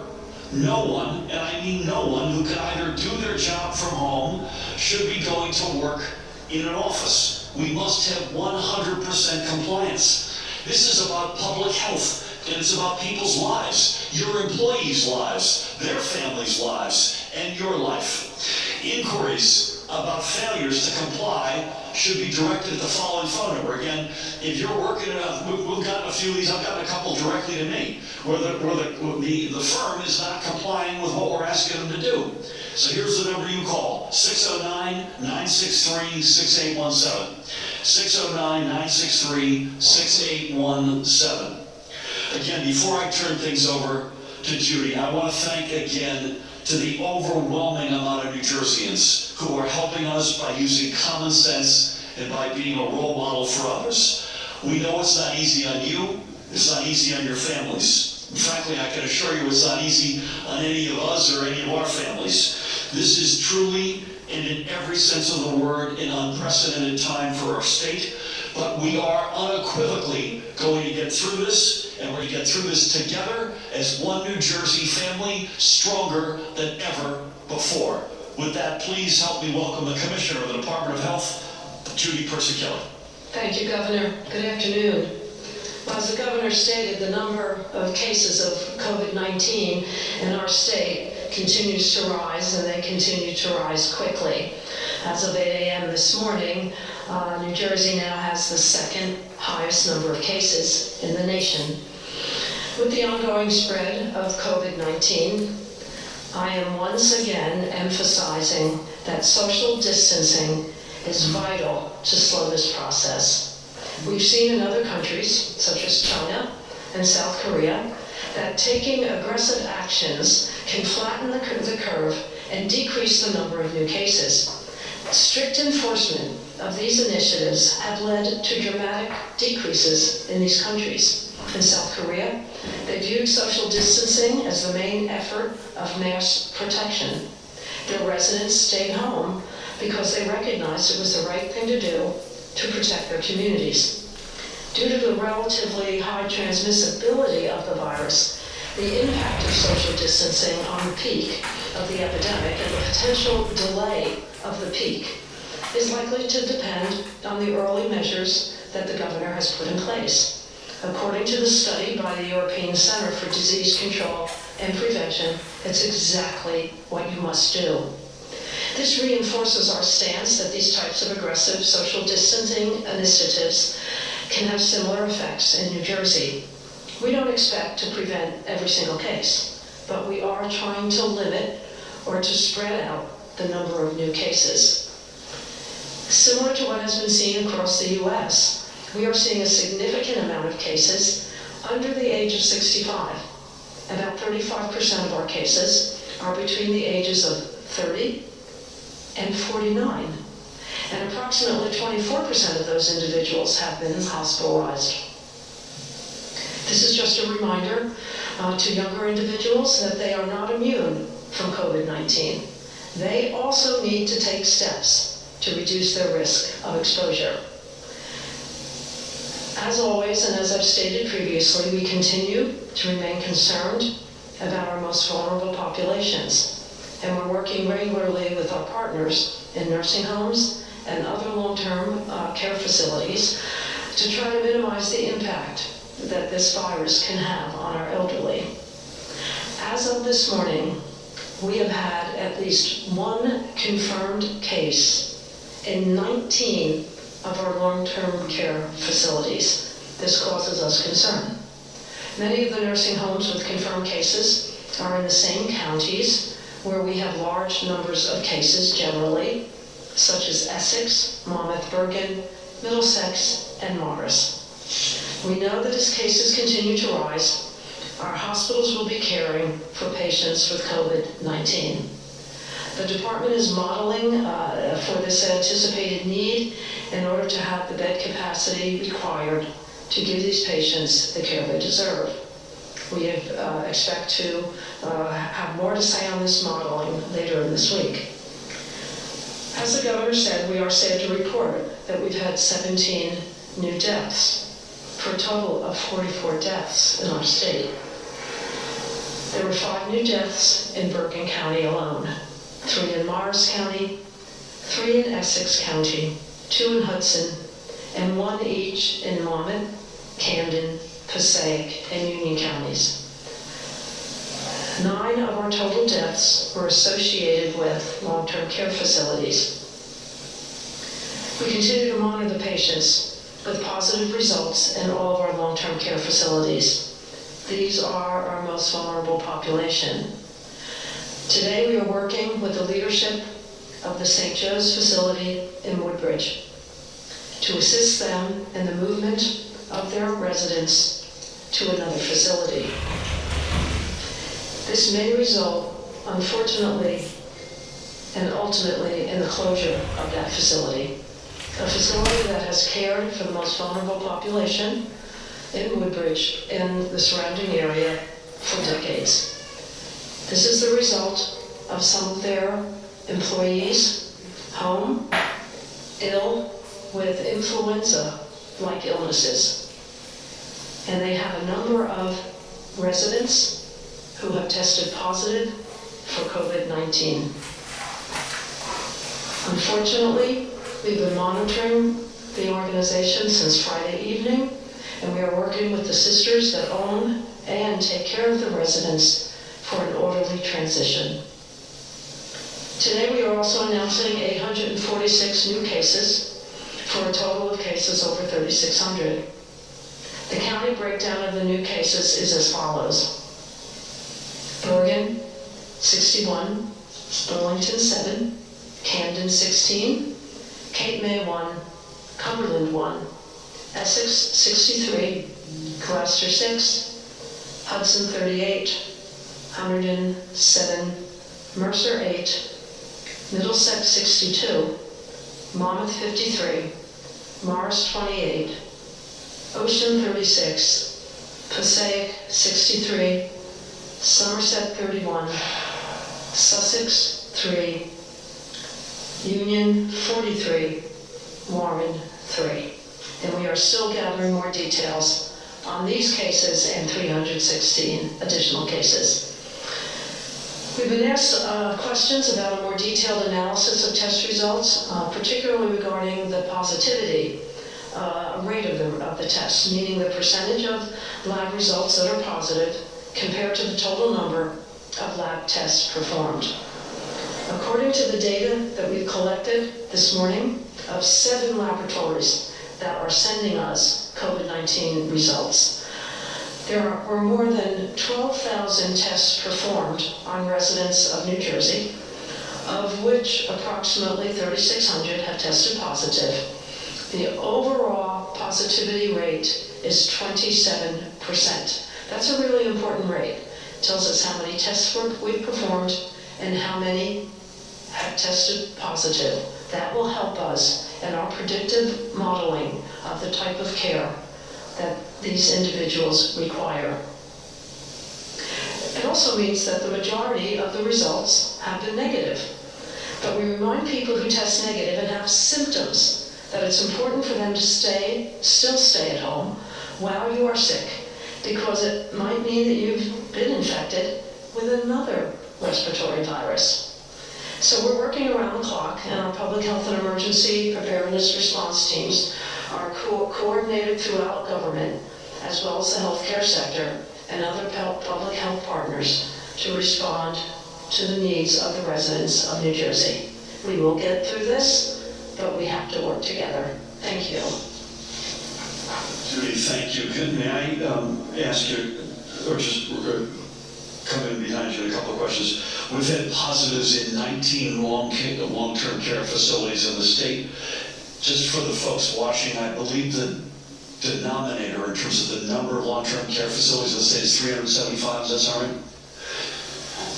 Okay, so that's about 5% of the total. Secondly, is it fair to say, and Dr. Lifshitz, I'd love you to disagree with me here, getting the negatives for the first time, a window on the negatives, in addition to the pure math, by definition, thanks to the bully pulpit that we have all exercised and the rules of the road, the overwhelming amount of folks who have been tested are symptomatic. Right? So that's what we've been preaching. Yeah, because that's what we've been following, they're mostly symptomatic. So I guess if there's a good news associated with that, a further piece of good news is that the asymptomatic folks are not even a part of that. And then to repeat the health warning, which I want to make sure everybody who is symptomatic and tested negative, you're not Superman. You still have to make sure you're not being contagious regardless of what it is you have. So, be smart. Is that fair to say? Right. Just and then one last comment I had before we throw it open, unless Dr. Licious, would you disagree with that, or you? I mean, two people I should never disagree with are my wife and my boss and my boss's boss. So no, I wouldn't disagree that that's absolutely accurate. I mean, certainly we're discouraging people who have symptoms to be testing. We know that a lot of people out there have very mild symptoms and are concerned. We know that we're in allergy season, amongst other things. It can be difficult to tell whether you sneeze twice. People get nervous and go ahead and get tested as well. But yes, we're trying to reserve testing for people with symptoms. And the only other thing I wanted to say, counties, so total cases so far, Bergen continues to be the highest number. This is of the total of 3,675. Bergen has 701. Second is Essex, 342. By the way, they are the two most populous counties in New Jersey, so it's not shocking, although the Bergen number continues to be 2x the second place county, which is Essex. Monmouth is next at 288. Middlesex at 277, and Union now is the fifth highest at 246. The other county observation I wanted to make, you all heard the overnight numbers. This is the first overnight report that I can recall. I believe it is the first where the number of new cases was not led by Bergen.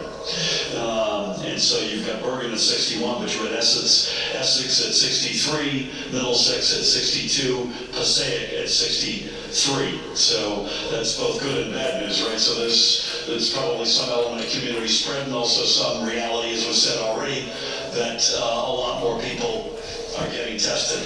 I don't want to pound the same, so thank you, Judy, for everything, and most importantly for your tireless, exemplary leadership.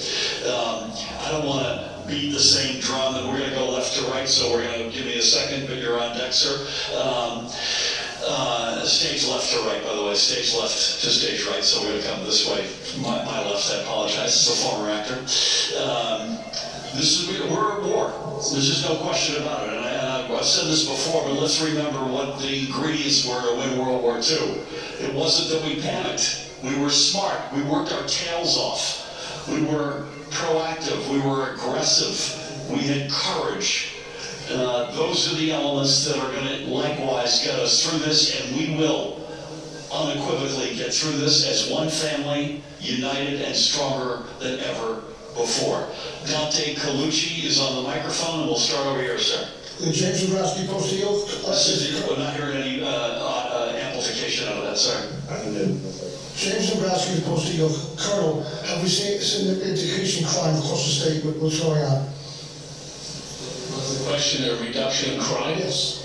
We've actually, year-to-date, seen a 25% reduction in crime as compared to last year, and an 18% decrease in shootings.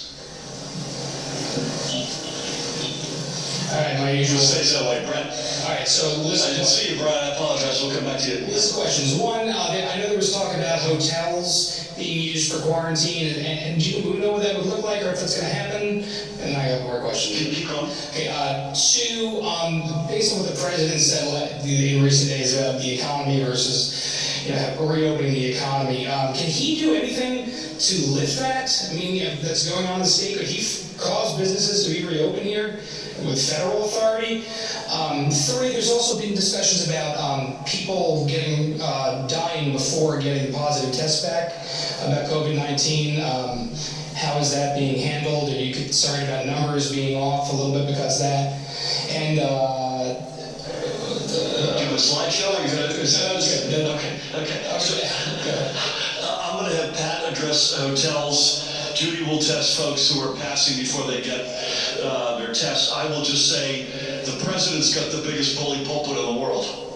And if the president of the United States says X, it has a huge impact.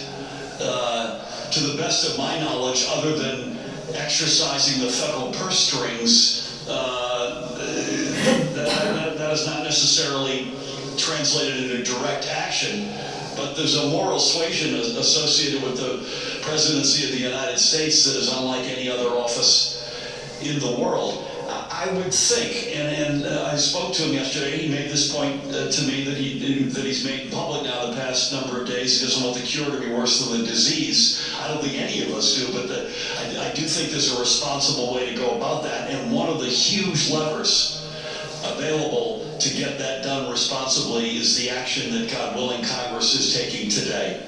That is as robust, if it stays in the neighborhood that I was read into by Senators Menendez and Booker coming in here, if it stays in that neighborhood, that is a huge jolt to the economy that will allow us both to fund the aggressive health care.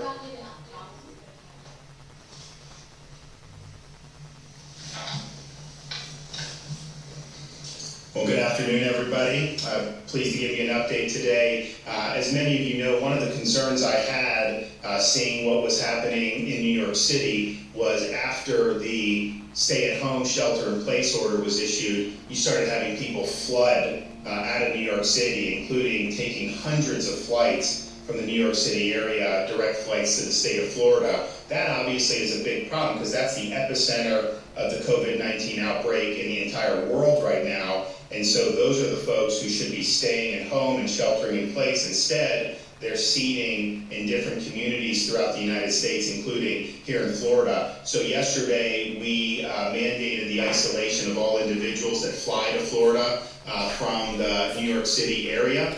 And we had the Florida National Guard in place at a number of our airports, like Miami International and Fort Lauderdale. And so when the individuals come in, they're asked to provide information to the guardsmen. They receive the information about what they need to do in order to self-isolate. They have contact information on who to contact should they be symptomatic. And we're going to continue to do that. We'll probably expand that in some of the smaller airports, but certainly the major airports that get the most traffic from New York City were covered. And then what we'll do is we'll take that information and we will share it with some of the local communities so that they can make sure that they're keeping an eye on folks who very well may be infected. So that, I think, was a smart thing to do. But I also know I was talking with some members of the President's task force, including Dr. Birx, and one of the fears that I think they've had is they were very complimentary about things Florida's done, particularly our county health departments who've worked very hard from the beginning of this to help keep COVID-19 in check. But you have all these mitigation efforts going. You have all these things that we've put in place at the state level for the President's 15-day to stop the spread. You have local governments who've done even more stringent that we've worked with, like Broward and Palm Beach and Miami-Dade. And a lot of people are having to sacrifice a lot of things and to try to get this right. The problem is that this virus was likely circulating in New York City for 3 to 4 weeks. And so you see a number of the people that are infected. The problem for Florida is we have a lot of interaction back and forth between the New York City area and the state of Florida.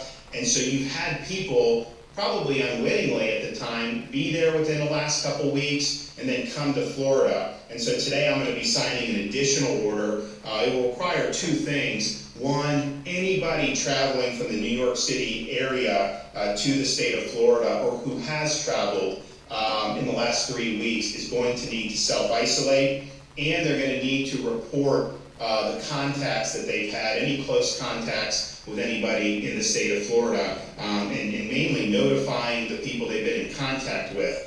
So we think that that's important because you may have had someone who got back 10 days ago. Maybe they've not even shown symptoms, but they could be infected. And if they're working with folks in Florida or interacting with them in Florida, that is a way that this virus can spread. And so this is important because after all the hard work, we don't want it to now get seeded as people flee kind of the hot zone. And I think it's unfair that if you have people are told to stay in place and then they're not following that order. Meanwhile, you got people in towns like Youngstown, Ohio, Memphis, Tennessee, all over the country. People are kind of told to stay in their home and they're following the rules. and yet you have folks now coming from the hottest of the hot zones filtering out into the United States. So we're doing something about that in Florida, and I think that that's something that's appropriate. We're also going to be issuing, our Surgeon General here in Florida, Dr. Rivkes, is going to be issuing another health advisory.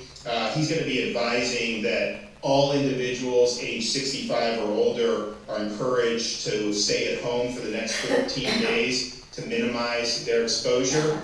And as we've seen with this virus, the folks who are 65 and plus are the ones that have the best chance to suffer a negative outcome. That's disproportionately so when you talk about fatalities. So we want to make sure that those folks are protected. I think the message has been for us from the beginning that if you are in that category, avoid crowds, avoid close contact. You should assume that anyone you may come in contact with could be infected, and so make sure you keep that safe, appropriate 6-foot distance or more. Obviously, the easiest way to do that is to just simply stay at home as much as possible. And I'd also say, in the nursing homes, we've put in a lot of effort to make sure these nursing homes have been protected, and the assisted living facilities. Many of them are doing a really good job. We've had one problem in Broward and another problem in Duval County.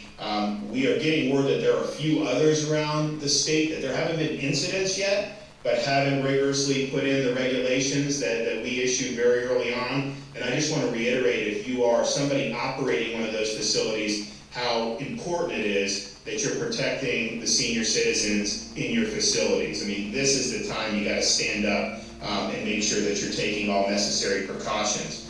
The health advisory will apply to 65 plus. It will also apply to those, regardless of age, that has a serious underlying medical condition. And some of those conditions are enumerated, like chronic lung disease, moderate to severe asthma, serious heart conditions, immunocompromisation, including those in cancer treatment, and severe obesity.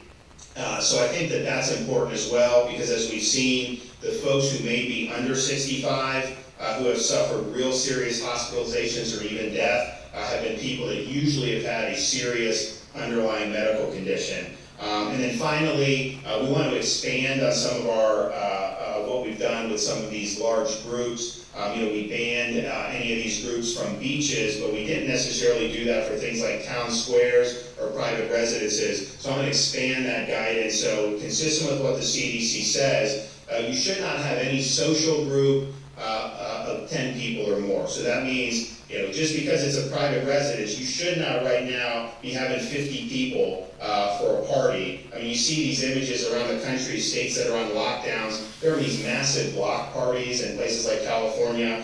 For us here, we want to respect that guidance. We'll end up being safer in the long run if we do. So that guidance would be for any type of social or recreational group, less than 10. Otherwise, it will violate the directive. And then we'll also direct that, and I know businesses have worked to do this, and we've worked with them to do it, but we really need all businesses, any non-essential business, to be promoting telecommuting. I think the goal should be to have at least 50% of your workforce who is telecommuting. That will help reduce density in the workplace and ultimately help keep people safe. So those are our continuing efforts to be able to keep people safe here in the state of Florida. I want to thank all the folks in the medical profession who are working very hard. We are pushing out more and more PPE as we get it. We've put out a lot of the N95 masks. We're putting out more and more every day, and we're going to continue to do that because we know how important it is. And we just want folks to be able to stay safe. Now's the time to take care of yourself, stay away from crowds, stay at home as much as you can, and do the right things for yourself and your community. So with that, happy to take a few questions. So that's why we're taking the information. So they'll have to provide a residence that they will be self-isolating in, and obviously, you would be able to follow up accordingly. So I think most folks understand that they need to do this, and I think most folks are going to be compliant. But there is teeth in this to be able to hold someone accountable if they don't. So as a former Northeaster, and I go back pretty much every year, I've never been to Northeast back and forth to Florida without stopping. we're looking at that, yeah. So we're trying any initial New York destination to go through. But I think what happened was, that's generally true you'd have to do, but what happened was once this whole epidemic really started to flare and things started shutting down, the flights really went down. I mean, there were not a lot of flights. And then what happened was when a shelter-in-place order was issued in New York, the flights, because there was a huge demand, so they went from doing 20 flights to Florida to doing 120, then 160, and then yesterday they did 197 flights. Now that's now going back down, and obviously we're going to have people there to be able to police that. But this was an immediate response to the shelter-in-place order, and that's part of the challenge. I mean, these measures have never been done in modern American society like this. When they're put in place, the question is what then happens after that? Are people just going to 100% comply? Most of the time, people will change behavior and do something. And so this was an example. When that order came down, people started really flying and dispersing across, and probably many of them drove different places as well. But those flights all of a sudden became the hottest ticket, and there was just an inordinate amount of them. And it is mostly South Florida, but I would say we saw 30 to 40 flights a couple days direct to Orlando. And so we'll make sure we'll work with those folks as well.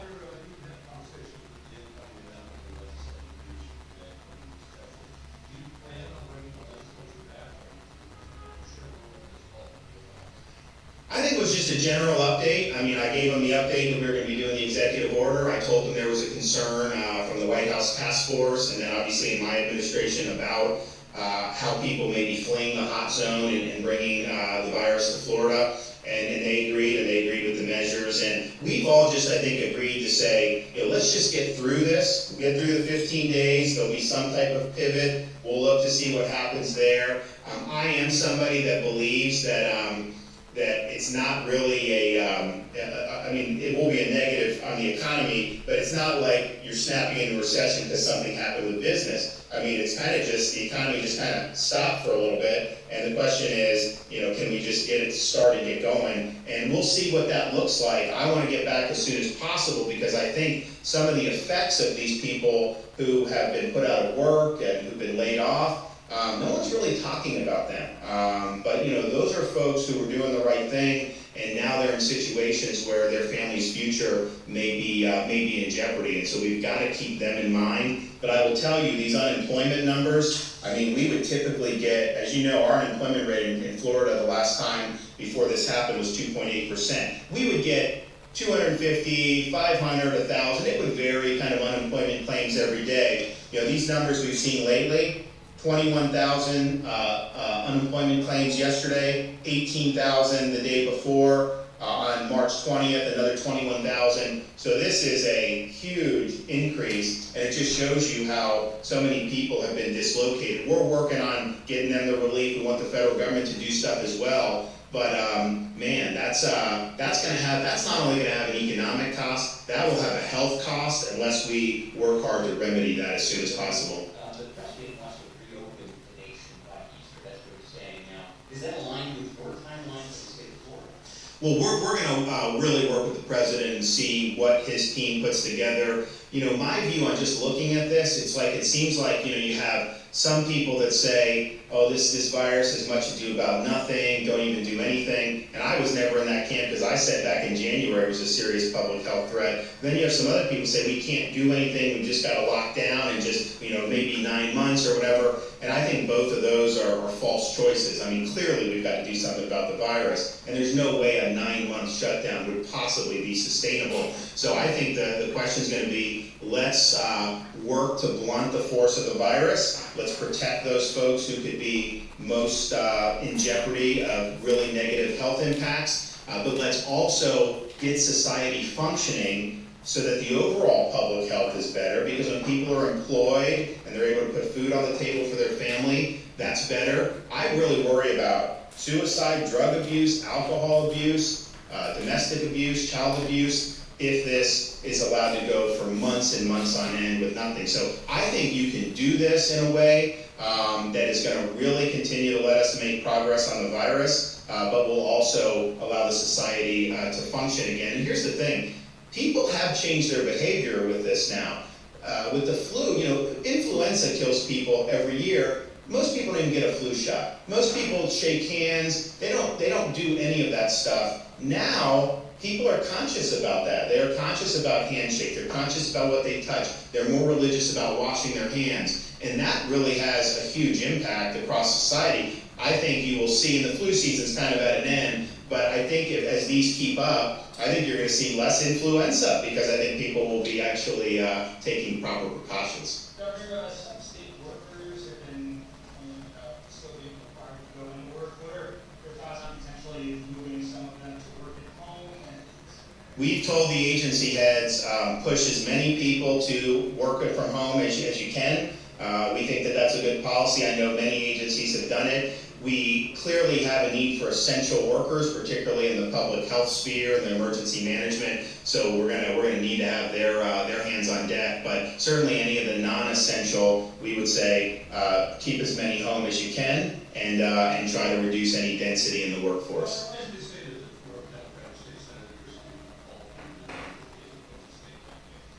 Well, look, I mean, we worked with, and I was talking to the mayor of Miami Beach this morning about that we have a big diverse state, the virus is impacting parts much differently, and so let's have tailored approaches, surgical approaches that are going to work best for those regions. And so we worked with Palm Beach and Broward to impose more significant mitigation measures. We've been working in consultation with Mayor Jimenez, who's doing a great job, Mayor Suarez. And so you have that area which is fighting this a little bit different than, say, Northwest Florida or some of the other places in the state, which we're still testing, identifying, but we're containing because you haven't had widespread community spreading of the virus. And so I think that that's more a prudent approach because these blunt measures, you wouldn't want to do them on a community where the virus hasn't spread through the community, because I think everyone understands there's a lot of negative impact from those blunt measures. I mean, people are going to go out of business, people are going to lose their jobs,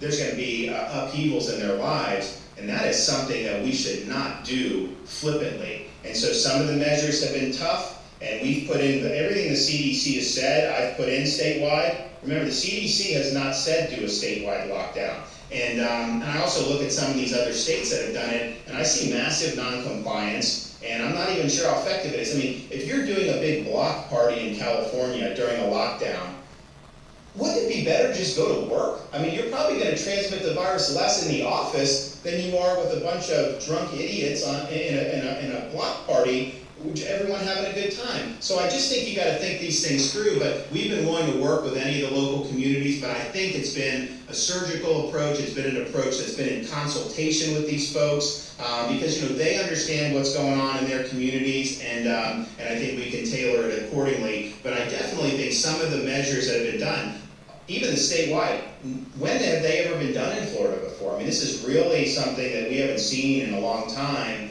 And some people think that the governor should just be a dictator and just order everyone in prison in their homes. And I don't think that would be an effective approach, but it's certainly not warranted in certain parts of the state. So everyone's doing their part, and I think that's going to be the better approach. I'm going to get a paycheck next week. Your state workers might actually get a raise. We give to charity. We're trying to help people in this time. Where would you recommend people spend their resources if they have them do that, and have you personally made charitable donations? So I think you need to support local businesses. And so, for example, there's no in dining restaurants per the CDC's guidance. And so they are open for takeout, and people will go in and grab that and do it. Sometimes there's a longer line in the takeout, which is more dangerous than if you sat people apart, but that's another story. But at the end of the day, you are not going to be able, particularly the mom and pops, you're not going to be able, in a business that already runs on thin margins, just be able to do that indefinitely. So some of them are just barely staying afloat. Some of them may not be able to stay afloat. So what I would say is buy a gift certificate from some of these places, order food from some of these places, understand that they are being negatively impacted through no fault of their own. They're taking a major financial... And he will be here to take any questions related to testing. I want to start by thanking all of the state and local first responders, everybody out there who's working so very hard. on this emergency. And I want to again thank our healthcare workers all across the state of Louisiana, whether they're doctors and nurses, respiratory therapists, I mean, you name it. A lot of really, really good work by selfless people has taken place across the state of Louisiana, and certainly particularly down in the New Orleans region. Last night, I requested a major disaster declaration for the state of Louisiana from the federal government, so I directed that request to President Trump in order that we might receive additional support for state and local agencies as we continue to combat the spread of the virus and deal with all of those individuals who actually have the disease, COVID-19. As we anticipated and as we stated, and quite sadly, the number of cases in Louisiana continues to rise more drastically than we would like. As of today, we have 1,388 cases and 46 deaths. And that is 260 more cases than we reported at noon yesterday, and 12 more deaths since our report yesterday. I want to remind you that we are updating the numbers once a day now at noon,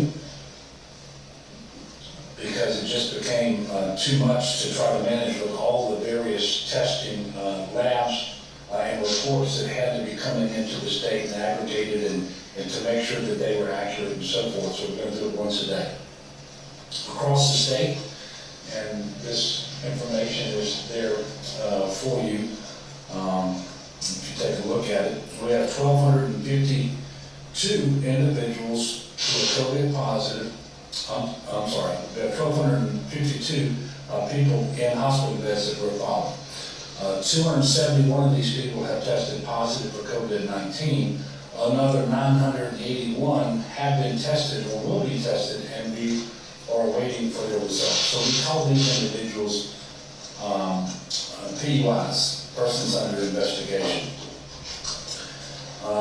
94 individuals who we know have coronavirus, COVID-19, are on ventilators currently across the state of Louisiana. It is important to remember that with respect to the persons under investigation, that 981 that are currently in the hospital, if recent history holds true, somewhere around 60% of those individuals will test positive for COVID-19. The rest are in the hospital because of flu, other respiratory ailments that they have. And so certainly not all of these individuals, in fact, the minority of those individuals should ultimately prove to be COVID positive. But they are in the hospital, and they're taking up bed space because they need to be in the hospital, and they're using ventilators and so forth. So it is part of our overall challenge when it comes to delivering health care for those who need it.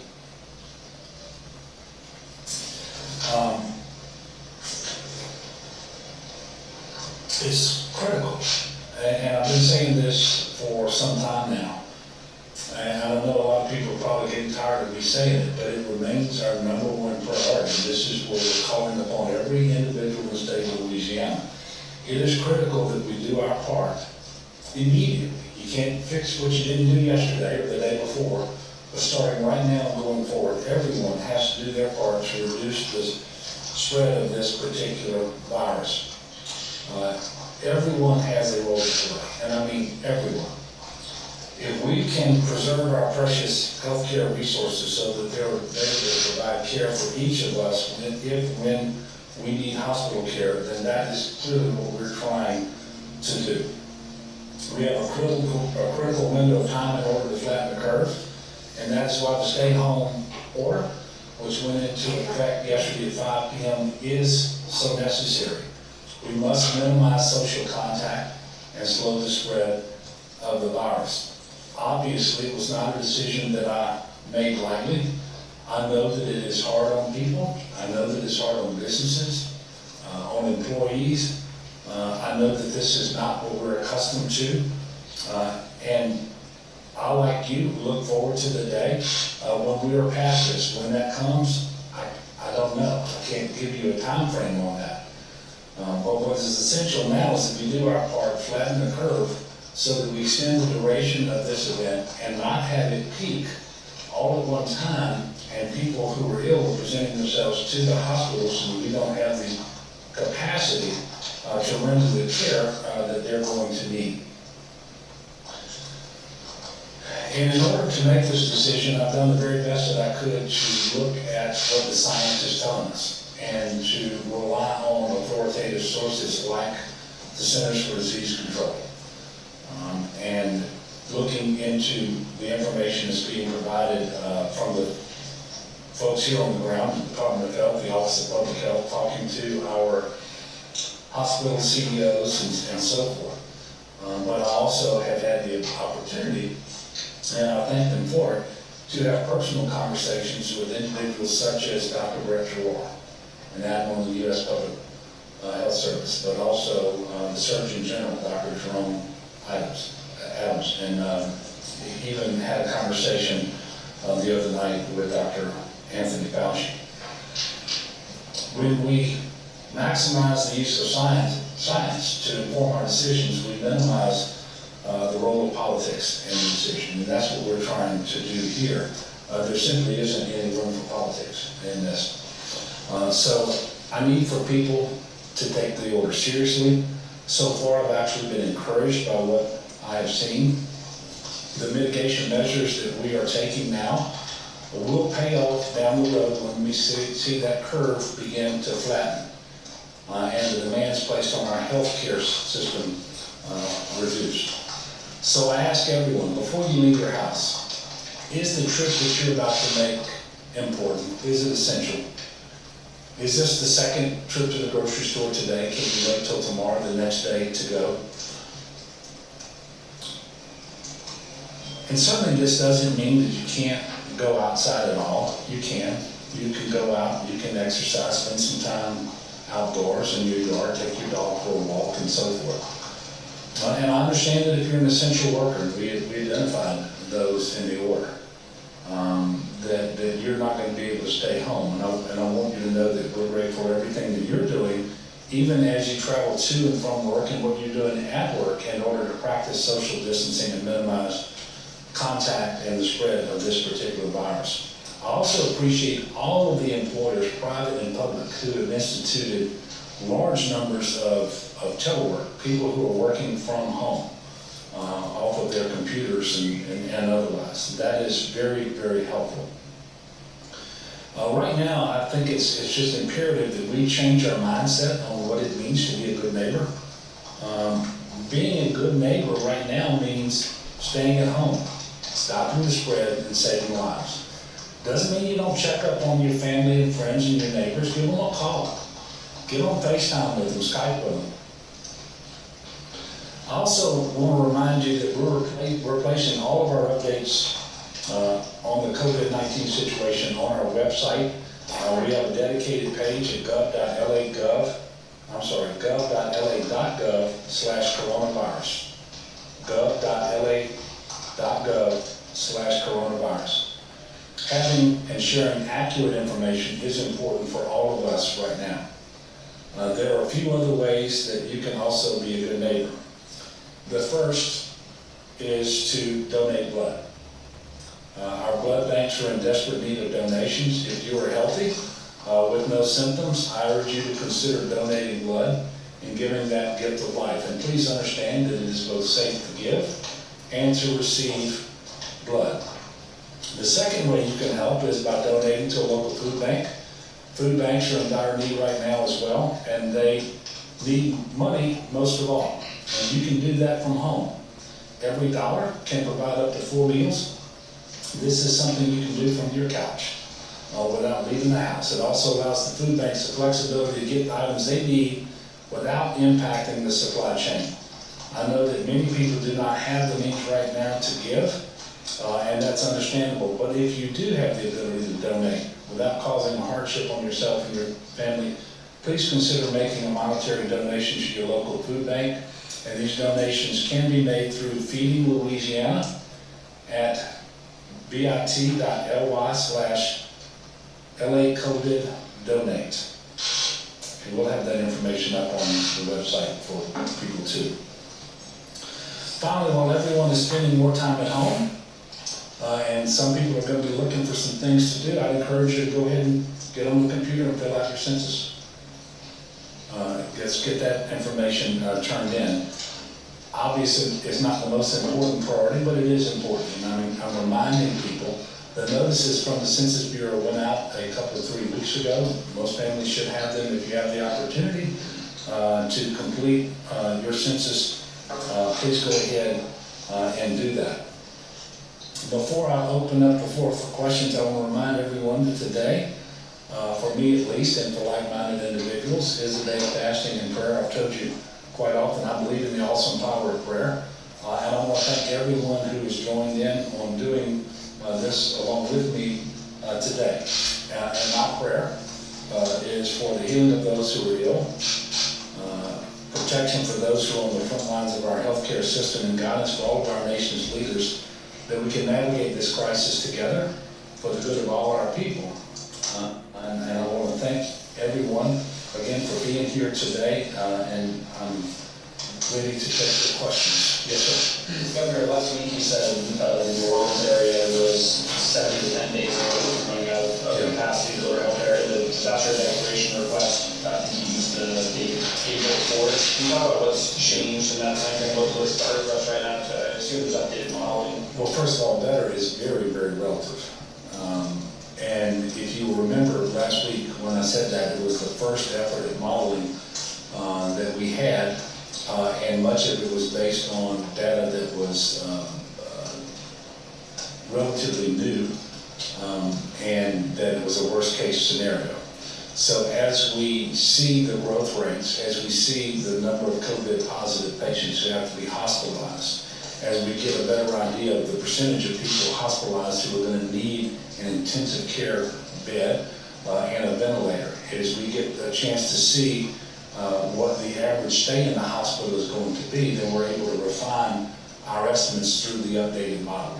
And so what you are referencing today, when we're pushing out the date in Region 1 down around New Orleans, where we think we might exceed our capacity to deliver health care to COVID-19 patients, it would be in the April 4th or 5th timeframe. And as you can imagine, for the reasons that I just stated, that is going to be refined every day. It is my hope, it is my prayer, it's the reason we implemented the mitigation measures, the stay-at-home plan, that this curve starts bending, because that's the most important thing. And I don't want the people of our state focusing primarily on the surge capacity. We're doing everything that we can to increase that capacity.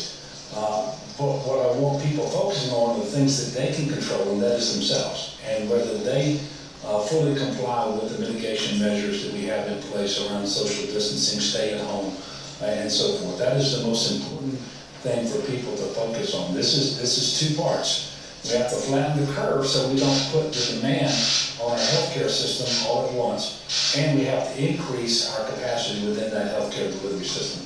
Yes, sir. Kind of following up to that, you talk about the models and the forecasting, the data, the models that you have right now. What is that possible overcapacity, that overwhelming? What is that going to look like? What does that necessarily entail? Should Louisiana reach that? Well, first of all, it's obviously would be something that would be terribly unfortunate, because we know that the overwhelming majority of people who receive care when they need it and that is appropriate to their condition, they're going to survive this. If we overwhelm our capacity to deliver that care, then we're going to have less people who will survive that could have. So obviously that is the worst possible outcome, and that is why we have to flatten the curve and surge our capacity to deliver health care. But this is the exact same situation that is playing out in multiple places in the country right now, and I know that people saw the governor of New York this morning, for example, talking about this, but you've seen it play out in other places around the world. That's what we do not want to happen here in Louisiana. And while we're still on the trajectory that we're on, we have still the third highest case count per capita in the country. While we're on this trajectory, we have to be intensely focused on doing what we can to flatten the curve. And that is, if of all the messages that I delivered to the people of Louisiana at these press conferences, that is the single most important thing. It's why we've done the mitigation measures, it's why we're asking everyone to comply. Don't go out if it isn't essential. Minimize contact, practice all the measures that we talked about. They remain important. And we don't necessarily repeat them every time, but it's still important to wash your hands frequently for 20 seconds with soap and water. If you don't have access to soap and water, use hand sanitizer. Stay 6 feet away from people. Make sure you control your cough. If you are sick, do not get around other people. And understand that the most vulnerable people in our state remain those who are older and those who have chronic health conditions. And so, you know, you don't have to use your imagination to know what this looks like.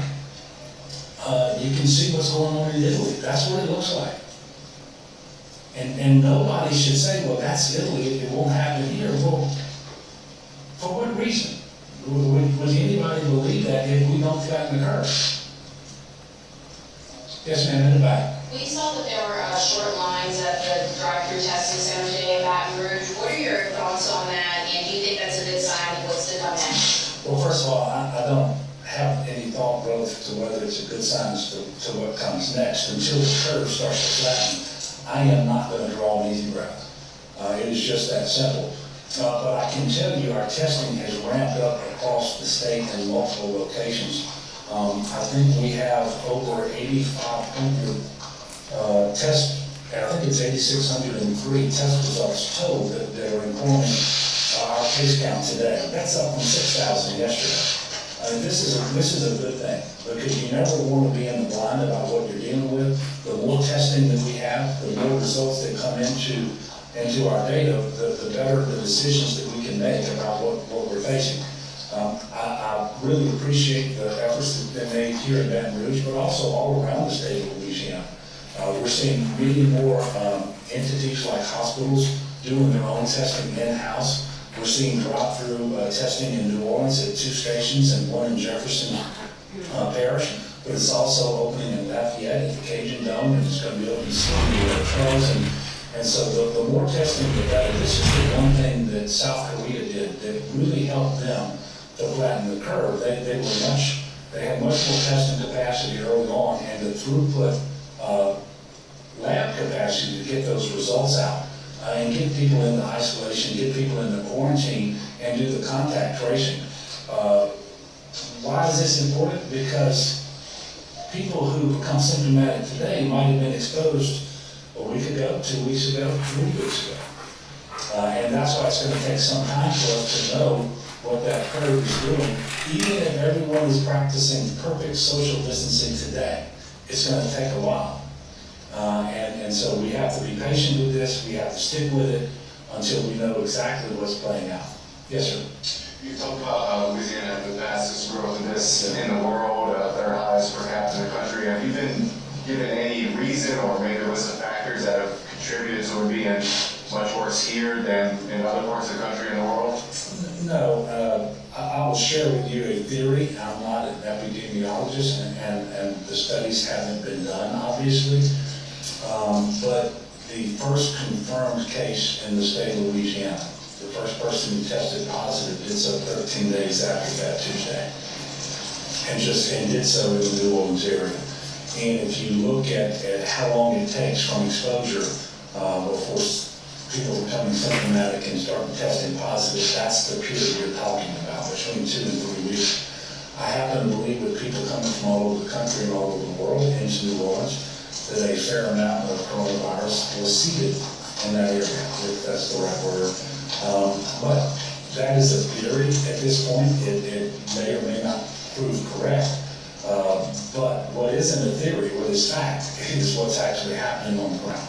And we know that it's serious. We know the case count is much, much higher than we obviously want it to be. And we haven't yet seen the trajectory change with respect to our growth rate. And so those are the things that we're focused on. At some point, somebody's going to get a doctoral degree because they're going to do a study on this situation as it relates to Louisiana and so forth. And I'll be interested in reading it. But until then, we just have to deal with the facts. Melinda, they're great. Governor, President Trump today talked about he wanted the economy to be back up and and working by Easter, which is less than 3 weeks, and he seems to be tilting more towards wanting businesses to reopen. Do you think that's a realistic timetable for Louisiana, or is that too optimistic? Well, I think it may be a realistic timetable for certain places in the country. Until we see the curve flattening and we can see daylight at the end of this tunnel, it's hard for me to pick a date on the calendar and say, by this date, we believe we're going to be out on the other side. Look, nobody wants people to go back to work more than I do. Nobody wants these businesses to open. Nobody would love more than me for this to play out between now and Easter, and on the Monday after Easter, which is, by the way, is the day that my proclamations expire. But I have every intention of looking at the facts as we approach April the 13th, and if necessary, we will extend some or all the measures that we taken. And quite frankly, it's hard to see the economy coming back and businesses open in a robust fashion, people resuming their visits to Louisiana and tourism picking up where it left off, if we are struggling to deliver health care in the state of Louisiana. And so I think the best thing for us right now is to focus on these mitigation measures, making sure that they are effective. And to the degree that we are successful, we will hasten the day when we can reopen all sectors of our economy, get things going. Look, we had the 4th fastest growing economy in the country when this hit us. I want that to happen too. But my first priority is for the health and safety of the people of Louisiana. And we're going to rely upon science, we're going to rely upon the CDC, we're going to rely upon the advice that we're being given by the medical community as to what we need to do. And until we tackle the medical challenges in front of us, it is very difficult for me to see the economy coming back under any circumstance. It seems less and less likely that school will resume this year. If it does not, will those students be, all of the students, testing has been waived, will they be passed along to the next level? Yeah, I don't have an answer for you on that question. It is a good question, and I'm not trying to dodge you. I just haven't heard from the Department of Education and what their plans are, and I know they're going to be working on this going forward. Right now, we have not called off school for the rest of the year.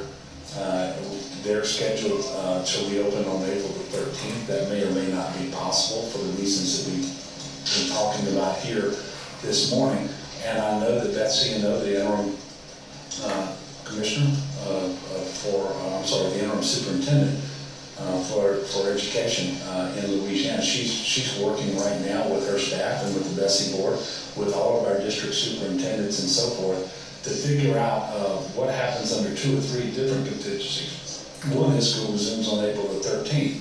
The other is school resumes at some date subsequent to that. And the third one would be that it doesn't resume at all during this current academic year. And when they have more information, they will be sharing that. Until then, I do want to remind people what we've already done. And I have, by executive order, suspended the statutory requirements related to end-of-course testing and leave testing, evaluations and school letter grades, the instructional minutes that each school has to offer, the number of days that students have to attend, and so forth and so on. And it is my understanding that we have received the waiver necessary from Secretary DeVos, the U.S. Department of Education Secretary, because under the Every Student Succeeds Act, we actually have basically a contractual agreement with the federal government that we will engage in all of those measures that we have suspended. And so I don't want anyone worried that they're going to have to go back to school and take a leap and pass a leap test and so forth. But as far as promotions and graduations, we have information coming out on that hopefully soon. Betsy will relay that information. In the meantime, I'm encouraging every parent, every caregiver out there who has a student at home to make sure that that student is engaged in reading, in instructional materials, distance education if it's available. There are many resources available. This is being communicated 2 parents, 2 teachers, 2 schools from the Department of Education, and from a number of sources. You know, I did a program at LTB last night, and I know that LTB, for example, is looking at the resources it's making available, including instructional programming on TV. And so this is all important so that we don't see a lot of regression in our students for the time that they're going to be out of school. And I know that this is very disturbing to some people to have schools closed and to have these students at home and not in the classrooms, and it disturbs me as well. But it is part of the approach that I believe we have to take if we're going to slow the spread and preserve to the maximum extent possible the health and safety of our population. Sam? Governor, the state's identified 2 clusters so far of coronavirus cases, one in that hospital and one at Shasberville and Donaldsonville. Give us an update on how many cases are at those 2 nursing homes, and also, do you know which other nursing homes have been affected by coronavirus in Louisiana? I am going to ask Dr. Beebe to come up and answer those questions, and we'll see what he knows today. Thank you, Governor. To your first question about Lambeth House and Chateau-Deville, Lambeth House, our understanding of the total number of cases, as far as I know, is still 42. We have unfortunately had 2 additional deaths for a total of 11. As you noted, we have learned of 5 cases at Chateau-Deville. There's a lot to go over here, and we are all going to be in this together for a long time here in the city. That's something I want to start with. I talked about this yesterday. We're starting a very new reality this week. That's something we've never experienced before. As I've gone around the city today, I've seen places that usually you think of as really, really crowded, totally empty. Literally streets where you couldn't see anyone walking down a sidewalk. Places that are normally very, very crowded in the city, absolutely empty, only a few people. Obviously, what's happening now is our lives have been changed profoundly. People are recognizing and dealing with this new reality, making the tough choices and the sacrifices. And I want to thank all New Yorkers. No one of us wants to go through this. None of us asked for it, but it's our reality. And I think New Yorkers are handling it with a lot of strength, a lot of resilience, a lot of creativity. Working together, supporting each other. That's what I expect and have always seen from my fellow New Yorkers. I want to thank you. I know it's not easy. I really appreciate everything that people are doing to get through this together. I have to be honest about the fact that we do not expect this to go quickly, and I wish we did, but we don't. I've had several conversations this week with President Trump, and I respect his office for sure, and I'm trying to work with him to ensure that we get support in this city. But I have to respectfully disagree with him when he says, as he said earlier today, that he's not looking at months for this crisis. I have to say, Mr. President, I wish that was the case for New York City. I hope that's the case for other parts of the country. But right now we are looking at months. And I'm going to say it again because people deserve the honest truth. That we are doing all we can just to get through March right now, particularly in terms of our healthcare system. April will unquestionably be worse than March. And right now, my fear is that May could be worse than April. That's the reality we're facing. The notion that we could be quote-unquote back to normal in the month of April is absolutely inconceivable at this point. So I want to give people the truth because I think it helps us all to just really get our expectations right, really know how to plan, really know how to kind of gird ourselves for battle. This is a battle we're all going to be in together. Again, no one is tougher than New Yorkers, so we will get through this. The people will depend on. I want to thank again our extraordinary healthcare workers who every hour of every day are doing amazing work protecting all of us. Our first responders, they're heroes to us all the time. They're renowned all over the country, all over the world, and they're doing amazing work right now.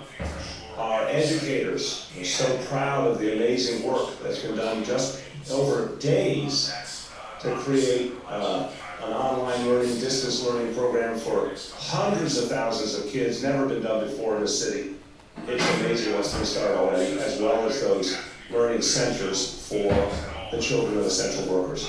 I mean, this kind of improvisation, this kind of speed, intense teamwork, This is the mark of New York City, and this is something we should be proud of.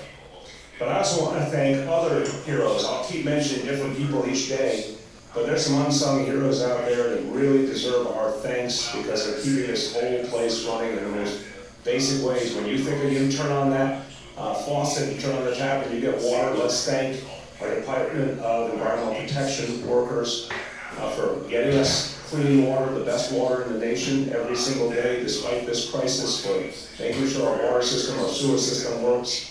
Thank you to all of them. Thank you to our Department of Transportation workers who continue to do vital work to keep us safe, to keep all those vehicles that are moving around and that we depend on for essential service, make sure that they can keep doing all of their work. So thanks to the DOT workers, thanks to the sanitation workers. Continue to do all that possibly can be done to keep this city clean despite all the challenges we are facing. And there are many, many other public servants, folks who work in nonprofit organizations, folks who work in the private sector, all of whom are chipping in. So I'll say thank you many times during this crisis, but a special thank you to our city workers from all those agencies I mentioned who are doing extraordinary work right now. I'm going to keep telling all my fellow New Yorkers, say thank you when you see one of them, because we are depending on them right now. So what I'm seeing, again, is despite the intensity of this crisis, despite the growth of this crisis, that New Yorkers continue to make the changes necessary to follow the rules, to step up. And that's against the backdrop of really just staggering numbers now. Again, every number represents a human being. And I'll tell you about one human being I know who we've just lost, we just heard about in the last hour. But first, the overall situation. Amazing, horrible number, almost 15,000 cases confirmed positive now in New York City. That's 14,776 is the exact number, but that number keeps changing, obviously, throughout the day. So almost 15,000 cases. We're now about 58% of the cases in New York State, and still about exactly a third of the cases in this entire nation. So we are the epicenter. I don't want us to be the epicenter, but we are the epicenter of this crisis for this nation. And obviously, as we discuss this each and every day, because we are the epicenter for this nation, because we are the nation's largest city, because the entire nation depends on New York City, we need more federal help, and we need it quickly. The number of deaths related to coronavirus is 131 as of this moment. 131 New Yorkers we've lost. The breakout by borough, 4,364 cases from Queens, 4,237 cases in Brooklyn, 2,887 cases in Manhattan, 2,328 cases in the Bronx, and 935 cases in Staten Island. We've lost a great New Yorker, one of the most really renowned members of our cultural community, the great playwright Terrence McNally, someone who epitomizes so much about this city. Came here from Texas as a young man, brought all of his talents, wrote some of the greatest plays of recent memory. But also someone who worked so hard for a better New York City and a better America for everyone. I had the honor of knowing Terrence because he ended up marrying one of my college roommates, Tom Purdy. And I went to NYU. My roommate and I stayed friends over all the years, and I got to know Terrence once they married. In fact, once marriage equality was finally the law of the land. We held a ceremony out here right in front of City Hall in our plaza and performed a marriage ceremony for Terrence and Tom to mark that historic occasion. An amazing, amazing New Yorker who did so much good. So we all should have Terrence McNally and his husband, Tom Purdy, in our thoughts and prayers. And Terrence, rest in peace, and thank you for all you did for this city and this nation.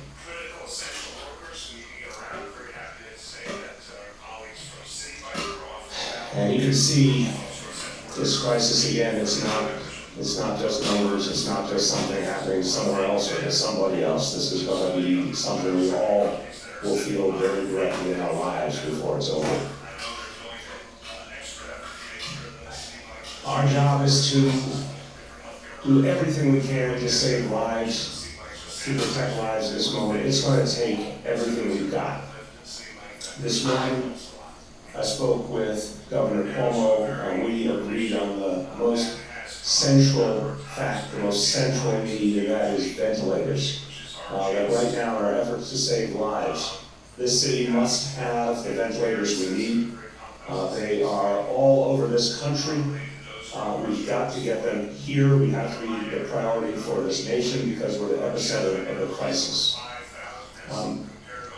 It has to be clear to all New Yorkers, and I'll talk about it a visit I paid to our emergency management warehouse earlier. Talking with doctors from Kings County Hospital, one of our great public institutions, about why ventilators are so crucial. I think for a lot of us, you hear the word ventilator, unless it's been something you experienced in your own life or with your family, it probably sounds like a word you can't really make sense of. I can tell you, having seen one of the ventilators, a machine that literally could fit in a big suitcase, it is something that literally is going to be the difference between life and death for thousands upon thousands of New Yorkers. A ventilator, and the doctors from Kings County Hospital made this so clear today. If a ventilator is available for a patient stricken with coronavirus, a patient gasping for breath, fighting for their life, if that ventilator is available exactly when it's needed, that patient can stay alive, so the doctors can do their work, and in many, many cases, that patient will live and resume their life.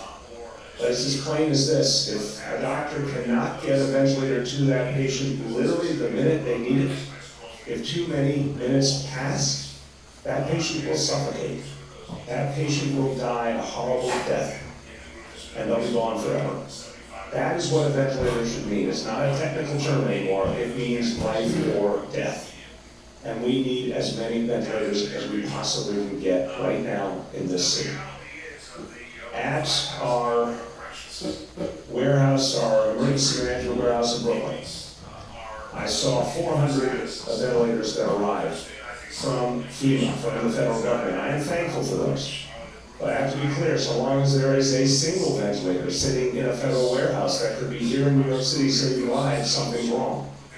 We must get the ventilators to where they're needed most. And I'm not saying we're the only place in the country. We know how much Washington State has suffered. We know how much California has suffered. And unfortunately, more states ahead will suffer. And my strong view is we need the ventilators, and all those who are at the front line need the ventilators now. And as soon as we no longer need them, we will be the first to say, let's make sure they get to where the need is greatest elsewhere in the country. We're asking for help supplies, we're asking for help getting medical personnel. But we need, as Americans, to be ready to contribute back to all the other states the second the crisis comes to some kind of end here in New York City. So we stand ready to support our nation, but now we need our nation to help us first because we are the front line of this fight. At the warehouse today, 400 ventilators from FEMA, as I mentioned. They're being distributed. They have been distributed already this morning. 100 going to our public hospitals, 300 to a variety of other private, and nonprofit hospitals around the city, to make sure that no hospital gets into that awful situation that I just described, where they need a ventilator and they don't have it. So that 400 will help us a lot. And just a short time ago, I got the very good news that we got an announcement from the federal government that 4,000 more ventilators are on the way to New York State in the next 48 hours, and half of them will come to New York City. 2,000 more ventilators for New York City, and that's great news. But I need people to understand that is only the beginning of what we need. The speed with which this disease is growing, the human impact, the fact that we could lose a life in minutes if there's not a ventilator. Even with the new supplies we have received and will receive this week, what does it tell us? It tells us we can get through this week. It tells us we can get into next week. Maybe even get through that first week in April. But with the rate of increase of this disease, we need ventilators to be constantly provided to New York City, constantly supplied to New York City, until we get to the point where we're absolutely sure we have an ample supply. I don't want to see a single person die who could have been saved. That's my standard.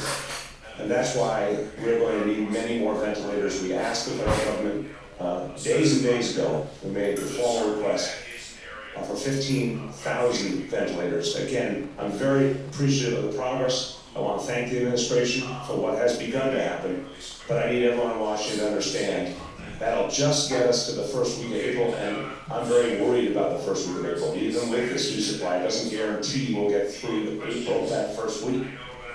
This is a race against time. This is a race against time, and every one of us here, City Hall, Emergency Management, all of us who are in charge of fighting this battle, and I know our colleagues at the state level feel exactly the same way. We are all racing against time. We need our federal government to join us in that race against time.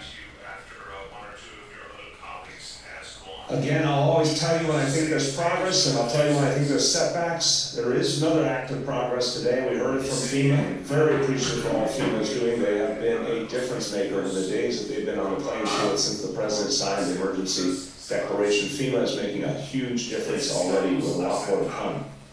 So I thank them. We heard the news earlier today that for the first time the Defense Production Act had actually been activated in the real world conditions we're talking about, where it actually needs to be used to guarantee that companies will produce exactly what is needed to protect the American people, and that those goods will be distributed where the need is greatest.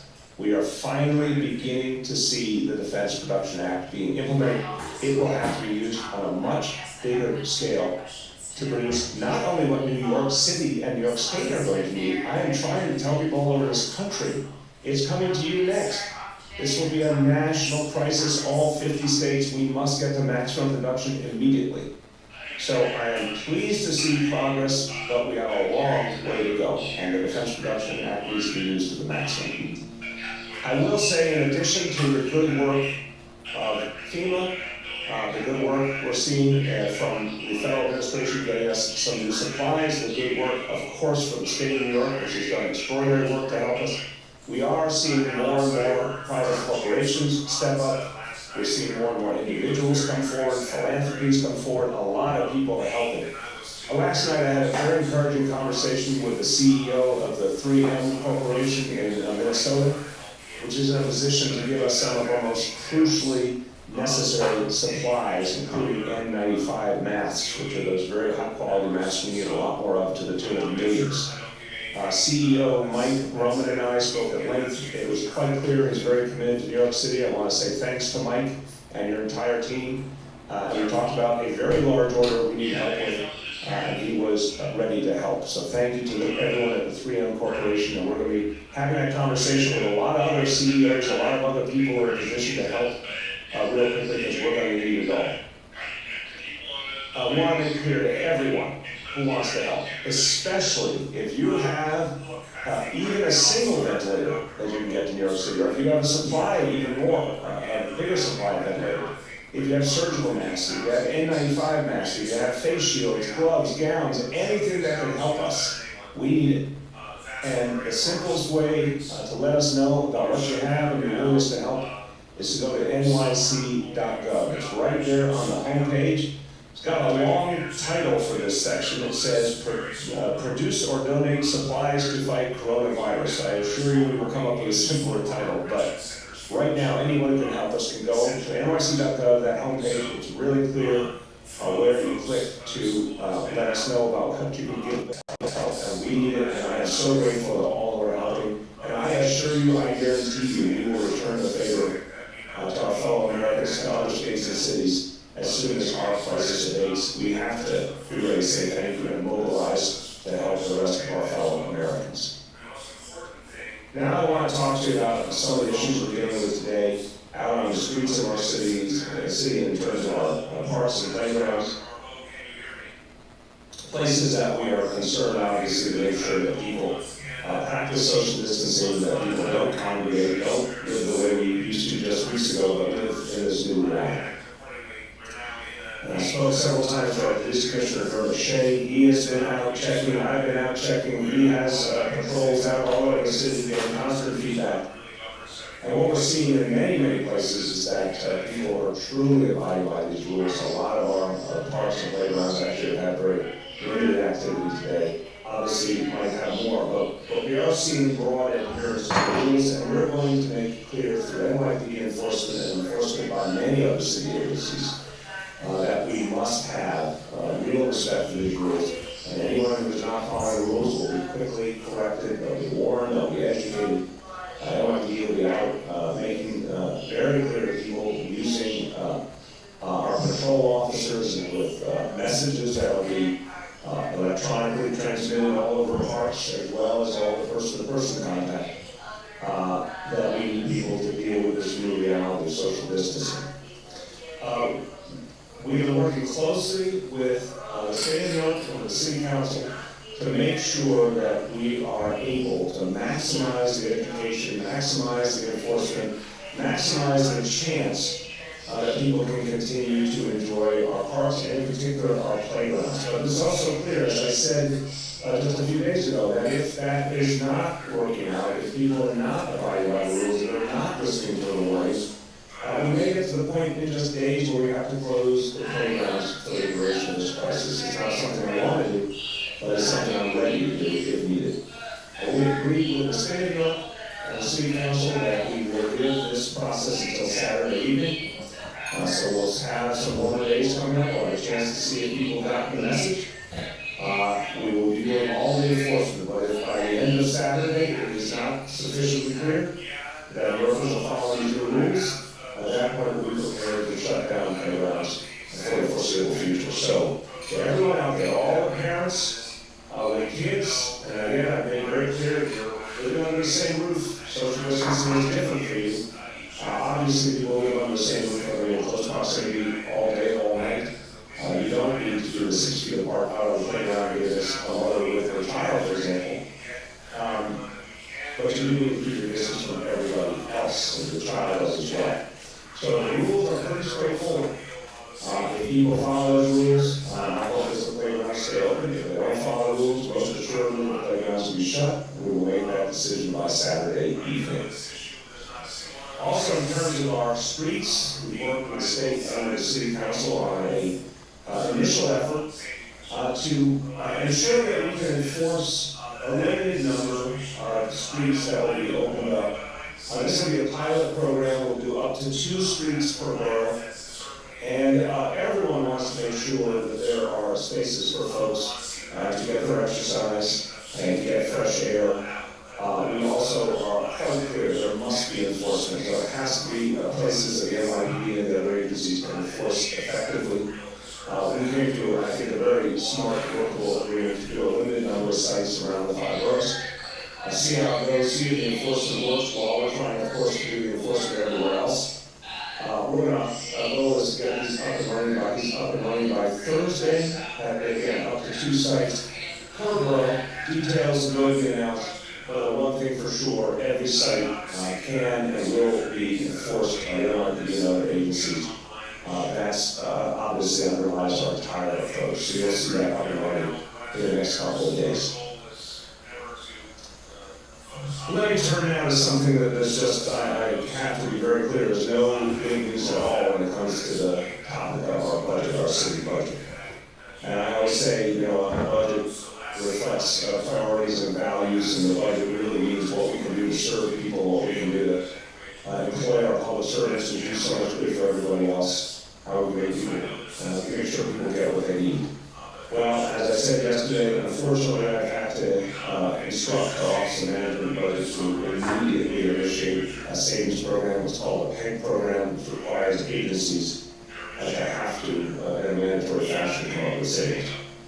That goal, I want to use these words very, very specifically, that goal would be at least $1.3 billion. And everyone who's listening knows that is real money.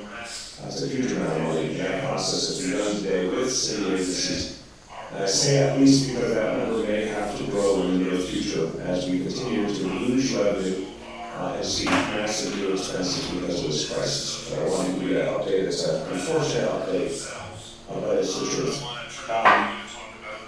Something that is also related to the crisis we're going through, but I imagine people will be much happier about, is that we have paid very close attention to parking on our streets, and particularly alternate side parking, an issue that is one of the things that New Yorkers feel very deeply, very personally. I know from my own experience in my own neighborhood, trying to find that parking space and circling the block a lot of times over the years.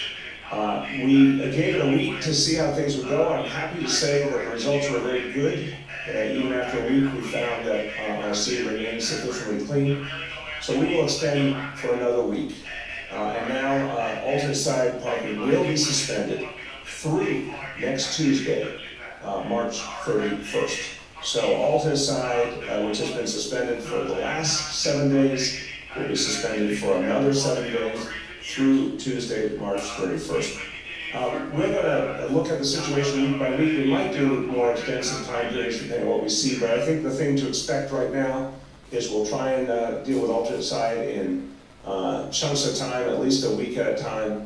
But again, always watching to make sure that our city stays clean for everyone's benefit, and it's important against the backdrop of something like this disease that we maintain real cleanliness in the city. So that's some good news that alternate side is suspended through Tuesday, March 31st. Now, want to just speak proactively to an issue that might come up. I know our colleagues in the media have a lot of questions, and I'll be turning to them in just a moment. But one issue has come up which is very, very emotionally important, humanly important, important in terms of health. And that is the question of for folks who are giving birth, families that are giving birth, what are the protocols about whether a partner of the woman giving birth can be in the hospital room at that moment. This is a medical decision, obviously. It is something where all of us who are not doctors need to defer to the medical community. The decision made by our public hospitals, our health and hospital system, is that partners should be allowed in for the process of labor and when a woman is giving birth. That is the official policy, but with some very clear guidelines that any partner in the hospital room when a woman is giving birth must be wearing a surgical mask, and that there is a clearance procedure to ensure that if any partner is symptomatic with the symptoms of coronavirus, or of course if they have tested positive, then they would not be allowed in the room. So I think that's very straightforward. If someone is healthy, then that partner is allowed in. If the partner is symptomatic or tests positive for coronavirus, they are not. We certainly hope and pray that happens to nobody or very few people, so that partners can be there for that amazing life moment. To me, there's just no more important moment in your life than when a child is born, obviously. But we do need to protect the health of the mom and really make sure we handle that right. So that's the way our public hospitals will be going about it. Another topic, and this is, again, I'll often have tough updates for you, but this one is good news. And this is related to transportation and all the critical, essential workers who need to get around. Very happy to say that our colleagues from City Bike are offering them folks who are essential workers a free 30-day membership. And the owner of City Bike, Lyft, I want to thank them and all, like so many other private sector companies that are stepping up, thank them for that effort. I know they're going to extra effort to make sure those City Bikes are stationed in the right places, particularly for healthcare workers. And they're going to extra effort to make sure the City Bikes are sanitized frequently. I want to thank you for all those efforts, everyone at Lyft and City Bike. That really, really helps a lot. Now to a very important issue that has come up a number of times, and I understand why. It's a hugely important issue, which is our jail system. We have important and very sensitive and very complex decisions to make related to those who are incarcerated at this moment. I remind everyone the number of people in Our jails right now is just over 5,000 as compared to over 11,000 when I first took office. So thank God it's less than half of what we used to have in terms of people incarcerated. But it's still a lot of people. My strong view is at this point, I want to follow the exact same categories that I heard from Dr. Anthony Fauci in terms of those who are most in danger. And obviously Dr. Fauci has done an extraordinary job during this crisis, leading this country with the best information and guidance on how to address coronavirus. Dr. Fauci told me last week that anyone over 70 years old or anyone with one of those 5 major pre-existing conditions, those were the people most likely to be in danger. This is my view. No one over 70, no one with any of those 5 pre-existing conditions should be in our jail system right now. We have to work through some very intense, complicated legal issues, case by case. In the case of those individuals, some I have the direct power to release. In other cases, that can only be done with the approval of the state of New York or a district attorney. But that category of people, those in immediate danger because of the specific nature of coronavirus, I strongly believe they all should be released. And we are working through those details immediately. I believe some have been in the group that's been released already, the 75 have been released already. But we want to identify any one of those categories and get them out immediately. Now to the bigger picture. The reality is of the over 5,000 people in our correction system, different inmates are in different statuses. There's been, I think, some information put out that is not accurate about which are the group that I have the direct ability to release into a work release monitored and supervised program versus those who could only be released with the approval of the state of New York or a district attorney. The group that I have direct ability to act on is those who are serving a city sentence, and that means that they have gone to trial, they've been found guilty, they've been sentenced, and the sentence is under 1 year. And they would serve that sentence on Rikers Island rather than serving that sentence in one of the upstate prisons. Those, of course, are meant for people who did more serious offenses. Folks who are serving a sentence of up to 1 year on Rikers are individuals convicted of offenses such as misdemeanors and nonviolent felonies. So when we looked at that category of people, there's over 500 inmates in that category. There is a substantial group that, because of very specific legal issues, I'm not able to immediately release. We would have to work through those case by case. There are some who have domestic violence charges or sexual offenses charges, who I have determined we are not prepared to release at this time, although we'll continue to look at cases individually. I'm not comfortable releasing those individuals at this point. The remainder are individuals who have been convicted of misdemeanors and nonviolent felonies, have less than a year left on their sentence. Some have many months, some have only a few months, some have only weeks.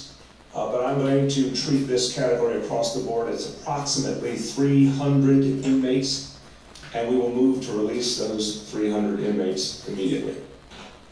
The other categories that I think are immediately areas to focus on in terms of potential release, in addition, as I said, to those over 70 with pre-existing conditions, and those in the city sentenced category.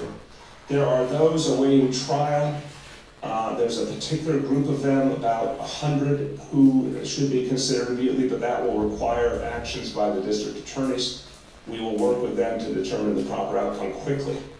And then there's another group of about 700 that are technical parole violators. We will be working with the state of New York that has to ultimately give approval. We'll be having that conversation to see if that is a group that can be acted on across the board or if that needs to be handled in a more specified manner. But certainly that is an area where we think we could find a number of people who may be able to be released quickly, and we'll work closely with the state on that. Okay, just a few words in Spanish, and then we will start taking media questions. I know we're going to have Dr. Alcides Barbeau, our health commissioner, on the line, and Dr. Mitch Katz, CEO of our public hospitals, health and hospitals. And to our colleagues in the media, if we need to get other commissioners on the line, just to let you know, we may ask you to pause your question while we get the appropriate commissioner on the line, and we'll come right back to you after one or two of your other colleagues has gone. With that, just to say in Spanish, just a few sentences.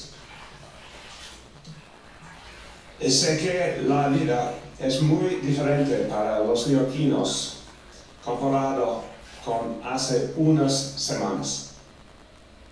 Necesitamos aceptar que las cosas no serán normales por un largo tiempo. Tenemos que trabajar juntos para proteger a todos los neoyorquinos y en especial a los más vulnerables. With that, we will now turn to questions from the media. Go ahead, thank you. Hi all, just a quick note at the top. We ask that everyone limit their questions to no more than 2, including follow-ups. This allows us to be fair and try to get to as many people as possible. We're going to start off today at the top of the list with Alex from Chalkbeat. Hi, Mr. Mayor. I am curious about 2 school principals. One passed away this week at Brooklyn Democracy Academy. Another principal in that building at Kappa 5 appears to have been hospitalized. Can you confirm that? And do you know when the last time those principals were in the building? Alex, I heard from Chancellor Carranza last night, and he was very, very sad and very pained, and I was too, to hear we lost the principal of Brooklyn Democracy, someone who honestly gave his whole life to trying to help kids. But I do not have the details of any connection to other DOE members, so I want to make sure I don't give you anything that's inaccurate. We can get that to you for sure later on today. Is there a follow-up? Yeah, I mean, I'm also just curious, like, what is going on for the people who are connected to the buildings now. I mean, I know that the DOE has said they're not confirming cases, but is the city doing anything to try to connect to people in those buildings who may have been exposed to either of these 2 educators? Look, I think right now I'll start, and then Dr. Barbeau will certainly, I'm sure, join in and go over again the reality we're in now. I think when you're talking about 15,000 cases and community spread, we're in a new reality. I mean, the truth is, Alex, you know better than anyone, the vast majority of our school buildings are shut down now. And some are only doing food operations, pickup, but no educators there, no students there. Others, very small number. Compared to all the buildings we have, a very small number are being used for our enrichment centers for the children of essential workers. So for other folks, the school has been out since last week, obviously. But we take each of these cases seriously. If there's something specific that we know that we can act on, we will. But with community spread, there's unfortunately many different sources through which someone may have been exposed. And the most important thing is for folks to follow those basic rules in terms of what to do if symptomatic. We're just in a whole new world now. So Dr. Barbeau, can you hear me? Yes, sir. Well, I think it's a good time to go over once again that, once upon a time we were able to trace very specifically with a very small universe and act accordingly. We're now in an age of rapid advance of this disease, community spread dynamic, where the broad guidance that you are providing as the city's doctor is what really governs everything we do. So I think it would be great if you would just review that again. Absolutely, sir. So as you say, when we have broad community-wide transmission, it is virtually impossible to trace back to a quote-unquote point source. And so that, on top of the fact that schools have been closed for over a week, really speaks to the importance of New Yorkers self-monitoring. And so what that means is we need New Yorkers to pay attention to symptoms they may be developing that are either fever and cough, fever and shortness of breath, or any other symptoms that might make them feel out of the ordinary. And the most important thing to do overall is to stay home, but that if they're not feeling better within about 3 to 4 days, to reach out to their doctors. But again, when we have widespread community transmission, the best thing we can do to break the cycle of transmission is stay home. Thank you, doctor. Who's next? Next up, we have Alex from the Daily Beast. Go ahead, Alex. Hi, just a little more clarity around the inmates being released.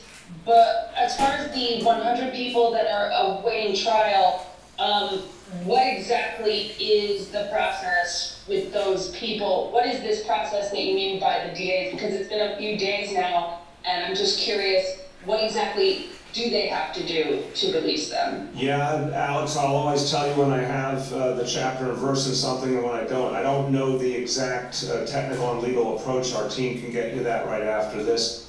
I do know that it requires action by the DAs. I think, remember, we got 5 DAs, each has their own view on the specifics. All of them are united, as are we, as is the police commissioner. I am certainly trying to strike this balance between the humanitarian need to get everyone that we can get appropriately out of our jail system out, and be mindful that there are also real public safety concerns here. It's not just one thing or another. It's a really tough situation. I've talked to a lot of people who are dealing with this issue. There's not a single one of them who thinks it's simple. We're pained by both sides of the equation, the health concerns and the public safety concerns. But my understanding, Alex, is that is a situation where I know broadly what I'd like to see happen, which is for folks who have more minor offenses, certainly, and/or people who don't have much time left to serve, want to see the maximum number of people that we can safely get out. But I also know there's a lot of extenuating circumstances. There's some cases that are much more complex than meets the eye. And the DAs have real concerns that have to be addressed, and by law, they have to sign off. And just another quick question, is there going to be any change in enforcement for the city's sex workers? Are we going to pretty much stop arresting them? I guess is the most blunt way I can ask that. No, it's a good question. Obviously, the police commissioner needs to weigh in on this, and if we can get him on the line, we should.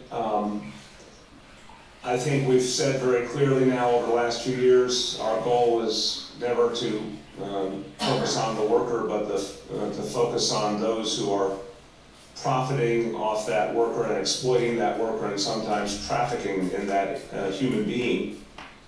So the last thing we want to do is have a situation where the worker is put into jail if there's any way to avoid that. That's generally our view before all this. So I know there's sensitivity on that front, but the commissioner can speak better to it. And why don't we, he's on. Okay, Commissioner Shea, let me just summarize can you hear me okay, Commissioner? Let's try again. Dermot Shea, are you out there? Yeah, I hear you. There you go. The question from Alex at the Daily Beast is, given the coronavirus situation, has there been a change of approach in terms of the decision to arrest and potentially jail sex workers? And I said, our overall approach for quite a while has been to focus on those who are profiting, those who are behind the quote-unquote business, those who are exploiting, rather than the worker themselves. But I want to turn it over to you to talk about any particular changes or approaches that you're using in this crisis. Yeah, I think you summarized it perfectly. And that was in place before this crisis. Certainly this crisis is a challenge for all of us in city government, all of us as New Yorkers. But well before we had ever heard about coronavirus, the NYPD had shifted its policy in terms of dealing with certain types of arrests in New York City. And going back a couple years, we made a conscientious effort to really go after people that traffic and are predators and victimizing women and forcing them to take part in activities such as that.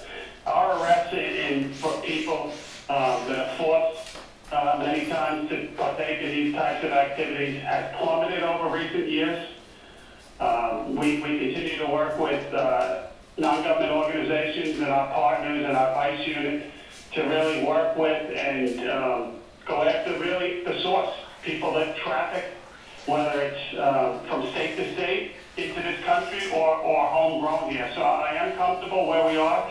That's been taking place for some time now.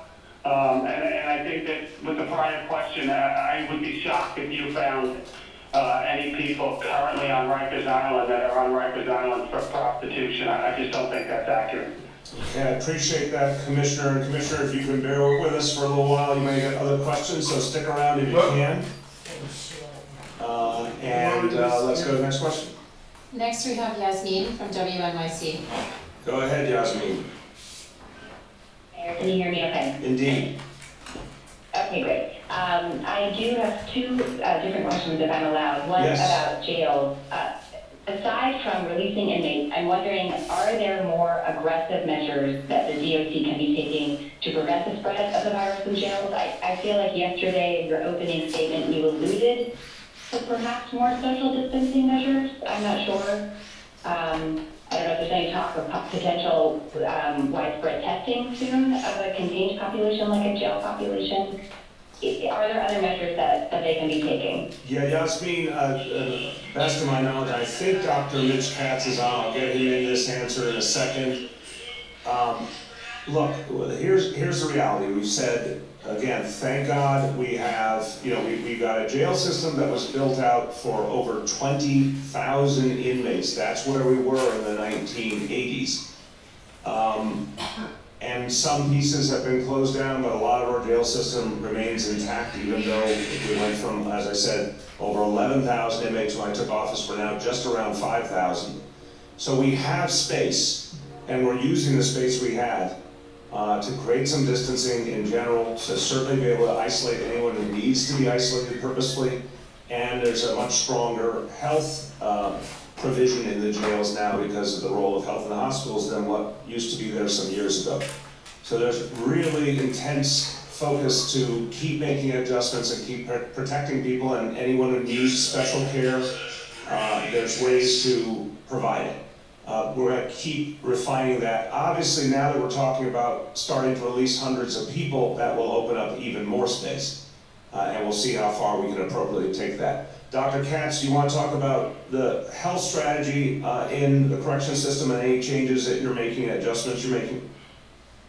Yes, sir. I think you've explained it well. We make a lot of effort to isolate anyone who is symptomatic or anyone who's known to be positive.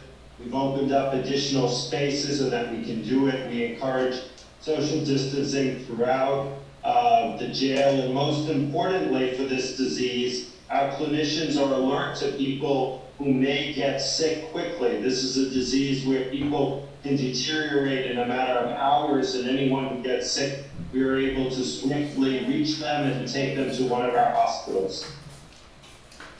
As just a follow-up to that, we have heard, though, from even jail employees, from correction staff, that, or at least their union that represents officers, that they are not getting information on who has the virus so that they can take measures to distance themselves. Yeah, yes, Would you be willing to be more transparent there? I want to just be careful. I'm going to bring Mitch in, but we work with all the unions, all our different departments. You sometimes get information from a union that is more or less accurate than obviously anyone who is symptomatic.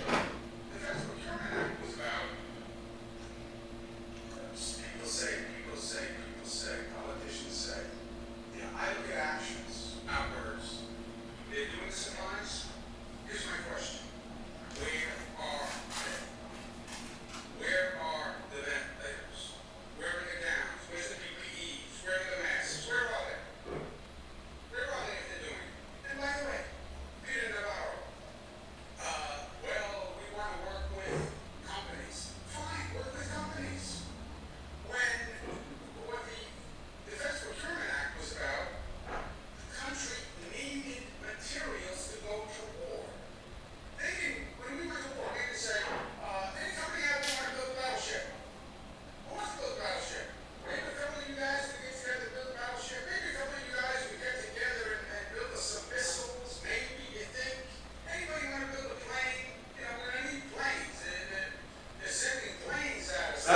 see this thing on her? This man was performing out here.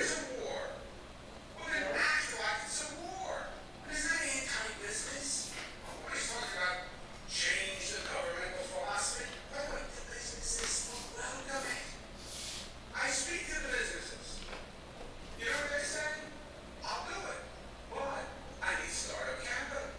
I can't turn my factory overnight into a ventilator manufacturing company. I have to buy equipment, I have to find personnel, I have to. Actually, you have to direct people to do it, you have to tell people to do it. And it's still life. It's actually a pro-business. It's still life. It's still life. Anti-business mentality. This is a false distinction. Well, we don't want to tell business what to do. That's our philosophy. We don't want to tell business what to do. You know what business wants? They want to make money. That's what they want. They want to put people to work. They want to open their factory. They want to make money. Let them open their factory and make money. Help them do that by ordering the supplies you need. It's a war. You're right. Say, Zach, you're building battleships. Here's your contract. God bless you. That's how that's what the Defense Procurement Act was all about. And at the rate they are going, it is not happening. FEMA says we're sending 400 ventilators. Really? What am I going to do with 400 ventilators when I need 30,000? You pick the 26,000 people who are going to die because you only sent 400 ventilators. Whoa. Nigga say you picked the 26,000. That's crazy. You pick the 26,000 people to die alive. That's crazy. That man is running for president, or that man is so good. Wow, he said you picked the 20,000 who are gonna die because you only send me 400 ventilators. This man is not afraid to speak up. This He's not man is afraid to amazing. make political future. He's not afraid to make decisions. To Oh take my responsibility. God, that was. Doesn't tell lies. I haven't heard some. That was like everything he says. This is what a politician should be like. This is what politicians should look like, or talk like, or act like. Wow. Instead, we got these Trumps and DeSantis of the world. Bunch of incompetent crooks.